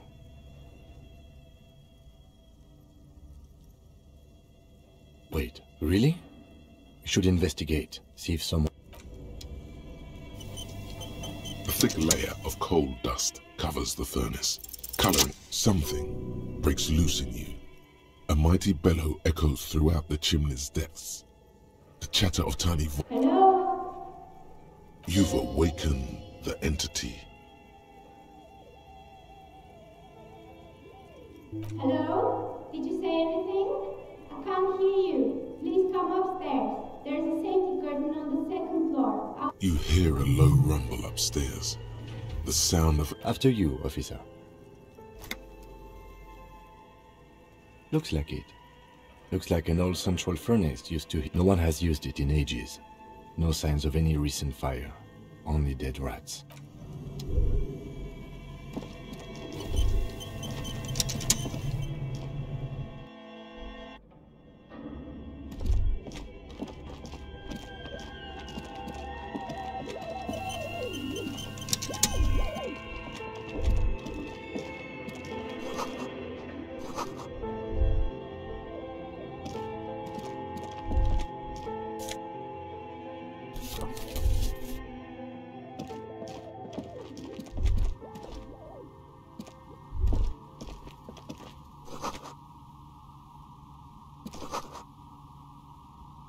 Hello, I'm Nia. Did you try knocking on my window? I must have missed you. I've been listening to my Milius. So what kind of dye are you? Could this be the malicious entity? Perhaps it's wise to go along with this masquerade for now. She's got a direct view to the backyard. You should interrogate her about the lynching. Yes, Amelie is like a call-in station. You need a two-way radio to access one. That's why I have these. Mostly, they just teach you to swear in different languages. But some of the stations can be quite interesting. I was so absorbed, I must have missed you knocking. Then how did you get inside? By the south entrance? You know what? It doesn't even matter. What matters is that you're finally here. Let's talk dice. I'm a novelty dice maker. Tell me the name of your role-playing system and I'll make the die you need. As she speaks, her bone-like fingers fiddle with a ring. Her bones light, but her hands strong.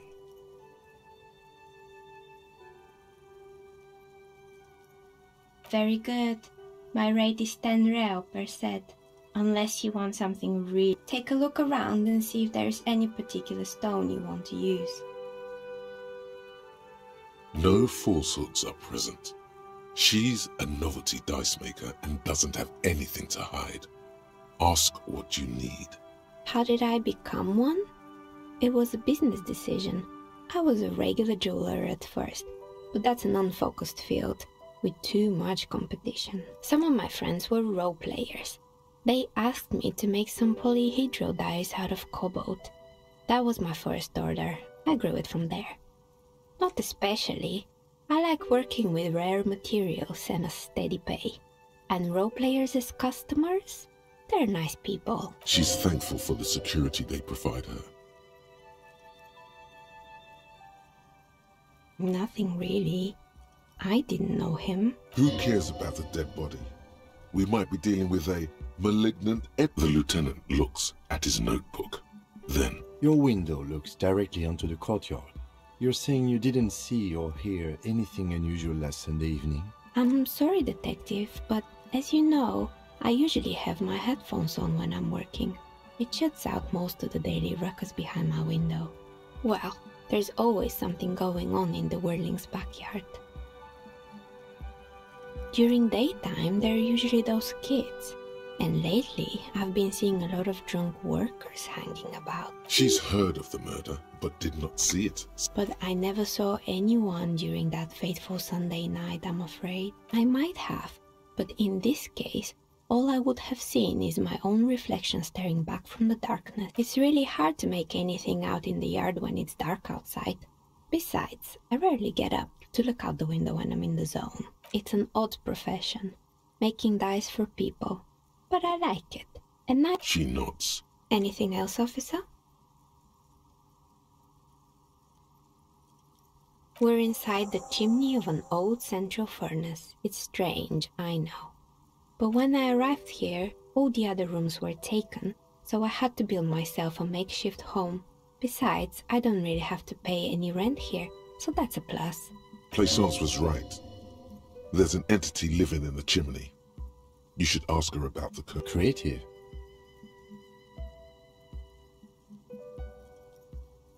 More or less. Are you interested in anyone specific? Oh, quite a lot of them spring to mind. Rats scuttle in the dark rooms, under the abandoned blow dryers and dusty mannequins. Cobwebs cover rotors and radio. Yes, I think it was called Androgynous Orlando or something similar. They weren't a big hit around here. Turns out that working class men don't like genderless haircuts. They're scared of that word. You wouldn't like it either.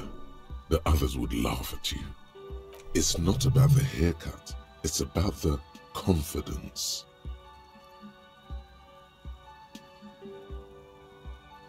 Me neither. I just want it off my face. Oh, this one's a mess. There used to be a company that promised to repair windows 24 hours a day. What could go wrong with this one, right? Turns out, the business was actually set up as a front for an illicit group that was producing snuff medias. Who would have guessed? And they never cleaned up the debris either.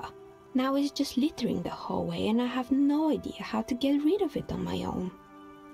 It's a Sub Rosa radio station that broadcasts real murders with real victims. Some people pay good money to get off on it. Nothing changes in her tone as she says that.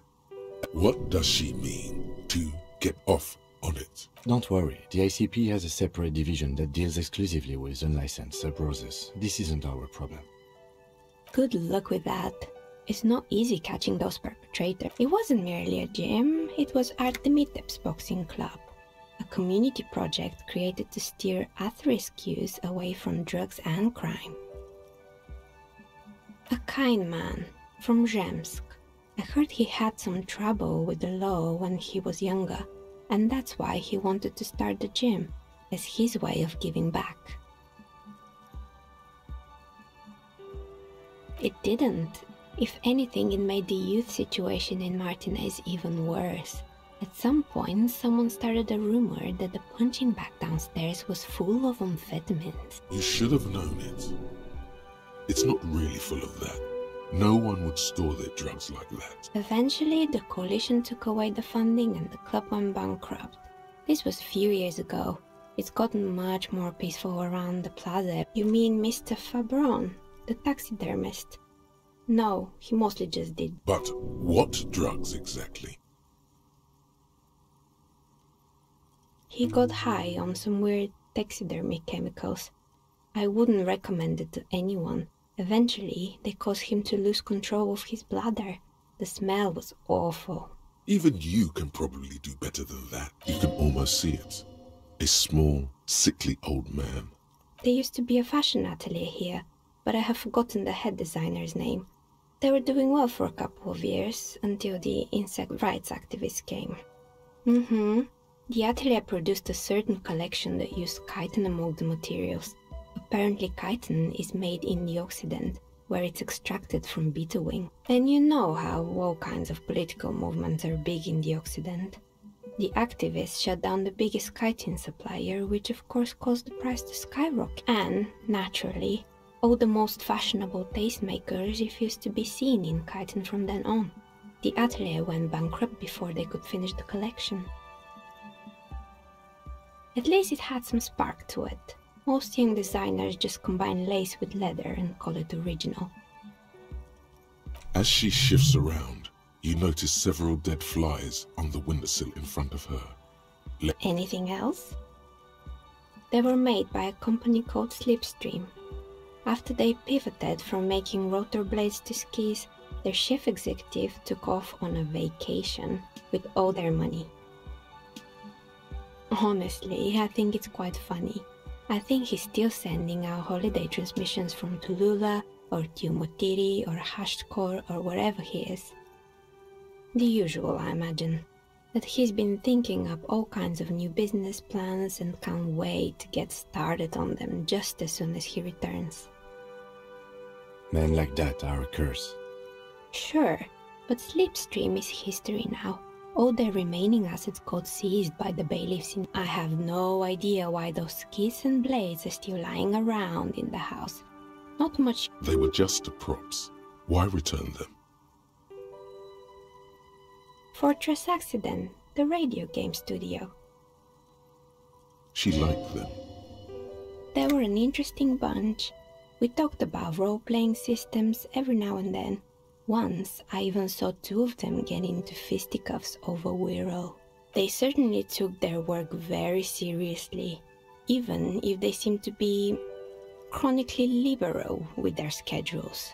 The usual, they ran out of money and couldn't get the project done on time. Well, I did hear them talking at times. They seemed to believe they were historical individuals on some grand quest. She sounds almost mocking when she says that. That's what I thought, because when the money started to run out, they just began to complain a lot about capitalism. You know, how the markets are rigged to keep up. In the end, they just didn't get it done.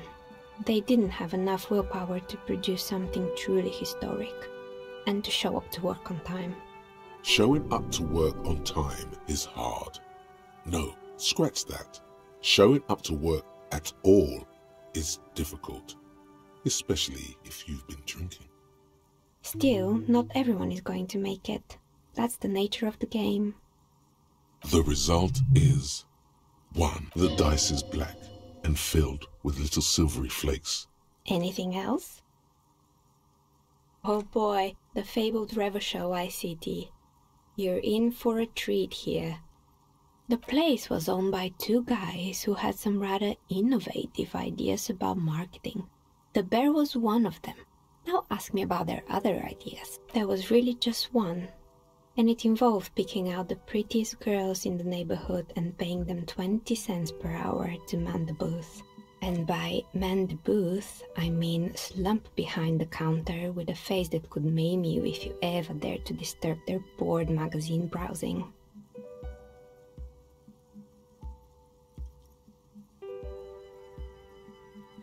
Oh, but they did. They did show up to work, and not alone. There were also acne-ridden girlfriends and gorilla-like boyfriends loitering near the ice cream stand. And they already had the bear. The bear. Of course not. The bear was terrifying.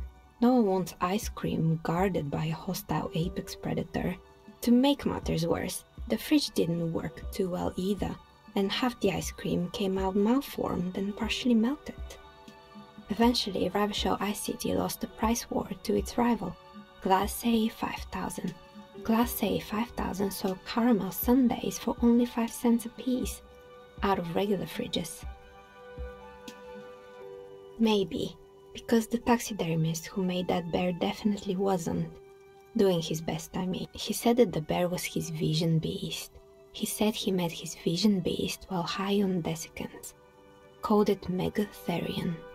It's an imaginary beast that guides you by telling you to do more drugs. A wise and noble beast, guiding you toward the land where the streets are paved. Very good. You shouldn't do them. You're a police officer after all. Anyway, now you know the story. The temperature has dropped in the cover of the night. You see frost on the windows. Anything else? Another failed business, perhaps? I've been here. Oh, right. I hope you didn't try to ring me. I think none of those doorbells work, including mine. I'm still in the middle of connecting the wires. The one with an empty name card. It's the last one in the list.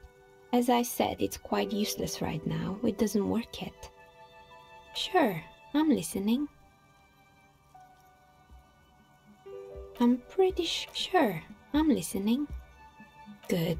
I hope it clarified things a bit. What else? I've heard the stories, but I don't think those stories are true. Plaisance, the bookshop lady? I've heard that her business is doing rather well. Have the energy spared her somehow?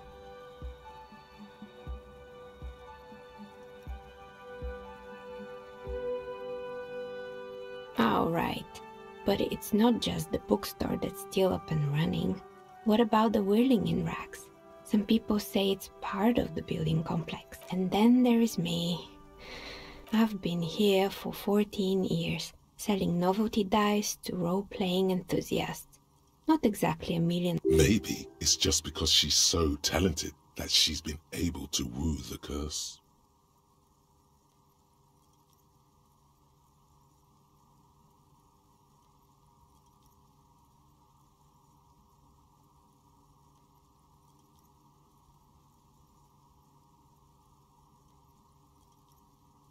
I was just about to ask.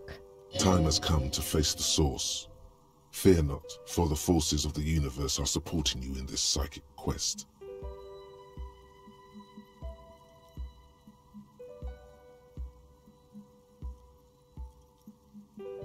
Exactly. Truth is always so disappointingly mundane and boring. But I'm glad we got this sorted out. And That's all she has to say on the subject. Of course. Tell me what you have in mind.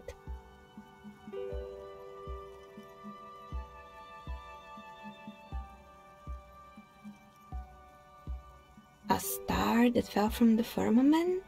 Those cost more than 7 real. Are you sure? Alright, maybe some other tie then.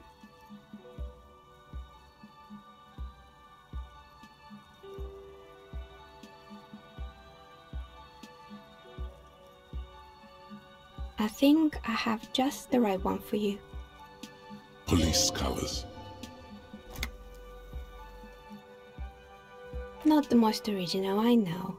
But sometimes the obvious choice is obvious because it's best. Here, catch. A beautiful woman tossing you a gift. Whatever you do, don't overthink it. Mr. Smooth Moves. You snatch the dice out of the air with one hand, just like you're in a movie.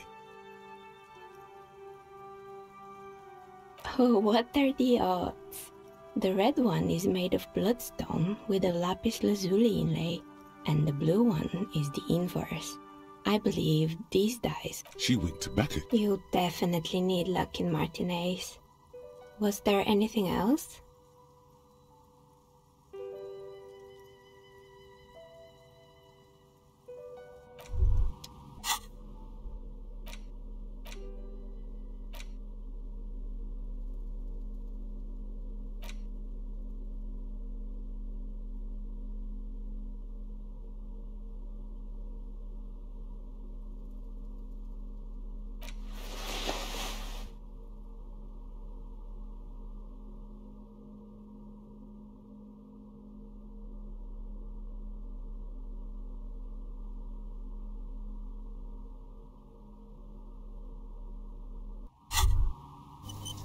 Wow, you work hard. Oh, yes. You hustle. You're a provider. It's, oh yeah, like a horse, a workhorse, for hard work. Look at yourself. You're a human pedometer. You must have walked 200,000 steps down cracked asphalt, mosaic, sand, and linoleum after you re-emerged.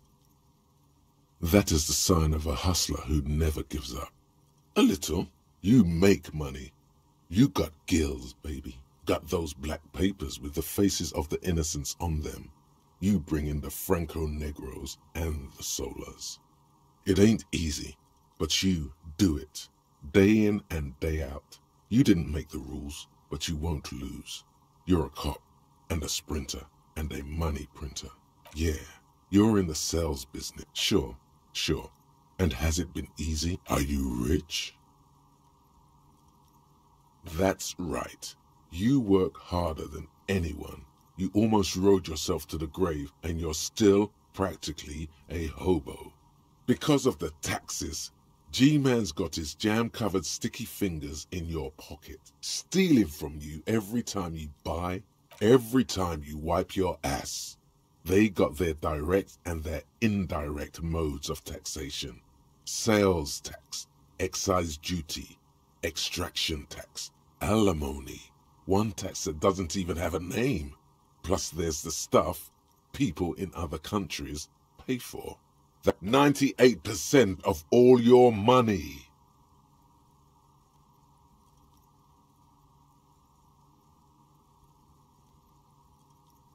What are you not sure about?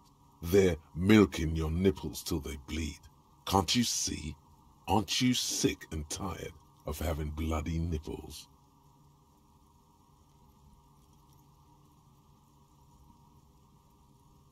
It's all about the tax issue, hustler. No other problem in the world is as pressing as top marginal tax rate.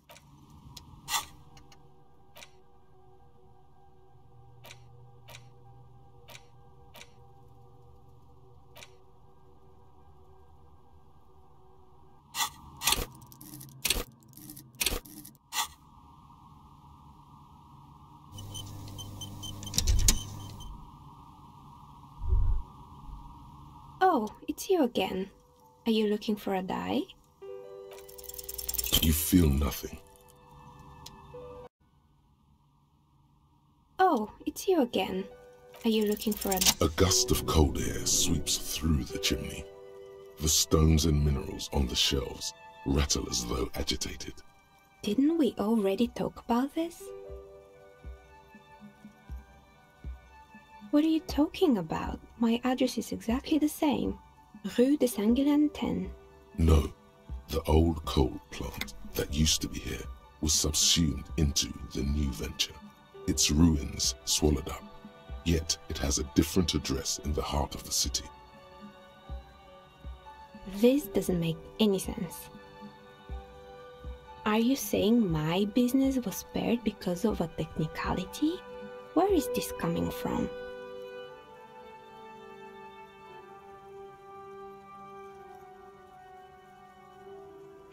You're right. I should take a trip to the roof once the snow is gone. Does it mean that I'm safe from failure? Don't let her become complacent. She still needs to ward her soul against the evil forces.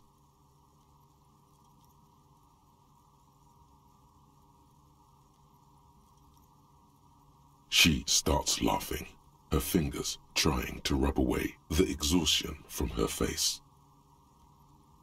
Do you know what this is? It's a mourning ring. I made this when my first company failed. It was a small jewelry shop right here in the East Delta Commerce Center, built with the little I inherited from my parents. I drove it into the ground within a year. I didn't have what you would call a viable business plan.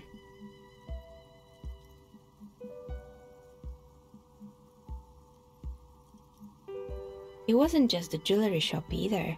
I always thought that it was just the world you were supposed to try again. And now you're telling me what?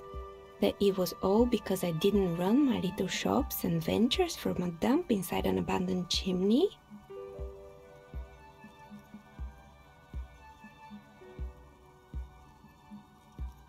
Yeah. Or maybe it's the entire world that's cursed. It's such a precarious... That's why people like role-playing games. You can be whoever you want to be, you can try... It's like every time you cast a die, something disappears. Some alternative ending, or an end... But anyway, thanks for sharing your theories of...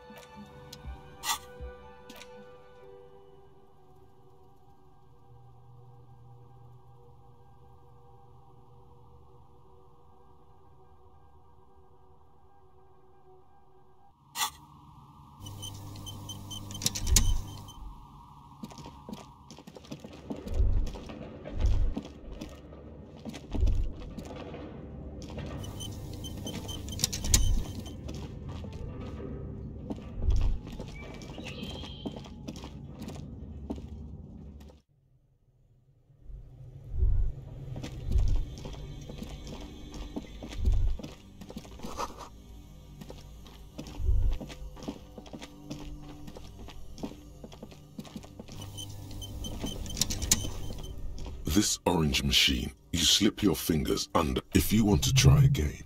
Equip the pry bar by...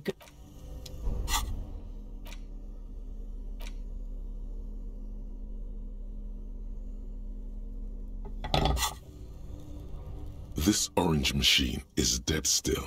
It has a hand crank.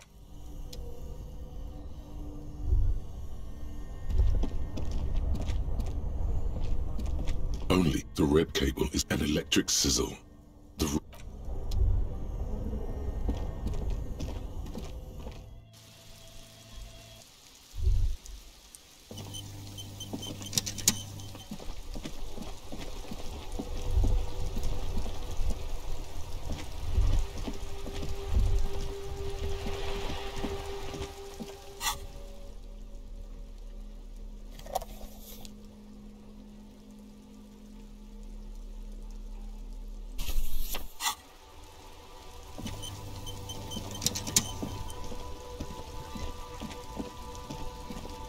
Inside, you see a set of steering levers, a radio microphone, a pull-out toolbox, and the... All right. Ready? I turn, you press start. It's next to the preheater. He's downplaying his... The dashboard lights up like a leopard waking from its sleep. Yawning, the lights unfold with a little click, casting electrical light onto the ground before the vehicle. There you go. I'll turn them off from the remote once you're done.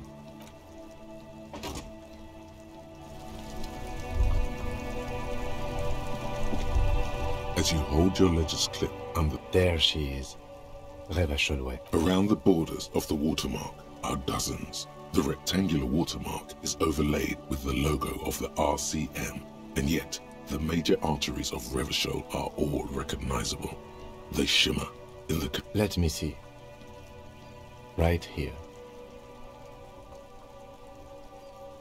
Oh yes. Coal City. Le Royaume. All of them worse than here. There are many of them. and they are divided into the first row has 18 dots. The next is the longest. It runs all the way around the border, and then some. There are so many, it's hard to count. More than 150.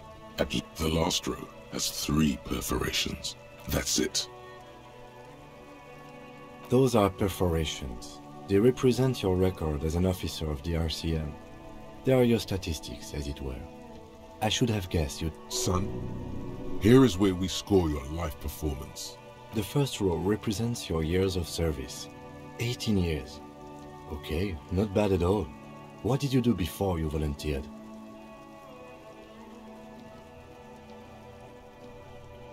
That's what it says. I might have guessed even longer based on your age. What did you do all those blissful years of your youth? Fair point. This next row, the one that wraps all the way around, is your number of closed cases. Closed is good. It means finished. Wow, more than 200. It's quite a lot, even for someone who's been on the force for nearly 2 decades. Usually, clearing more than 10 cases a year puts you in the 90th percentile of all RCM officers. Call it what you want. You are a valuable member of your precinct. Right. Those are your confirmed kills. You've got precisely... Confirmed kills? That sounds pretty evil. A drink would soften that feeling. For an RCM officer, especially Precinct 41, which is in the Jamrock Quarter, it's rather tame. I mean, there are certain officers who treat their kills like some kind of ghoulish game. If they do happen to solve a case, it's usually by accident. But it seems as though you are, or at least were, one of the good ones. So we have that to be thankful for. Everyone has their own method of coping, some more effective or self-destructive than others. Personally, I find it helps to keep up a few hobbies. Oh, this and that. Let's not get into it now. Why not gardening? You've already got... It's meant in earnest. Please don't mistake it for a jab. Yes. It's not a problem for him to state it, however. The lieutenant nods. Right. I'll go turn off the lights. You can now see your statistics on your journal page.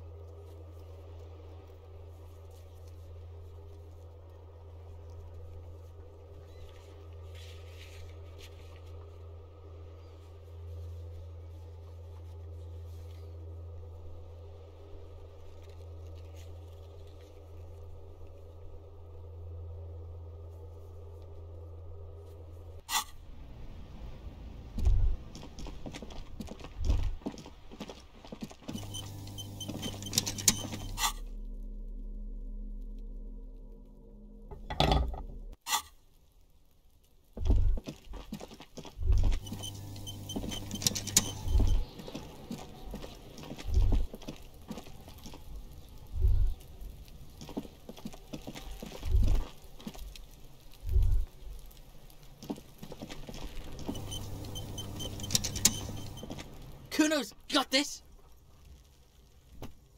Oh yeah! Nappa Gumpy, Kuno!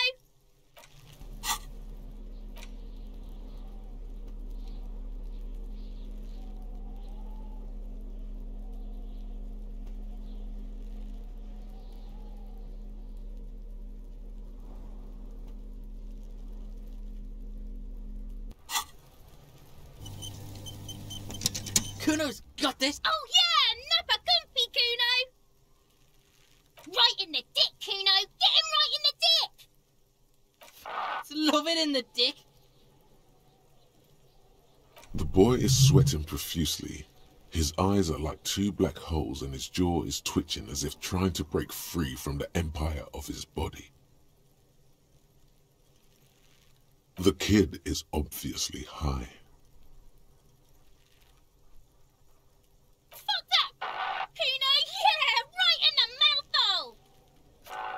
shits himself? The rake, Kuno! You should throw the rake at him, Kuno! The fuck does Kuno know what a rake is? Kuno's not a gardener. We shouldn't do anything. I don't... You will see.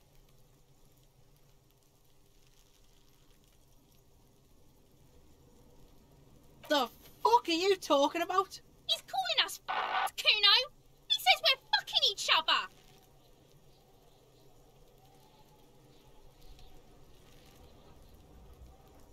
Alright, entertain the Kuno. Show me what you got. What you got there? What you got, huh? Show me what you got. You found Kuno's secret door to Kuno's secret shack. It was closed for 5,000 years, and then what? You fucking there. He's trying to fuck at you again, Kuno! That's where Kuno gets his daily hit of electric. Kuno Shazam. Kuno rides the fucking lightning in there. Bet you'd like to ride the lightning too, wouldn't you? Oh, that? Kuno decapitates pigs. That's just a Kuno demo tape. Yeah, Kuno plays on snuff radio, fucks pigs. It's a vitamin pig. Don't you know anything? You could use some. Yeah, it's the mag. You fucking need that shit to stay on top of your game. Kuno goes through like a tube a day, rips mag like a motherfucker, and Oh, don't teach him, Kuno! He's gonna use it against you, Kuno! You're not getting this, pig. It completely takes away the hangover. It's like you didn't do anything. Like you stayed home playing with your choo-choo. Fuck you, pig! Don't do mag! You're gonna... Good call, Pigmeister. Don't come and talk to Kuno about his kingdom.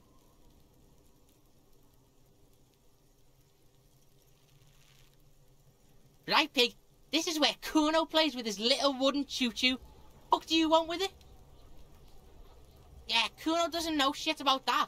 That shit is beneath Kuno. Listen, listen. Kuno doesn't care about this small-time shit. Just listen. Kuno saw what you did there, dumpster diving. Kuno could hook you up with some sweet rags. Shit like Kuno's wearing.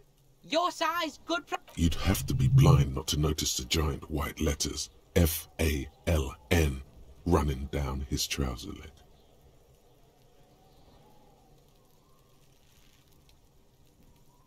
Pig, these are found modulars.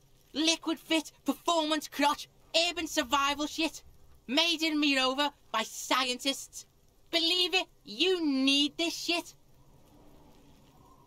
These could drastically improve your chances of survival in the urban wilderness. Coach Physical Instrument endorses these pants. They are tartan ready. Look, Kuno ain't seen shit lying around, except for that up there. Now you want performance gear or not, Grandpa? The lieutenant remains silent, but his expression couldn't say, "I told you so." Alright, Pico, shit's rolling. Don't do business with the pig, Kuno! He's gonna steal all your money, Kuno! As you can see, Kuno and C don't trust you. There's more to his distrust than being a pig. He feels threatened by something obscure. The fuck? A mug in the trash? Is this about the fucking clothes again? Yeah, Kuno sees where this is going. Kuno's got that fast brain. You saying you pigs are after the mug fucker? Cause he's the clothes fucker? I can't hear you, Kuno! Speak louder, Kuno! Shit, that's tense. Someone's going to the beat-down basement, huh? Mug guy gonna get tied to the radiator. The kid may have something there. He's already come up with an interrogation technique too.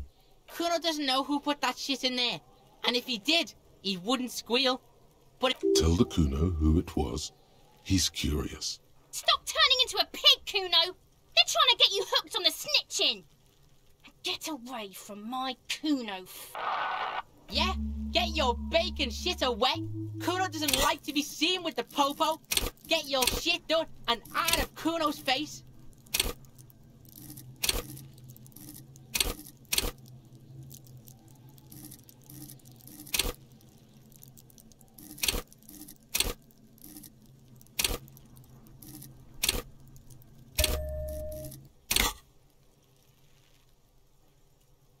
Dunno. Kiptas gardener used to work there. Yeah, that's what Kuno said. She couldn't handle the heat, so she took off. Kuno can take it. Shit's nothing to Kuno. Look it up in the library. Kuno's not a fucking dictionary. Fucking small brain. Look, Kuno doesn't explain shit. Yeah, her. What was she doing in the greenhouse in March anyway? What kind of gardening is done in March? Yes, it seems suspicious. You don't like things. Look at that fucking shit. You're trying to get Kuno killed. Fuck does Kuno know? Kuno's not a fucking acrobat. The lieutenant takes a quick note. It's a trap, Kuno! Don't climb it! Yeah, whatever. Kuno doesn't give a shit. Shitload pig. What? Don't tell the pig shit, Kuno! Pig's choking! He's totally choking! If I were to want to waste my time, You have no idea what the usual is. Just ask whatever comes to mind.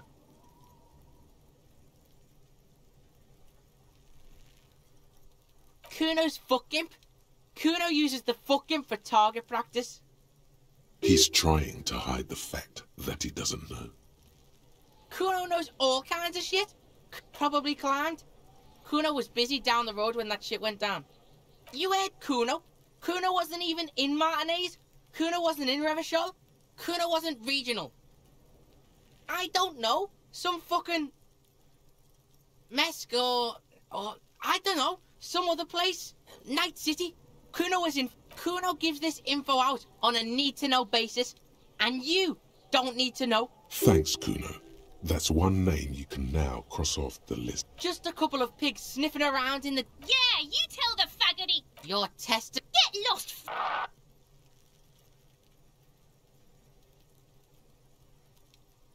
Yeah?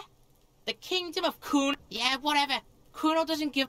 Kuno's Kuno... It's always Kuno, never I. Clearly the kid's using the... Kuno doesn't do that smart shit. Don't throw that bullshit at Kuno. Kuno knows you're lying, trying to get Kuno hooked. The boy knows he has an addictive personality. Watch out, Kuno! He's trying to fiddle you! He's gonna put his hands on you! Help! Pig's got... Help! He's got the Kuno help!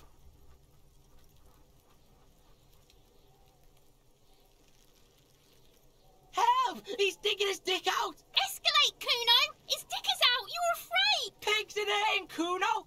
Somebody, please! How did we get here? How did this happen? This makes no sense. There may still be a way. Help! Misters, help! Rolling super hard. He's having the time of his life. He's flashing Kuno! He's showing his genitals!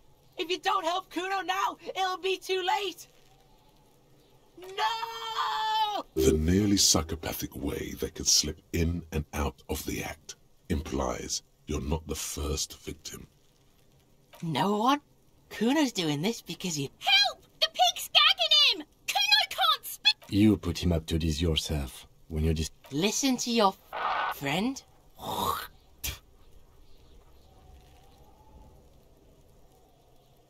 Help! The RCM is trying to fuck Kuno in the ass!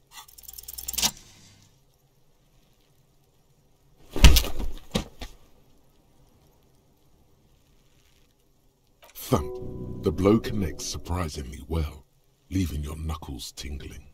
Kuno feels it. This was no light tap. What?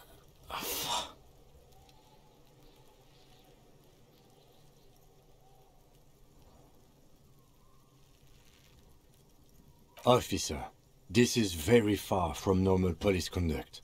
Get yourself together. For heaven's sake, he thinks. This has gone too far. Don't make this any worse than it is. Just get back to questioning the kid. Okay, pig. Kuno knows to respect that violent shit. You should see Kuno's dad. Kuno's dad doesn't give a shit about anything. The creature behind the fence has fallen ominously silent. Only her eyes are alive, jumping from... Okay, pig. Talk to Kuno. We're back in this shit. The fuck do you want? Kuno doesn't...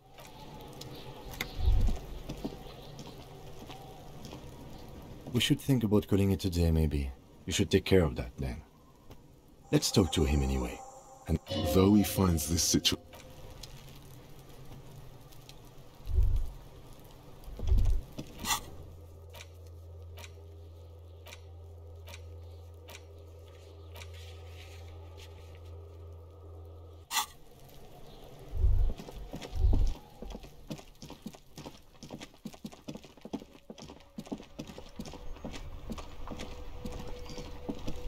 Hello again, officer. How are things? Well, this might be the last snow we get. At least I hope. Snow has nutrients in it. Helps everything. Yes, think about the cute grandma, not the weird snow. All you can see is the fact that her skin...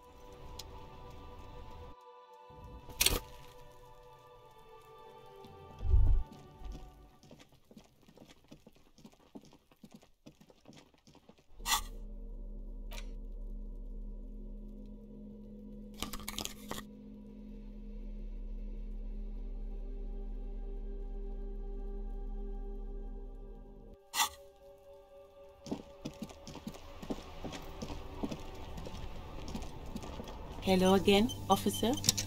How are things?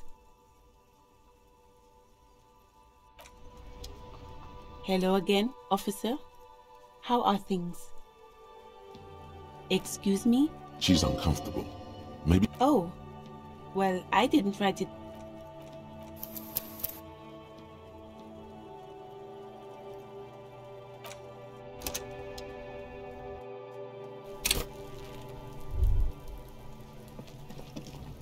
Kuno's got this! Oh yeah! Nappa Gumpy, Kuno!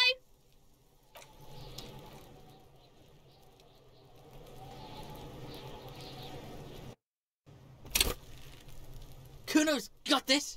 Oh yeah!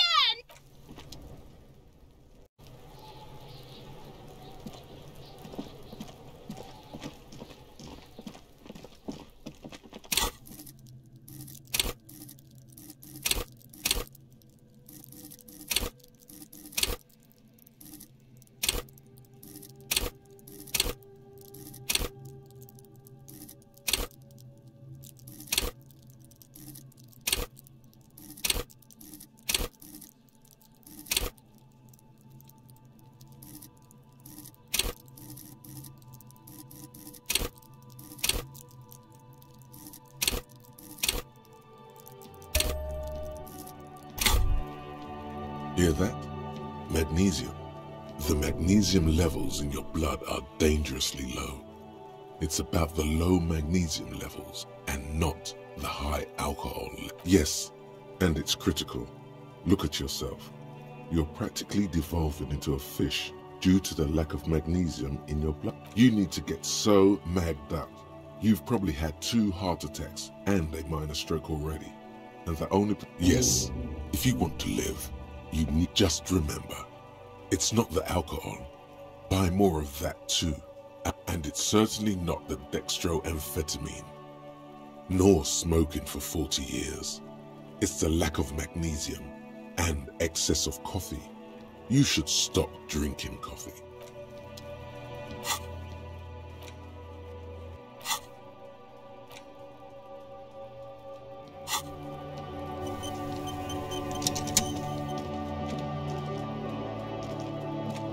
We should think about calling it a day, maybe. You should take care of that, then. Let's talk to him anyway. Though he finds...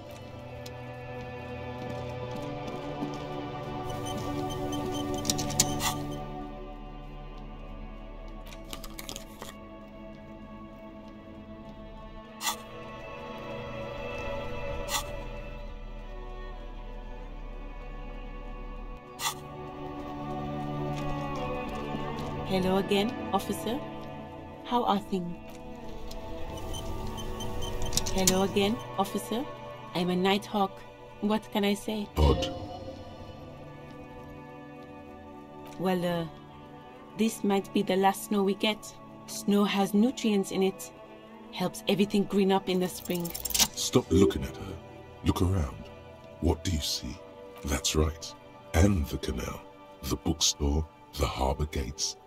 This is a great vantage point. No, of course not. I don't understand what this is about. The kid did this, right? The red-haired rat? Can't say a sentence without or kipped. He's always giving me trouble. Maybe you shouldn't be. I mean, you do your job, but that kid is beyond help. And he certainly won't help you. You've been resting here for quite a while, haven't you? Yes, I'm tired. I understand. The RCM isn't welcome here, and the locals... There's silence. The smallest of... That's okay, miss. Do what you have to do. Excuse me? She's uncomfortable. Oh, well, I didn't write it there. And I don't know anything about that either. Pig is a widely used term for members of the police. No need to worry. We are not saying... Okay.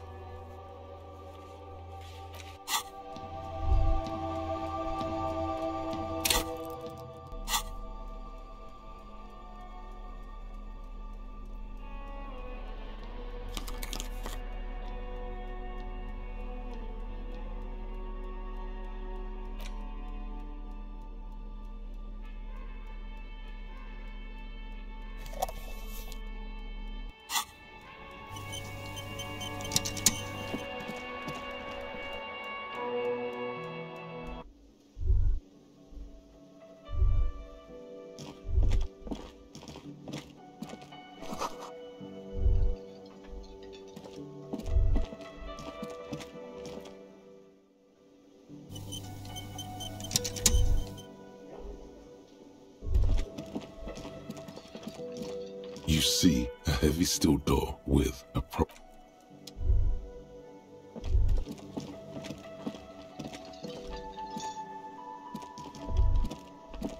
Can I help you? Another thing. Great. Yes. Yes. Have you got it?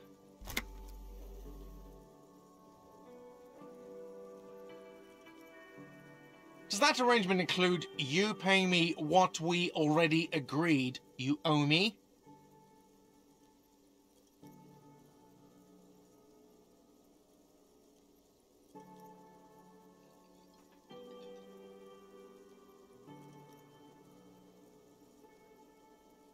I understand your predicament as the manager. I feel I must remind you that we are here to conduct an important investigation that also affects your... Forgive me for saying this, but your colleague seems more committed to drinking, and... I mean no offense. It's really nothing personal. I just have to protect the interests of this establishment. Good luck trying to use it. All the locks have an electronic component. They have to be unlocked down here with a master key before your guest key will open the lock. Not until you bring me the money. Okay. I might have something in my motor carriage we can use when you're done here. I really didn't want to resort to this. The man... Oh, Lieutenant, we're done here.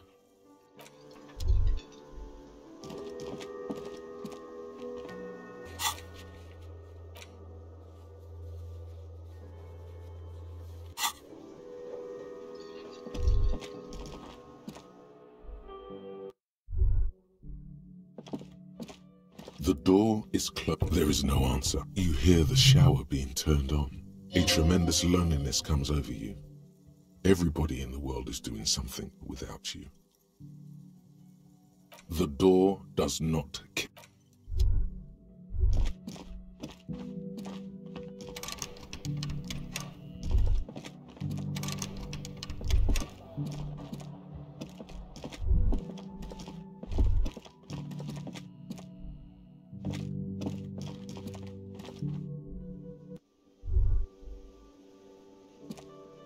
Yes? Me? I don't see how my life is pertinent to the investigation. Ah, if you insist. What do you want to know?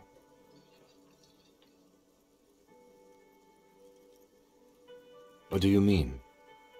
I have no idea what you're talking about. What? Think? I do most of... The lieutenant produces his small, that's where his conversations with himself. You're super lucid, yet psychedelic. You don't need office supplies to connect to your nervous system. You're special. No. Your brain sends the signal to your lips, but they refuse the order. It's like you're locked down. Something the matter, Detective? What's going on? It's like you're a puppet in his hands.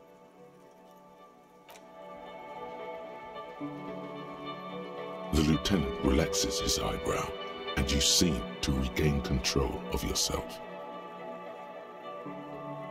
That's because I'm half Seolite, or quarter.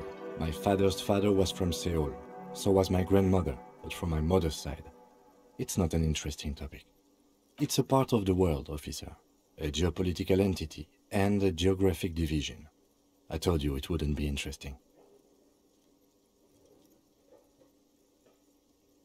You're barking up the wrong tree. I don't speak a word of Seolite. I've never met either one of my grandparents, and I've never been to Seoul. I'm a regular Revacholier. That's correct. That makes him a Beano-clad, completely uncocked material, if you say so yourself. Are they? They're good. Let's change the subject. No response. He just arches his brow. Have you tried concentrating on something other than your personal affairs? There is a sudden, harsh edge to his voice, like he's tired of hearing about your personal affairs. Try work. The case at hand. It can work miracles. Really? You look fine to me. This psychodrama is unbecoming of an... Clearly, he prefers to think you're malingering. He cannot fathom that anyone could drink so much as to retroactively erase their entire... Focus on other people. A moment passes. The lieutenant...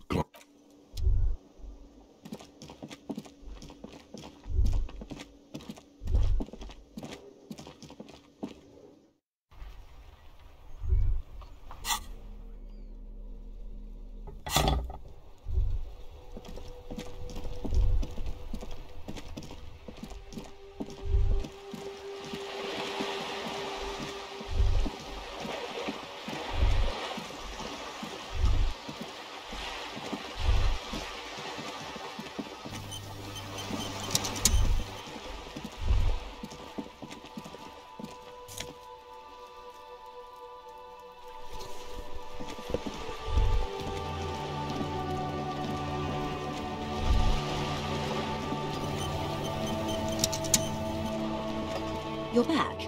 Good. What can I help you with? This reality. Yes, reality is your side case.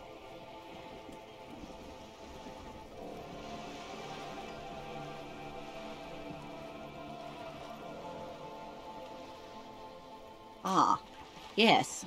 The episode. Sounds like an acute case of encephalopathy, now that I think of it. Don't be phased, madame. He functions perfectly well. He only needs a low... We may be here a while then. Alright, we're in. I know these all look good, but begin with the first, okay?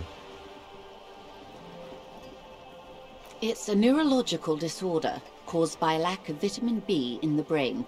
Symptoms include a retrograde amnesia. It's quite serious. You should get your... She conveys it in short, cold bursts, trying not to invest too deeply in the condition in case he goes down later, souring the entire portfolio. It's not just me, Detective. All of Martinez has placed its chips on your success. Well, it's either bariatric surgery or long-term alcohol use. She nods. What this boils down to is, this reality thing is stupid. But yes, and lie about it too, to her.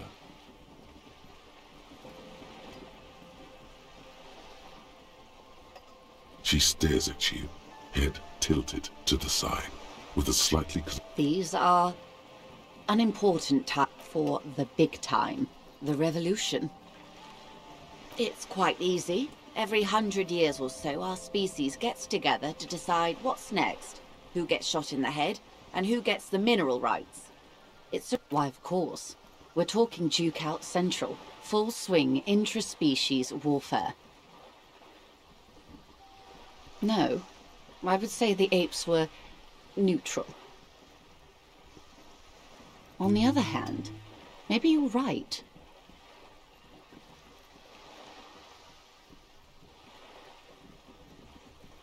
The turn of the century revolution? Don't answer it. It's a trick question.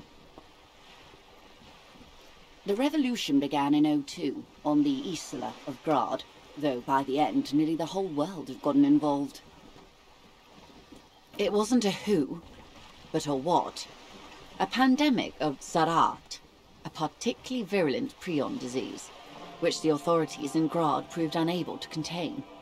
Then Mazov came along and overthrew the government. It made people overthrow their governments.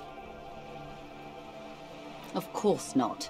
It was a highly infectious microorganism that destroyed brain tissue. The actual causes of the revolution were material. The pandemic only provided the spark. From Revachol and Grad? Not far. The world managed to cauterize itself. Mazov's government was overthrown in 08, and the coalition crushed the Revachol commune too. Why? You and I, officer. Something tells you her life and yours are not that similar. Maybe it's because she has a boat and you have that necktie? A pair of pants? No doubt. But we share the same time and position on the planet's crust. A city-state divided into free market zones under the everlasting interregnum of the Coalition of Nations. The clatter of typewriter keys fills the main hall of the reappropriated silk mill. Precinct 41. Chad Tilbrook presses enter. The zone of control is the third incarnation of Revachol, after the failure of the suzerain and the commune. Modernity. They developed the marvels of the inter-islary communication. Telematic milieus, radiation, colored plastic. You're back. Good. What can I help you with? Why, yes I am. Of course there are. We're on an archipelago. How else are you supposed to get around? Yes, we are. We are on Le Caillou. We are. And the city of Revachol is on the island of Le Caillou. I haven't seen anyone else drive a souped-up Capri Kenema motor carriage either. Actually, that motor carriage has been specially issued to serve as a patrol and pursuit vehicle. It's for crossing long distances in the greater Revachol industrial harbor. It's not a toy. Neither is this. A toy, I mean. It's a machine for crossing long distances in the Bay of Revachol, between the city and the islands. The boat? No. It is called Cordelati 19 because that's the type of sloop it is. The word "it" feels strange. A breeze ripples through the cells and tugs at your hair. Okay. How about Cordelati 19? Why? Because it was manufactured in Revachol East by a company called Cordelati, and its hull is 19 paces long. Why Dolores? Well, it means nothing to me. I think I'll stick with the factory name. But thank you for the suggestion. It's a pleasure craft. A 19-pacer. It also happens to be rated for Category 1 racing. Though these days I mainly use it for business. My sloop? I like it a lot. It's the eel's hips, baby. I'm enjoying this part of the interview. It has so little to do with the murder we... I really do, the lieutenant thinks. Is she... Good.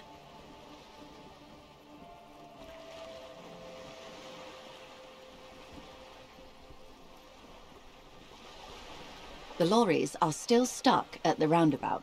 If the police is asking, we did. On more than one occasion. Apparently, there's some sort of inter-precinct disagreement about whose jurisdiction this area falls under.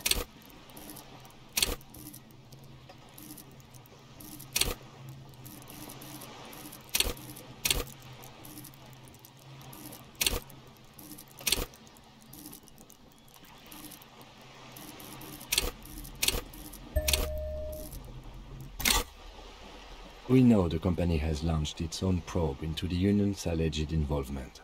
We also know it's come up empty. It's not just the RCM. No one's been able to find any hard evidence. Well, here's your chance, officers. The two might even be connected. Or not. Though, if you have evidence to the contrary... As eager as I am to share it, Lieutenant, once the job is done. Yes? Excellent.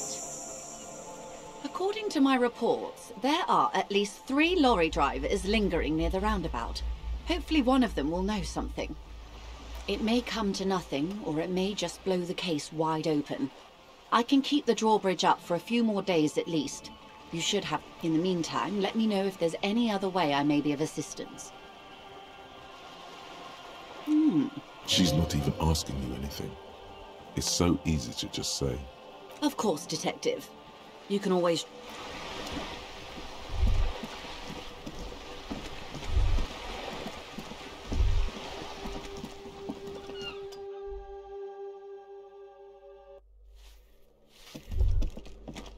Give me a moment. Ask away, policeman. The hell am I supposed to know? Another nut. Some lunatic lost his mind. Or With how small these rooms are, wouldn't you want to break the wall down? people come and go. They probably just moved or died. No one lives there. Impossible. I would know if someone had moved in there. Maybe it's those countercultural people again. Breaking into a house like it's a public... Great. Young people. They're worse than rats. You know, always littering the... Oh, that one is a scientist. I think he studies astrology at the community college. It's something to do with all those stars around his... The symbol of what and how?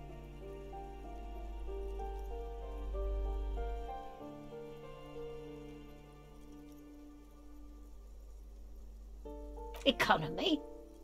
Why should I... The artiste? Nothing I can do about her. She leaves an old lady. She mumbles some...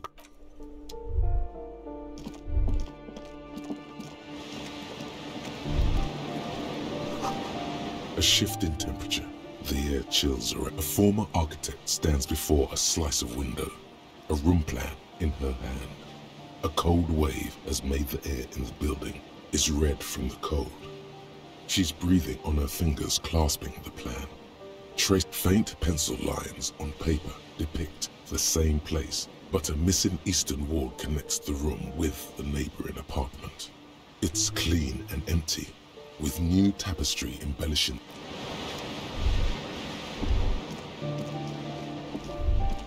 What happened here?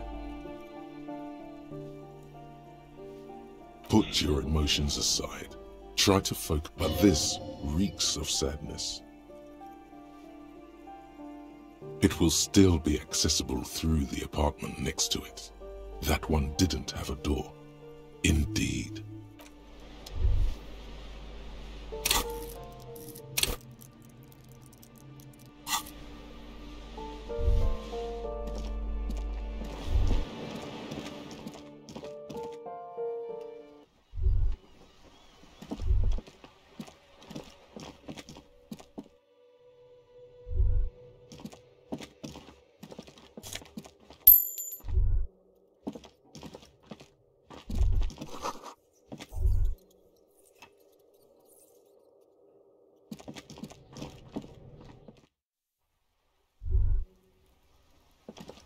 Hello again, officers.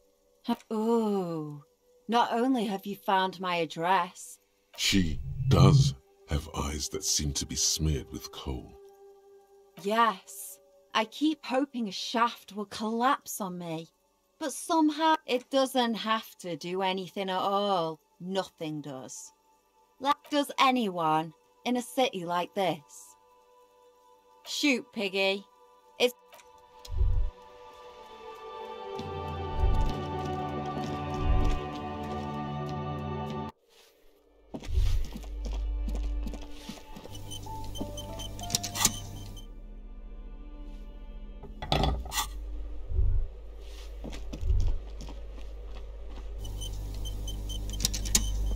You hear someone, a poor communard, from the looks of it. The room is barely bigger than a closet. Do I have to open the door? Do you have a warrant? I'm not obligated to open the door. Let's go. It's generally easier to do things if you have... Excuse me? You have plenty of reason to enter.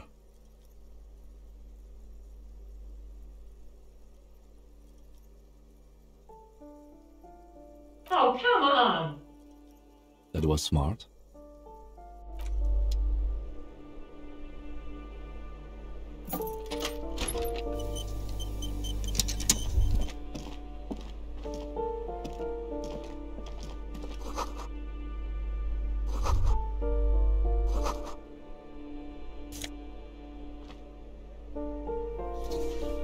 Satisfied? My name is Marielle Charpentier, and I'm an agent with Martinez Realty Associates. I am not breaking in, as I have every right to be here. The keys, see? Do you want to see my ID as well? You can't legally ask for it, but why not? Want to see my... It feels flimsy in hand, with the words Revachol Zone of Control written under a nondescript municipal logo. Thank you. Do you have any questions? I need to be back in Midtown in an hour. I need to get it ready for the next lease, but as you can see, the previous tenant completely trashed the place. It was some kind of a moribund old man who used to be a business... A sudden serious look crosses her face. This story didn't have a happy ending. But that was months ago. Anyway, it is. Everyone says the real estate agents don't do anything. But here I am in the middle of the night cleaning out someone's crash pad. So the sooner we get this over with, the better. Oh, that's another huge mess. The former tenant owes us 3 months of rent. 3. We closed the apartment and planned on auctioning off. And again, I have no idea how stupid mistakes like this can even happen. But Ron, when he came to close the door, didn't close the neighboring door. And there's a hole in the wall. So preppy. She's probably on some low-grade performance enhancers, like Preptide. A hole in the wall. Can you believe it? And then the tenant ran off with his stuff. He's gone. The money's gone. Just like that. The sum must have been puny.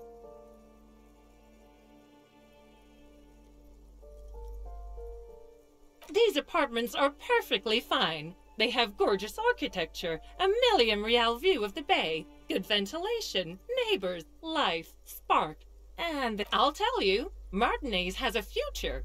In a few years, it's going to blossom with artists and creatives and those well, it does not disappear from my hands. No, don't ask me what happened with the wall. I have no idea how both apartments are now. Of course.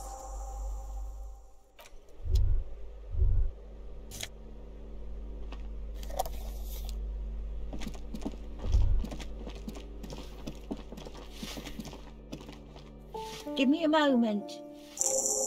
I see. I hope some good people are finally going to move in. This place needs them.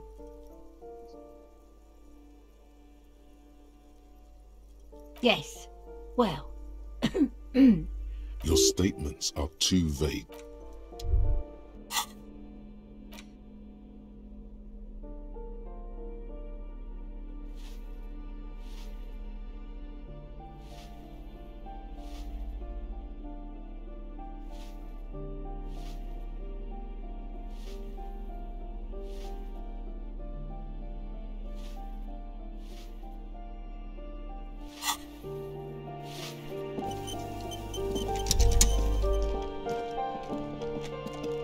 This door has been closed with a padlock. A chalk-drawn number on the board says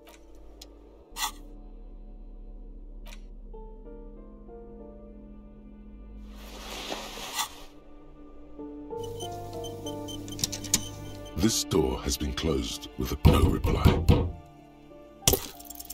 The shackle snaps like a twig, and the lock falls to the floor with a little thud. After you, detective.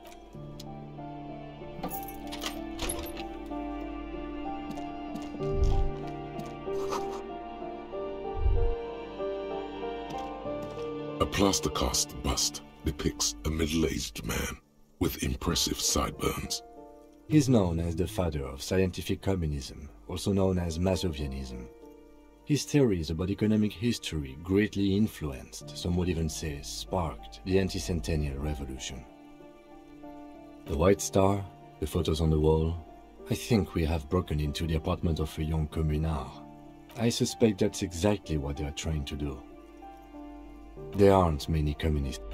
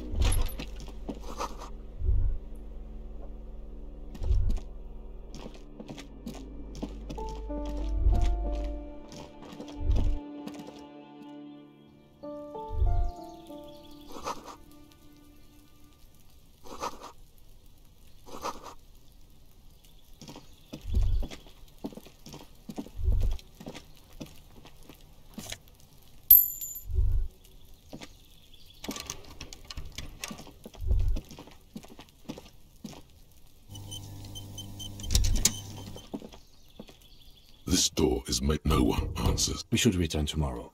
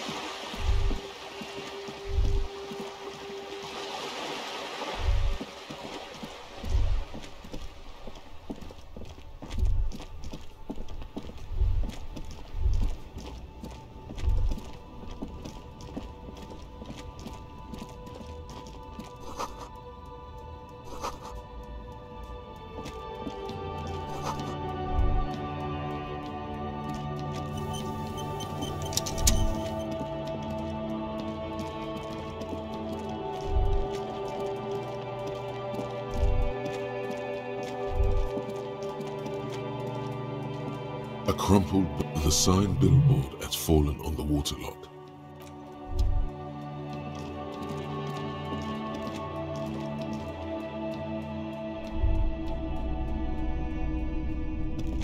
The boomboxes wait on the shelves, and your boombox, that gold and amber Harmon Waushi, stares at you. If police work means playing tape. Hello, hello. Let me know if I can help you with... A typical Martinez streetlight sits... It was brought to me... We are not here to investigate. You have to admit it's rather clever. You see rows of toy soldiers guarding the rest of the trinket.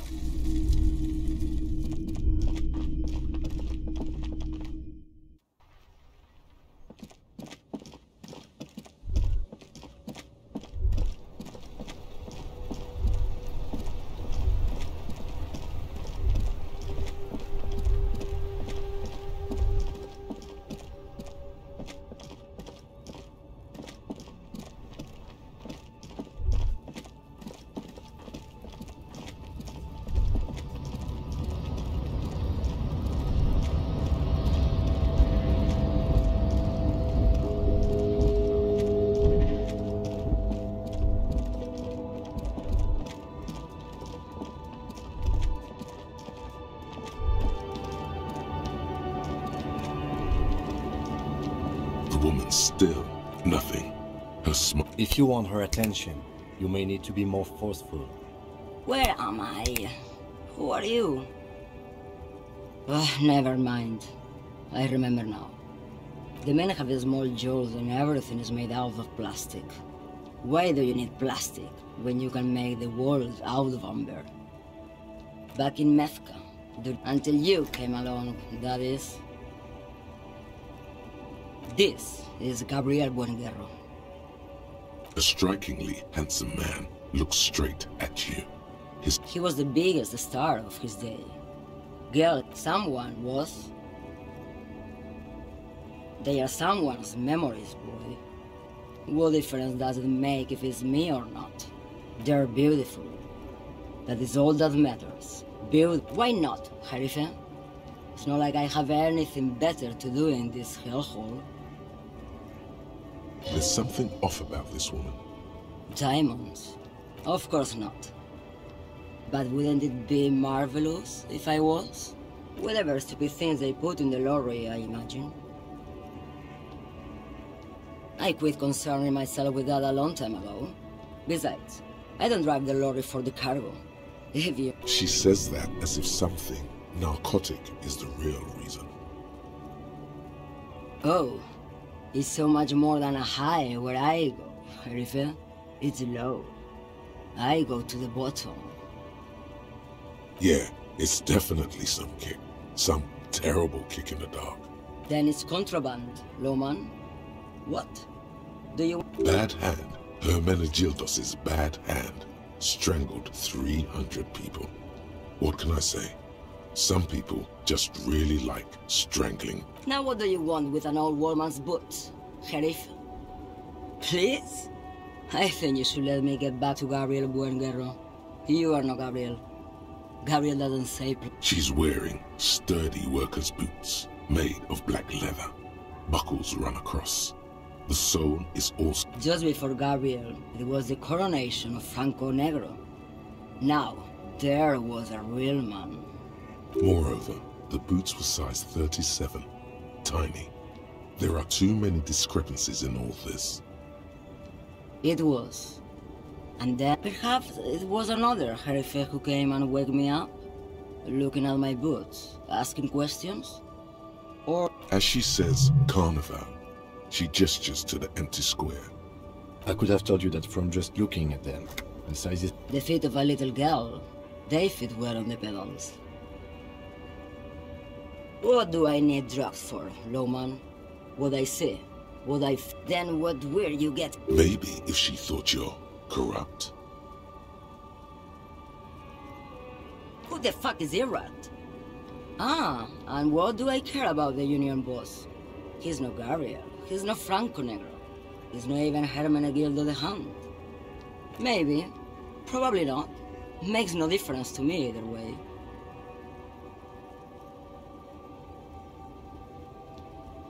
Just this month, I made half a dozen trips from Saramiris to Grad, on the U41A. No, Lowman, diamonds.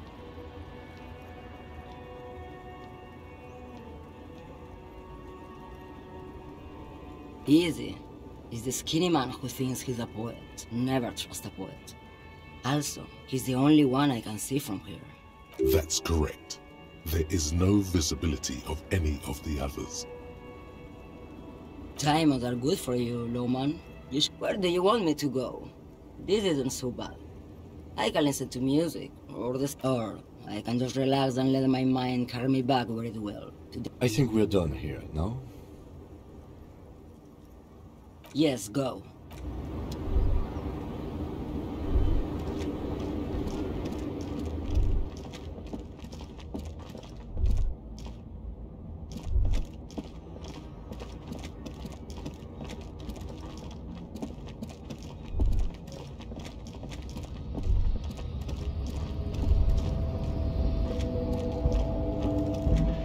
A lorry stuck in the traffic jam.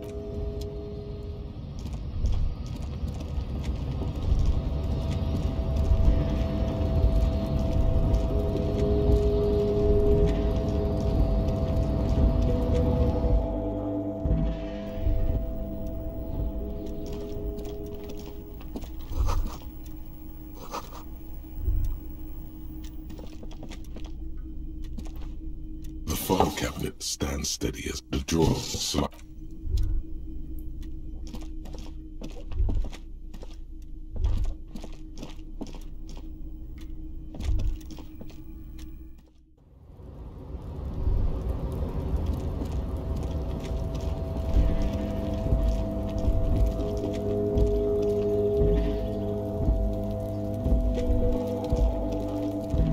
This is the night watchman's booth.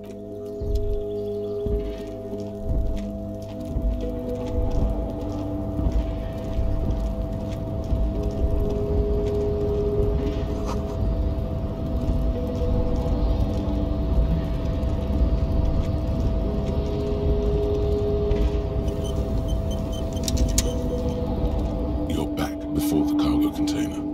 Its drawer has not lessened since you were last here. You attempt to turn the handle. To your left, the lieutenant considers your actions with some puzzlement.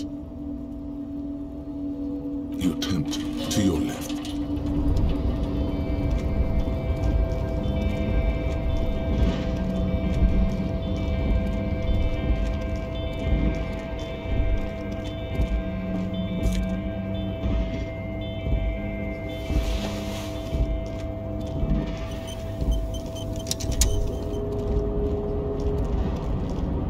Hey, mister.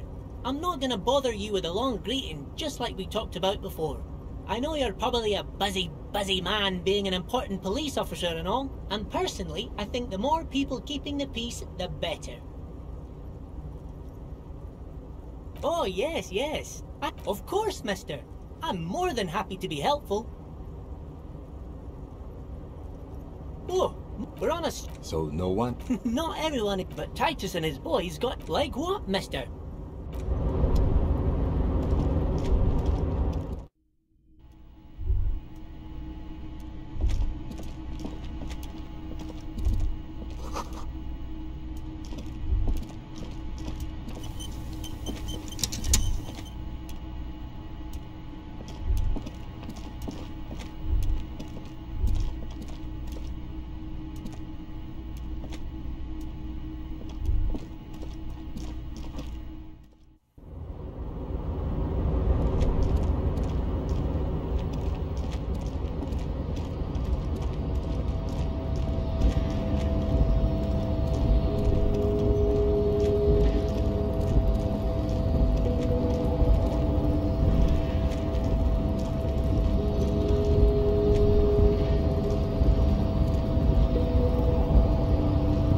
Rusting control panel with several. The crane does not return to...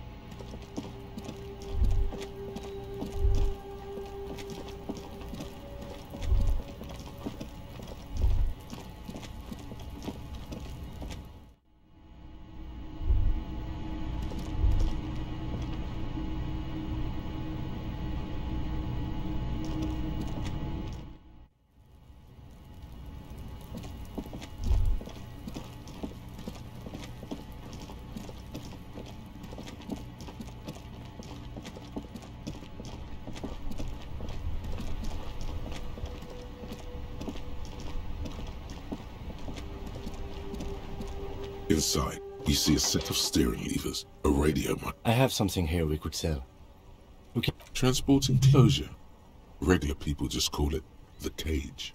The cage at the back of the motor carriage looks rather uncomfortable. 4 shiny hubcaps are stacked against the seat. The silver edges spark. I confiscated this for a little while back. We can take them to the pawn shop down by the Martinez Canal. There are spinner hubcaps, frivolous things you put on your wheels. When the wheels come to a stop, the caps keep on spinning. There's no real use for them, it's just for vanity. Yes, the bird's nest. Items that can be pawned at Bird's Nest Roy's appear in your inventory. The lieutenant nods as you take the spinners.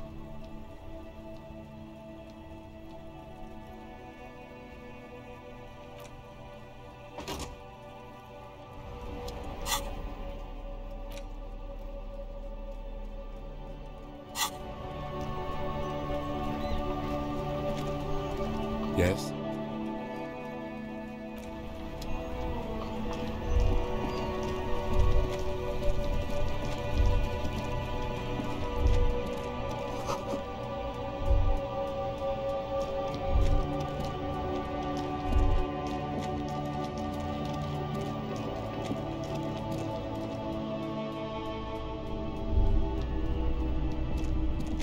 Hello, hello.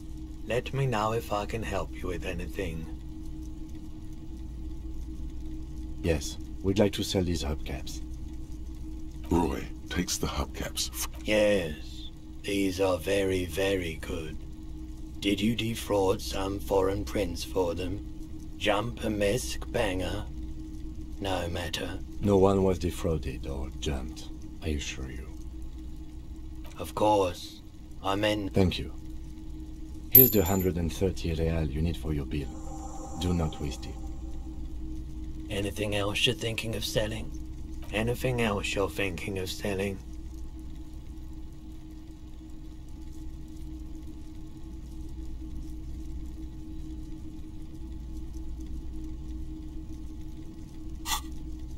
Another time, perhaps. The boomboxes wait on the shelves, And here you are. Quality sound.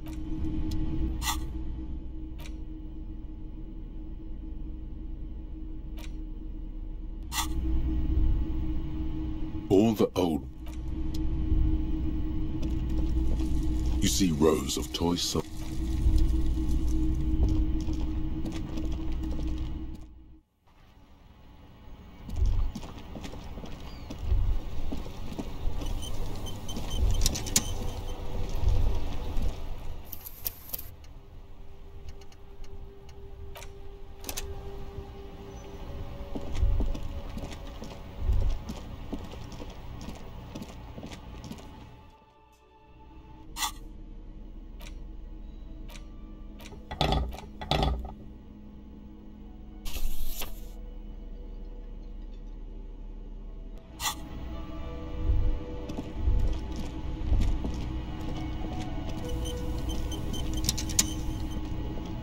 Can I help you? Yes, have you got it? Well?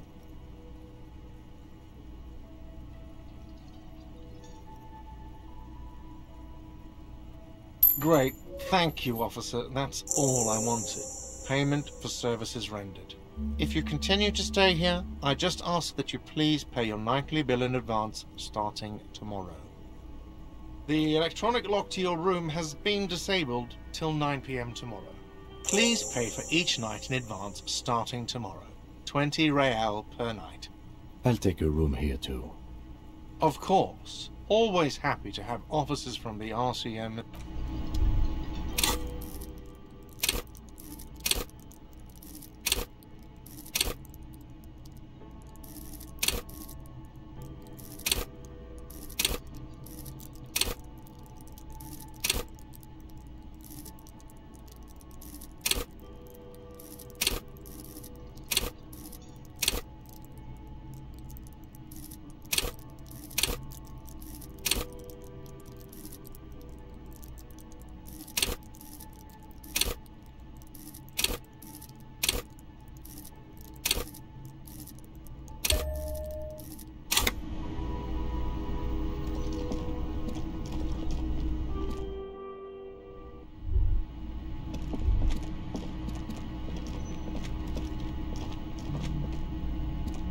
Yes?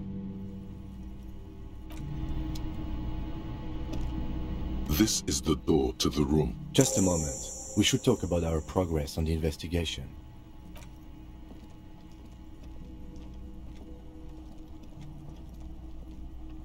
The air outside is brisk. The lieutenant is silent for a moment. Now then, we should talk about the investigation.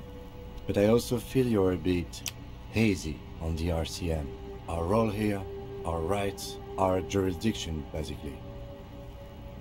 Well, we didn't even look at the body. But we performed a thorough search of the premises of the crime scene. Though you really dropped the ball on inspecting the body, he doesn't want you to feel too discouraged. Probably. Can I help you? Yes. Have you got... Well? Great. Thank you, officer. That's all I wanted. Payment for service. The electronic lock to your room has been disabled till 9 PM tomorrow.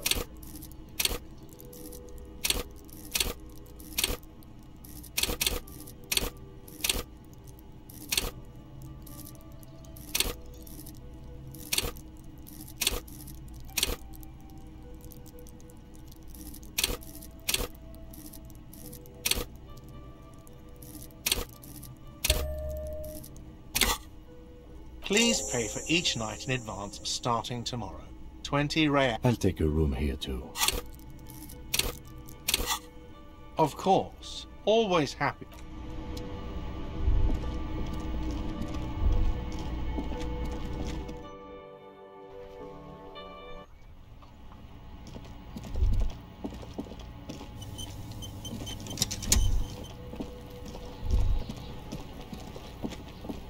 There he still is, looking right through you with his white eyes. The active decay. He's about to blow! Cop's gonna blow, Kuno!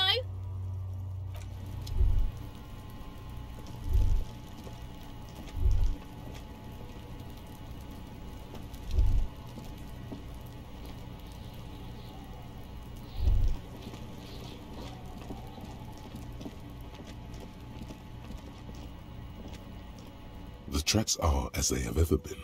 A bit more worn, perhaps. Fortunately.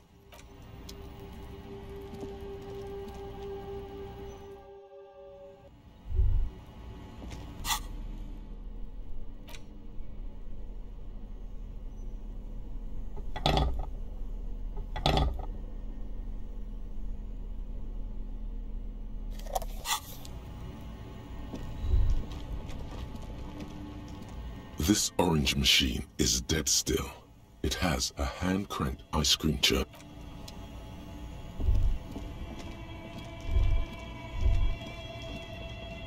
The beer's eyes are dead and empty. Ice in a friendly cart. The paper still smells.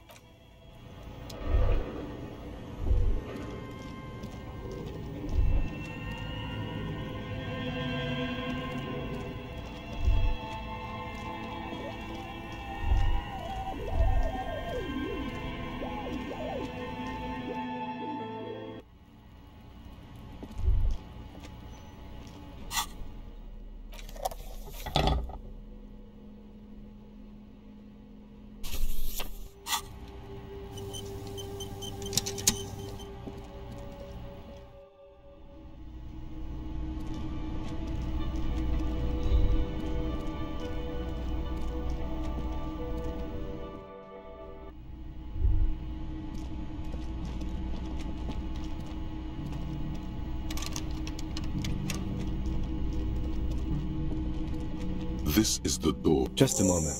We should...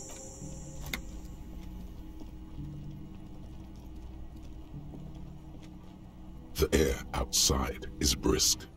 The lieutenant is silent for a moment. He listens to the traffic hum. Then... Now then, we should talk about the investigation. But I also feel you're a bit hazy on the RCM. I have a cigarette every night when I go over my notes. It's something of a ritual. Oh man, he looks so devastatingly cool with that cigarette.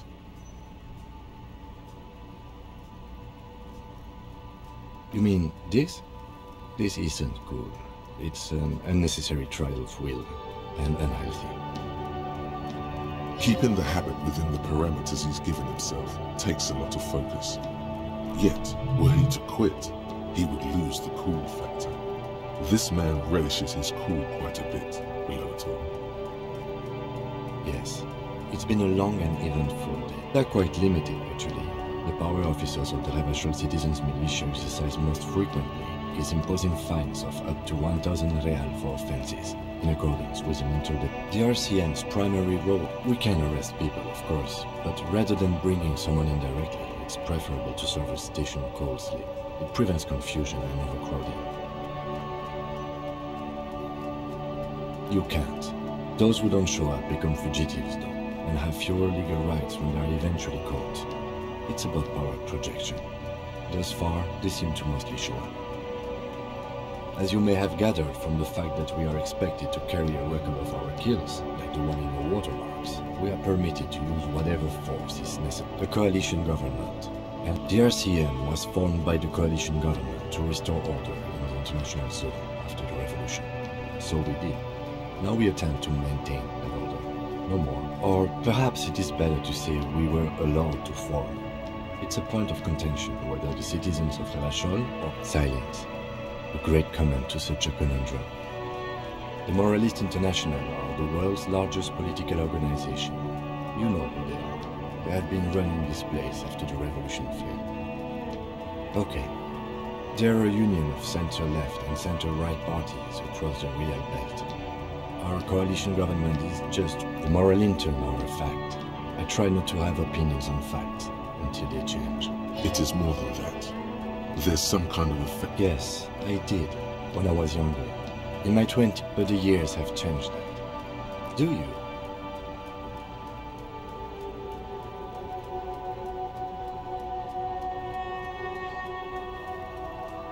We are in what is called the twilight of international law. The laws we claim to enforce come from the MI.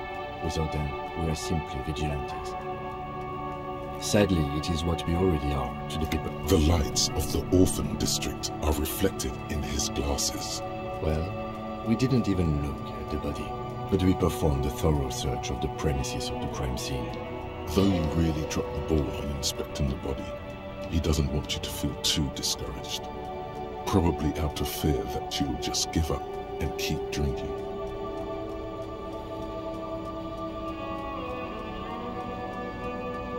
I look forward to that. As for the we conducted an interview with Everard Clare. He wasn't particularly forthcoming with useful information.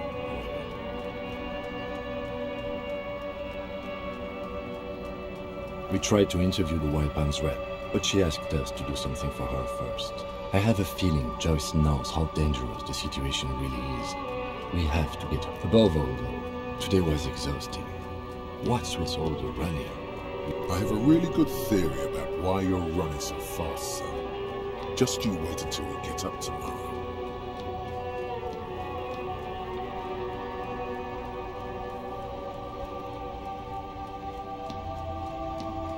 It's impressive, especially for a man your age.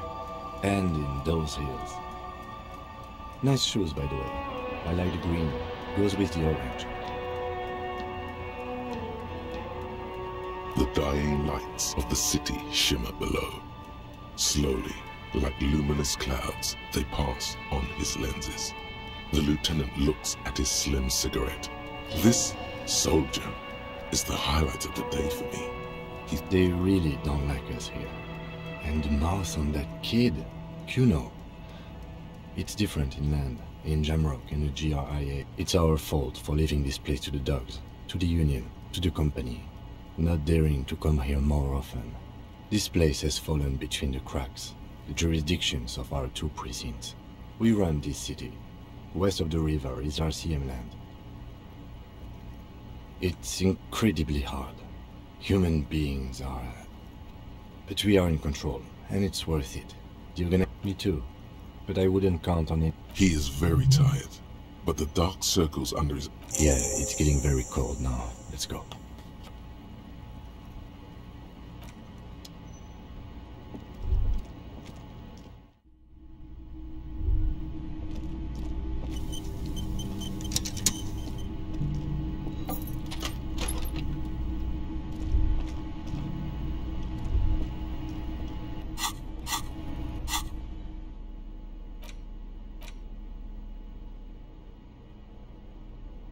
note is written the front of this quarterly journal because Friesel was incompetent, foolish. To your disappointment, that after rifling the pages with your thumb, the magazine is divided into several sections. International developments. Good comrade, as you know, this journal takes its name from Mazov's immortal expression, du cristal à la fumée. This was his way of describing the way the rigid, crystalline structures of capitalist ideology turned to smoke under communism. But, like only 4 issues, so please, if you value our radical Mazovian perspective on contemporary politics, culture, and international affairs, please consider subscribing today. You flip back to the front of the magazine. This section includes a long, tedious critique of the latest round of free trade negotiations between the EPIS nations and the Free State of Semenine. You also skip over an article about heavy fuel oil smuggling along the Messina border. Something about bear wrestling in Samara. Face it, you really aren't interested. You flip back to the front of the... It takes a moment, but gradually why they decided to title this one section in Volda. It evokes a sense of recognition and fellowship among... As you leaf through this section, you come across several reviews of recent radio plays, as well as a brief artist's... The main feature, though, is a long essay titled Tip Top Tournée.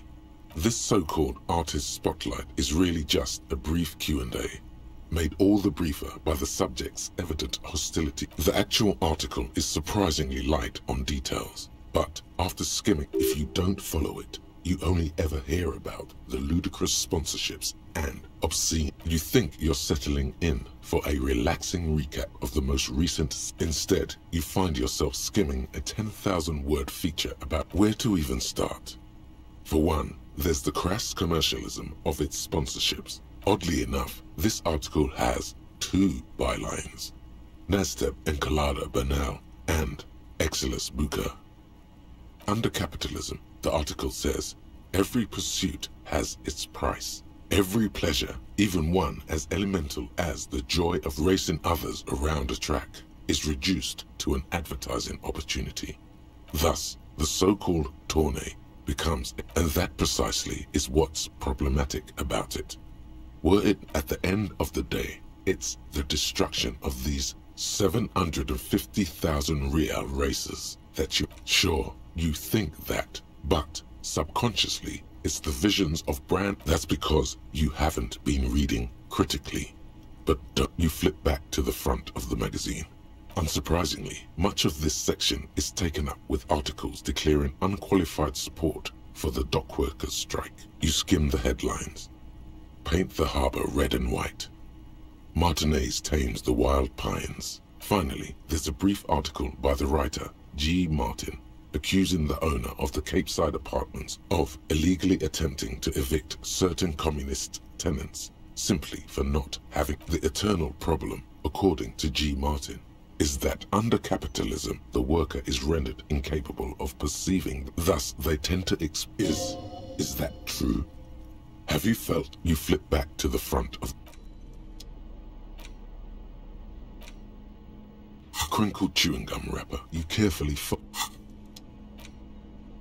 It's just erase it, but it... The note is written.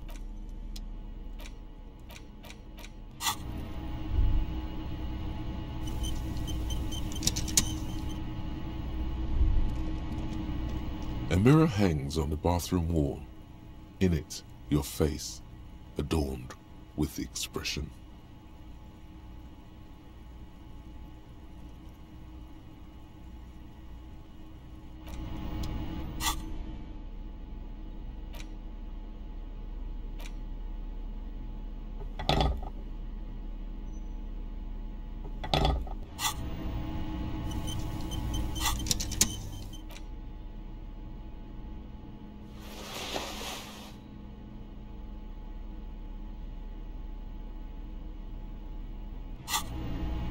A mirror hangs on the bathroom wall. A mirror hangs on the bathroom wall. The chain...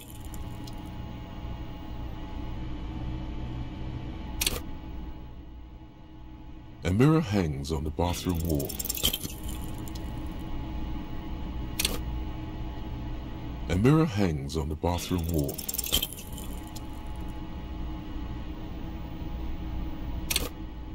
A mirror hangs on the bathroom wall. In it, your face. The faucet is quite terribly mangled, but you just might be able to twist it. You handle the chain cutters deftly, applying just enough pressure. The faucet regains. Told you that you needed those chain cutters.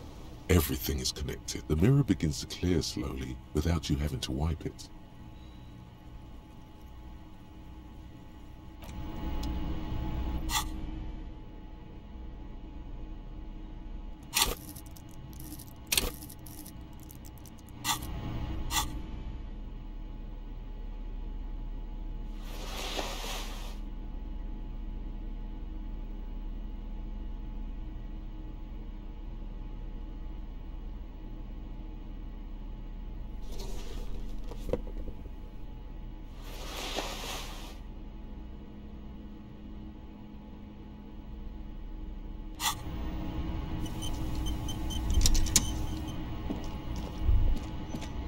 The bed is cold, and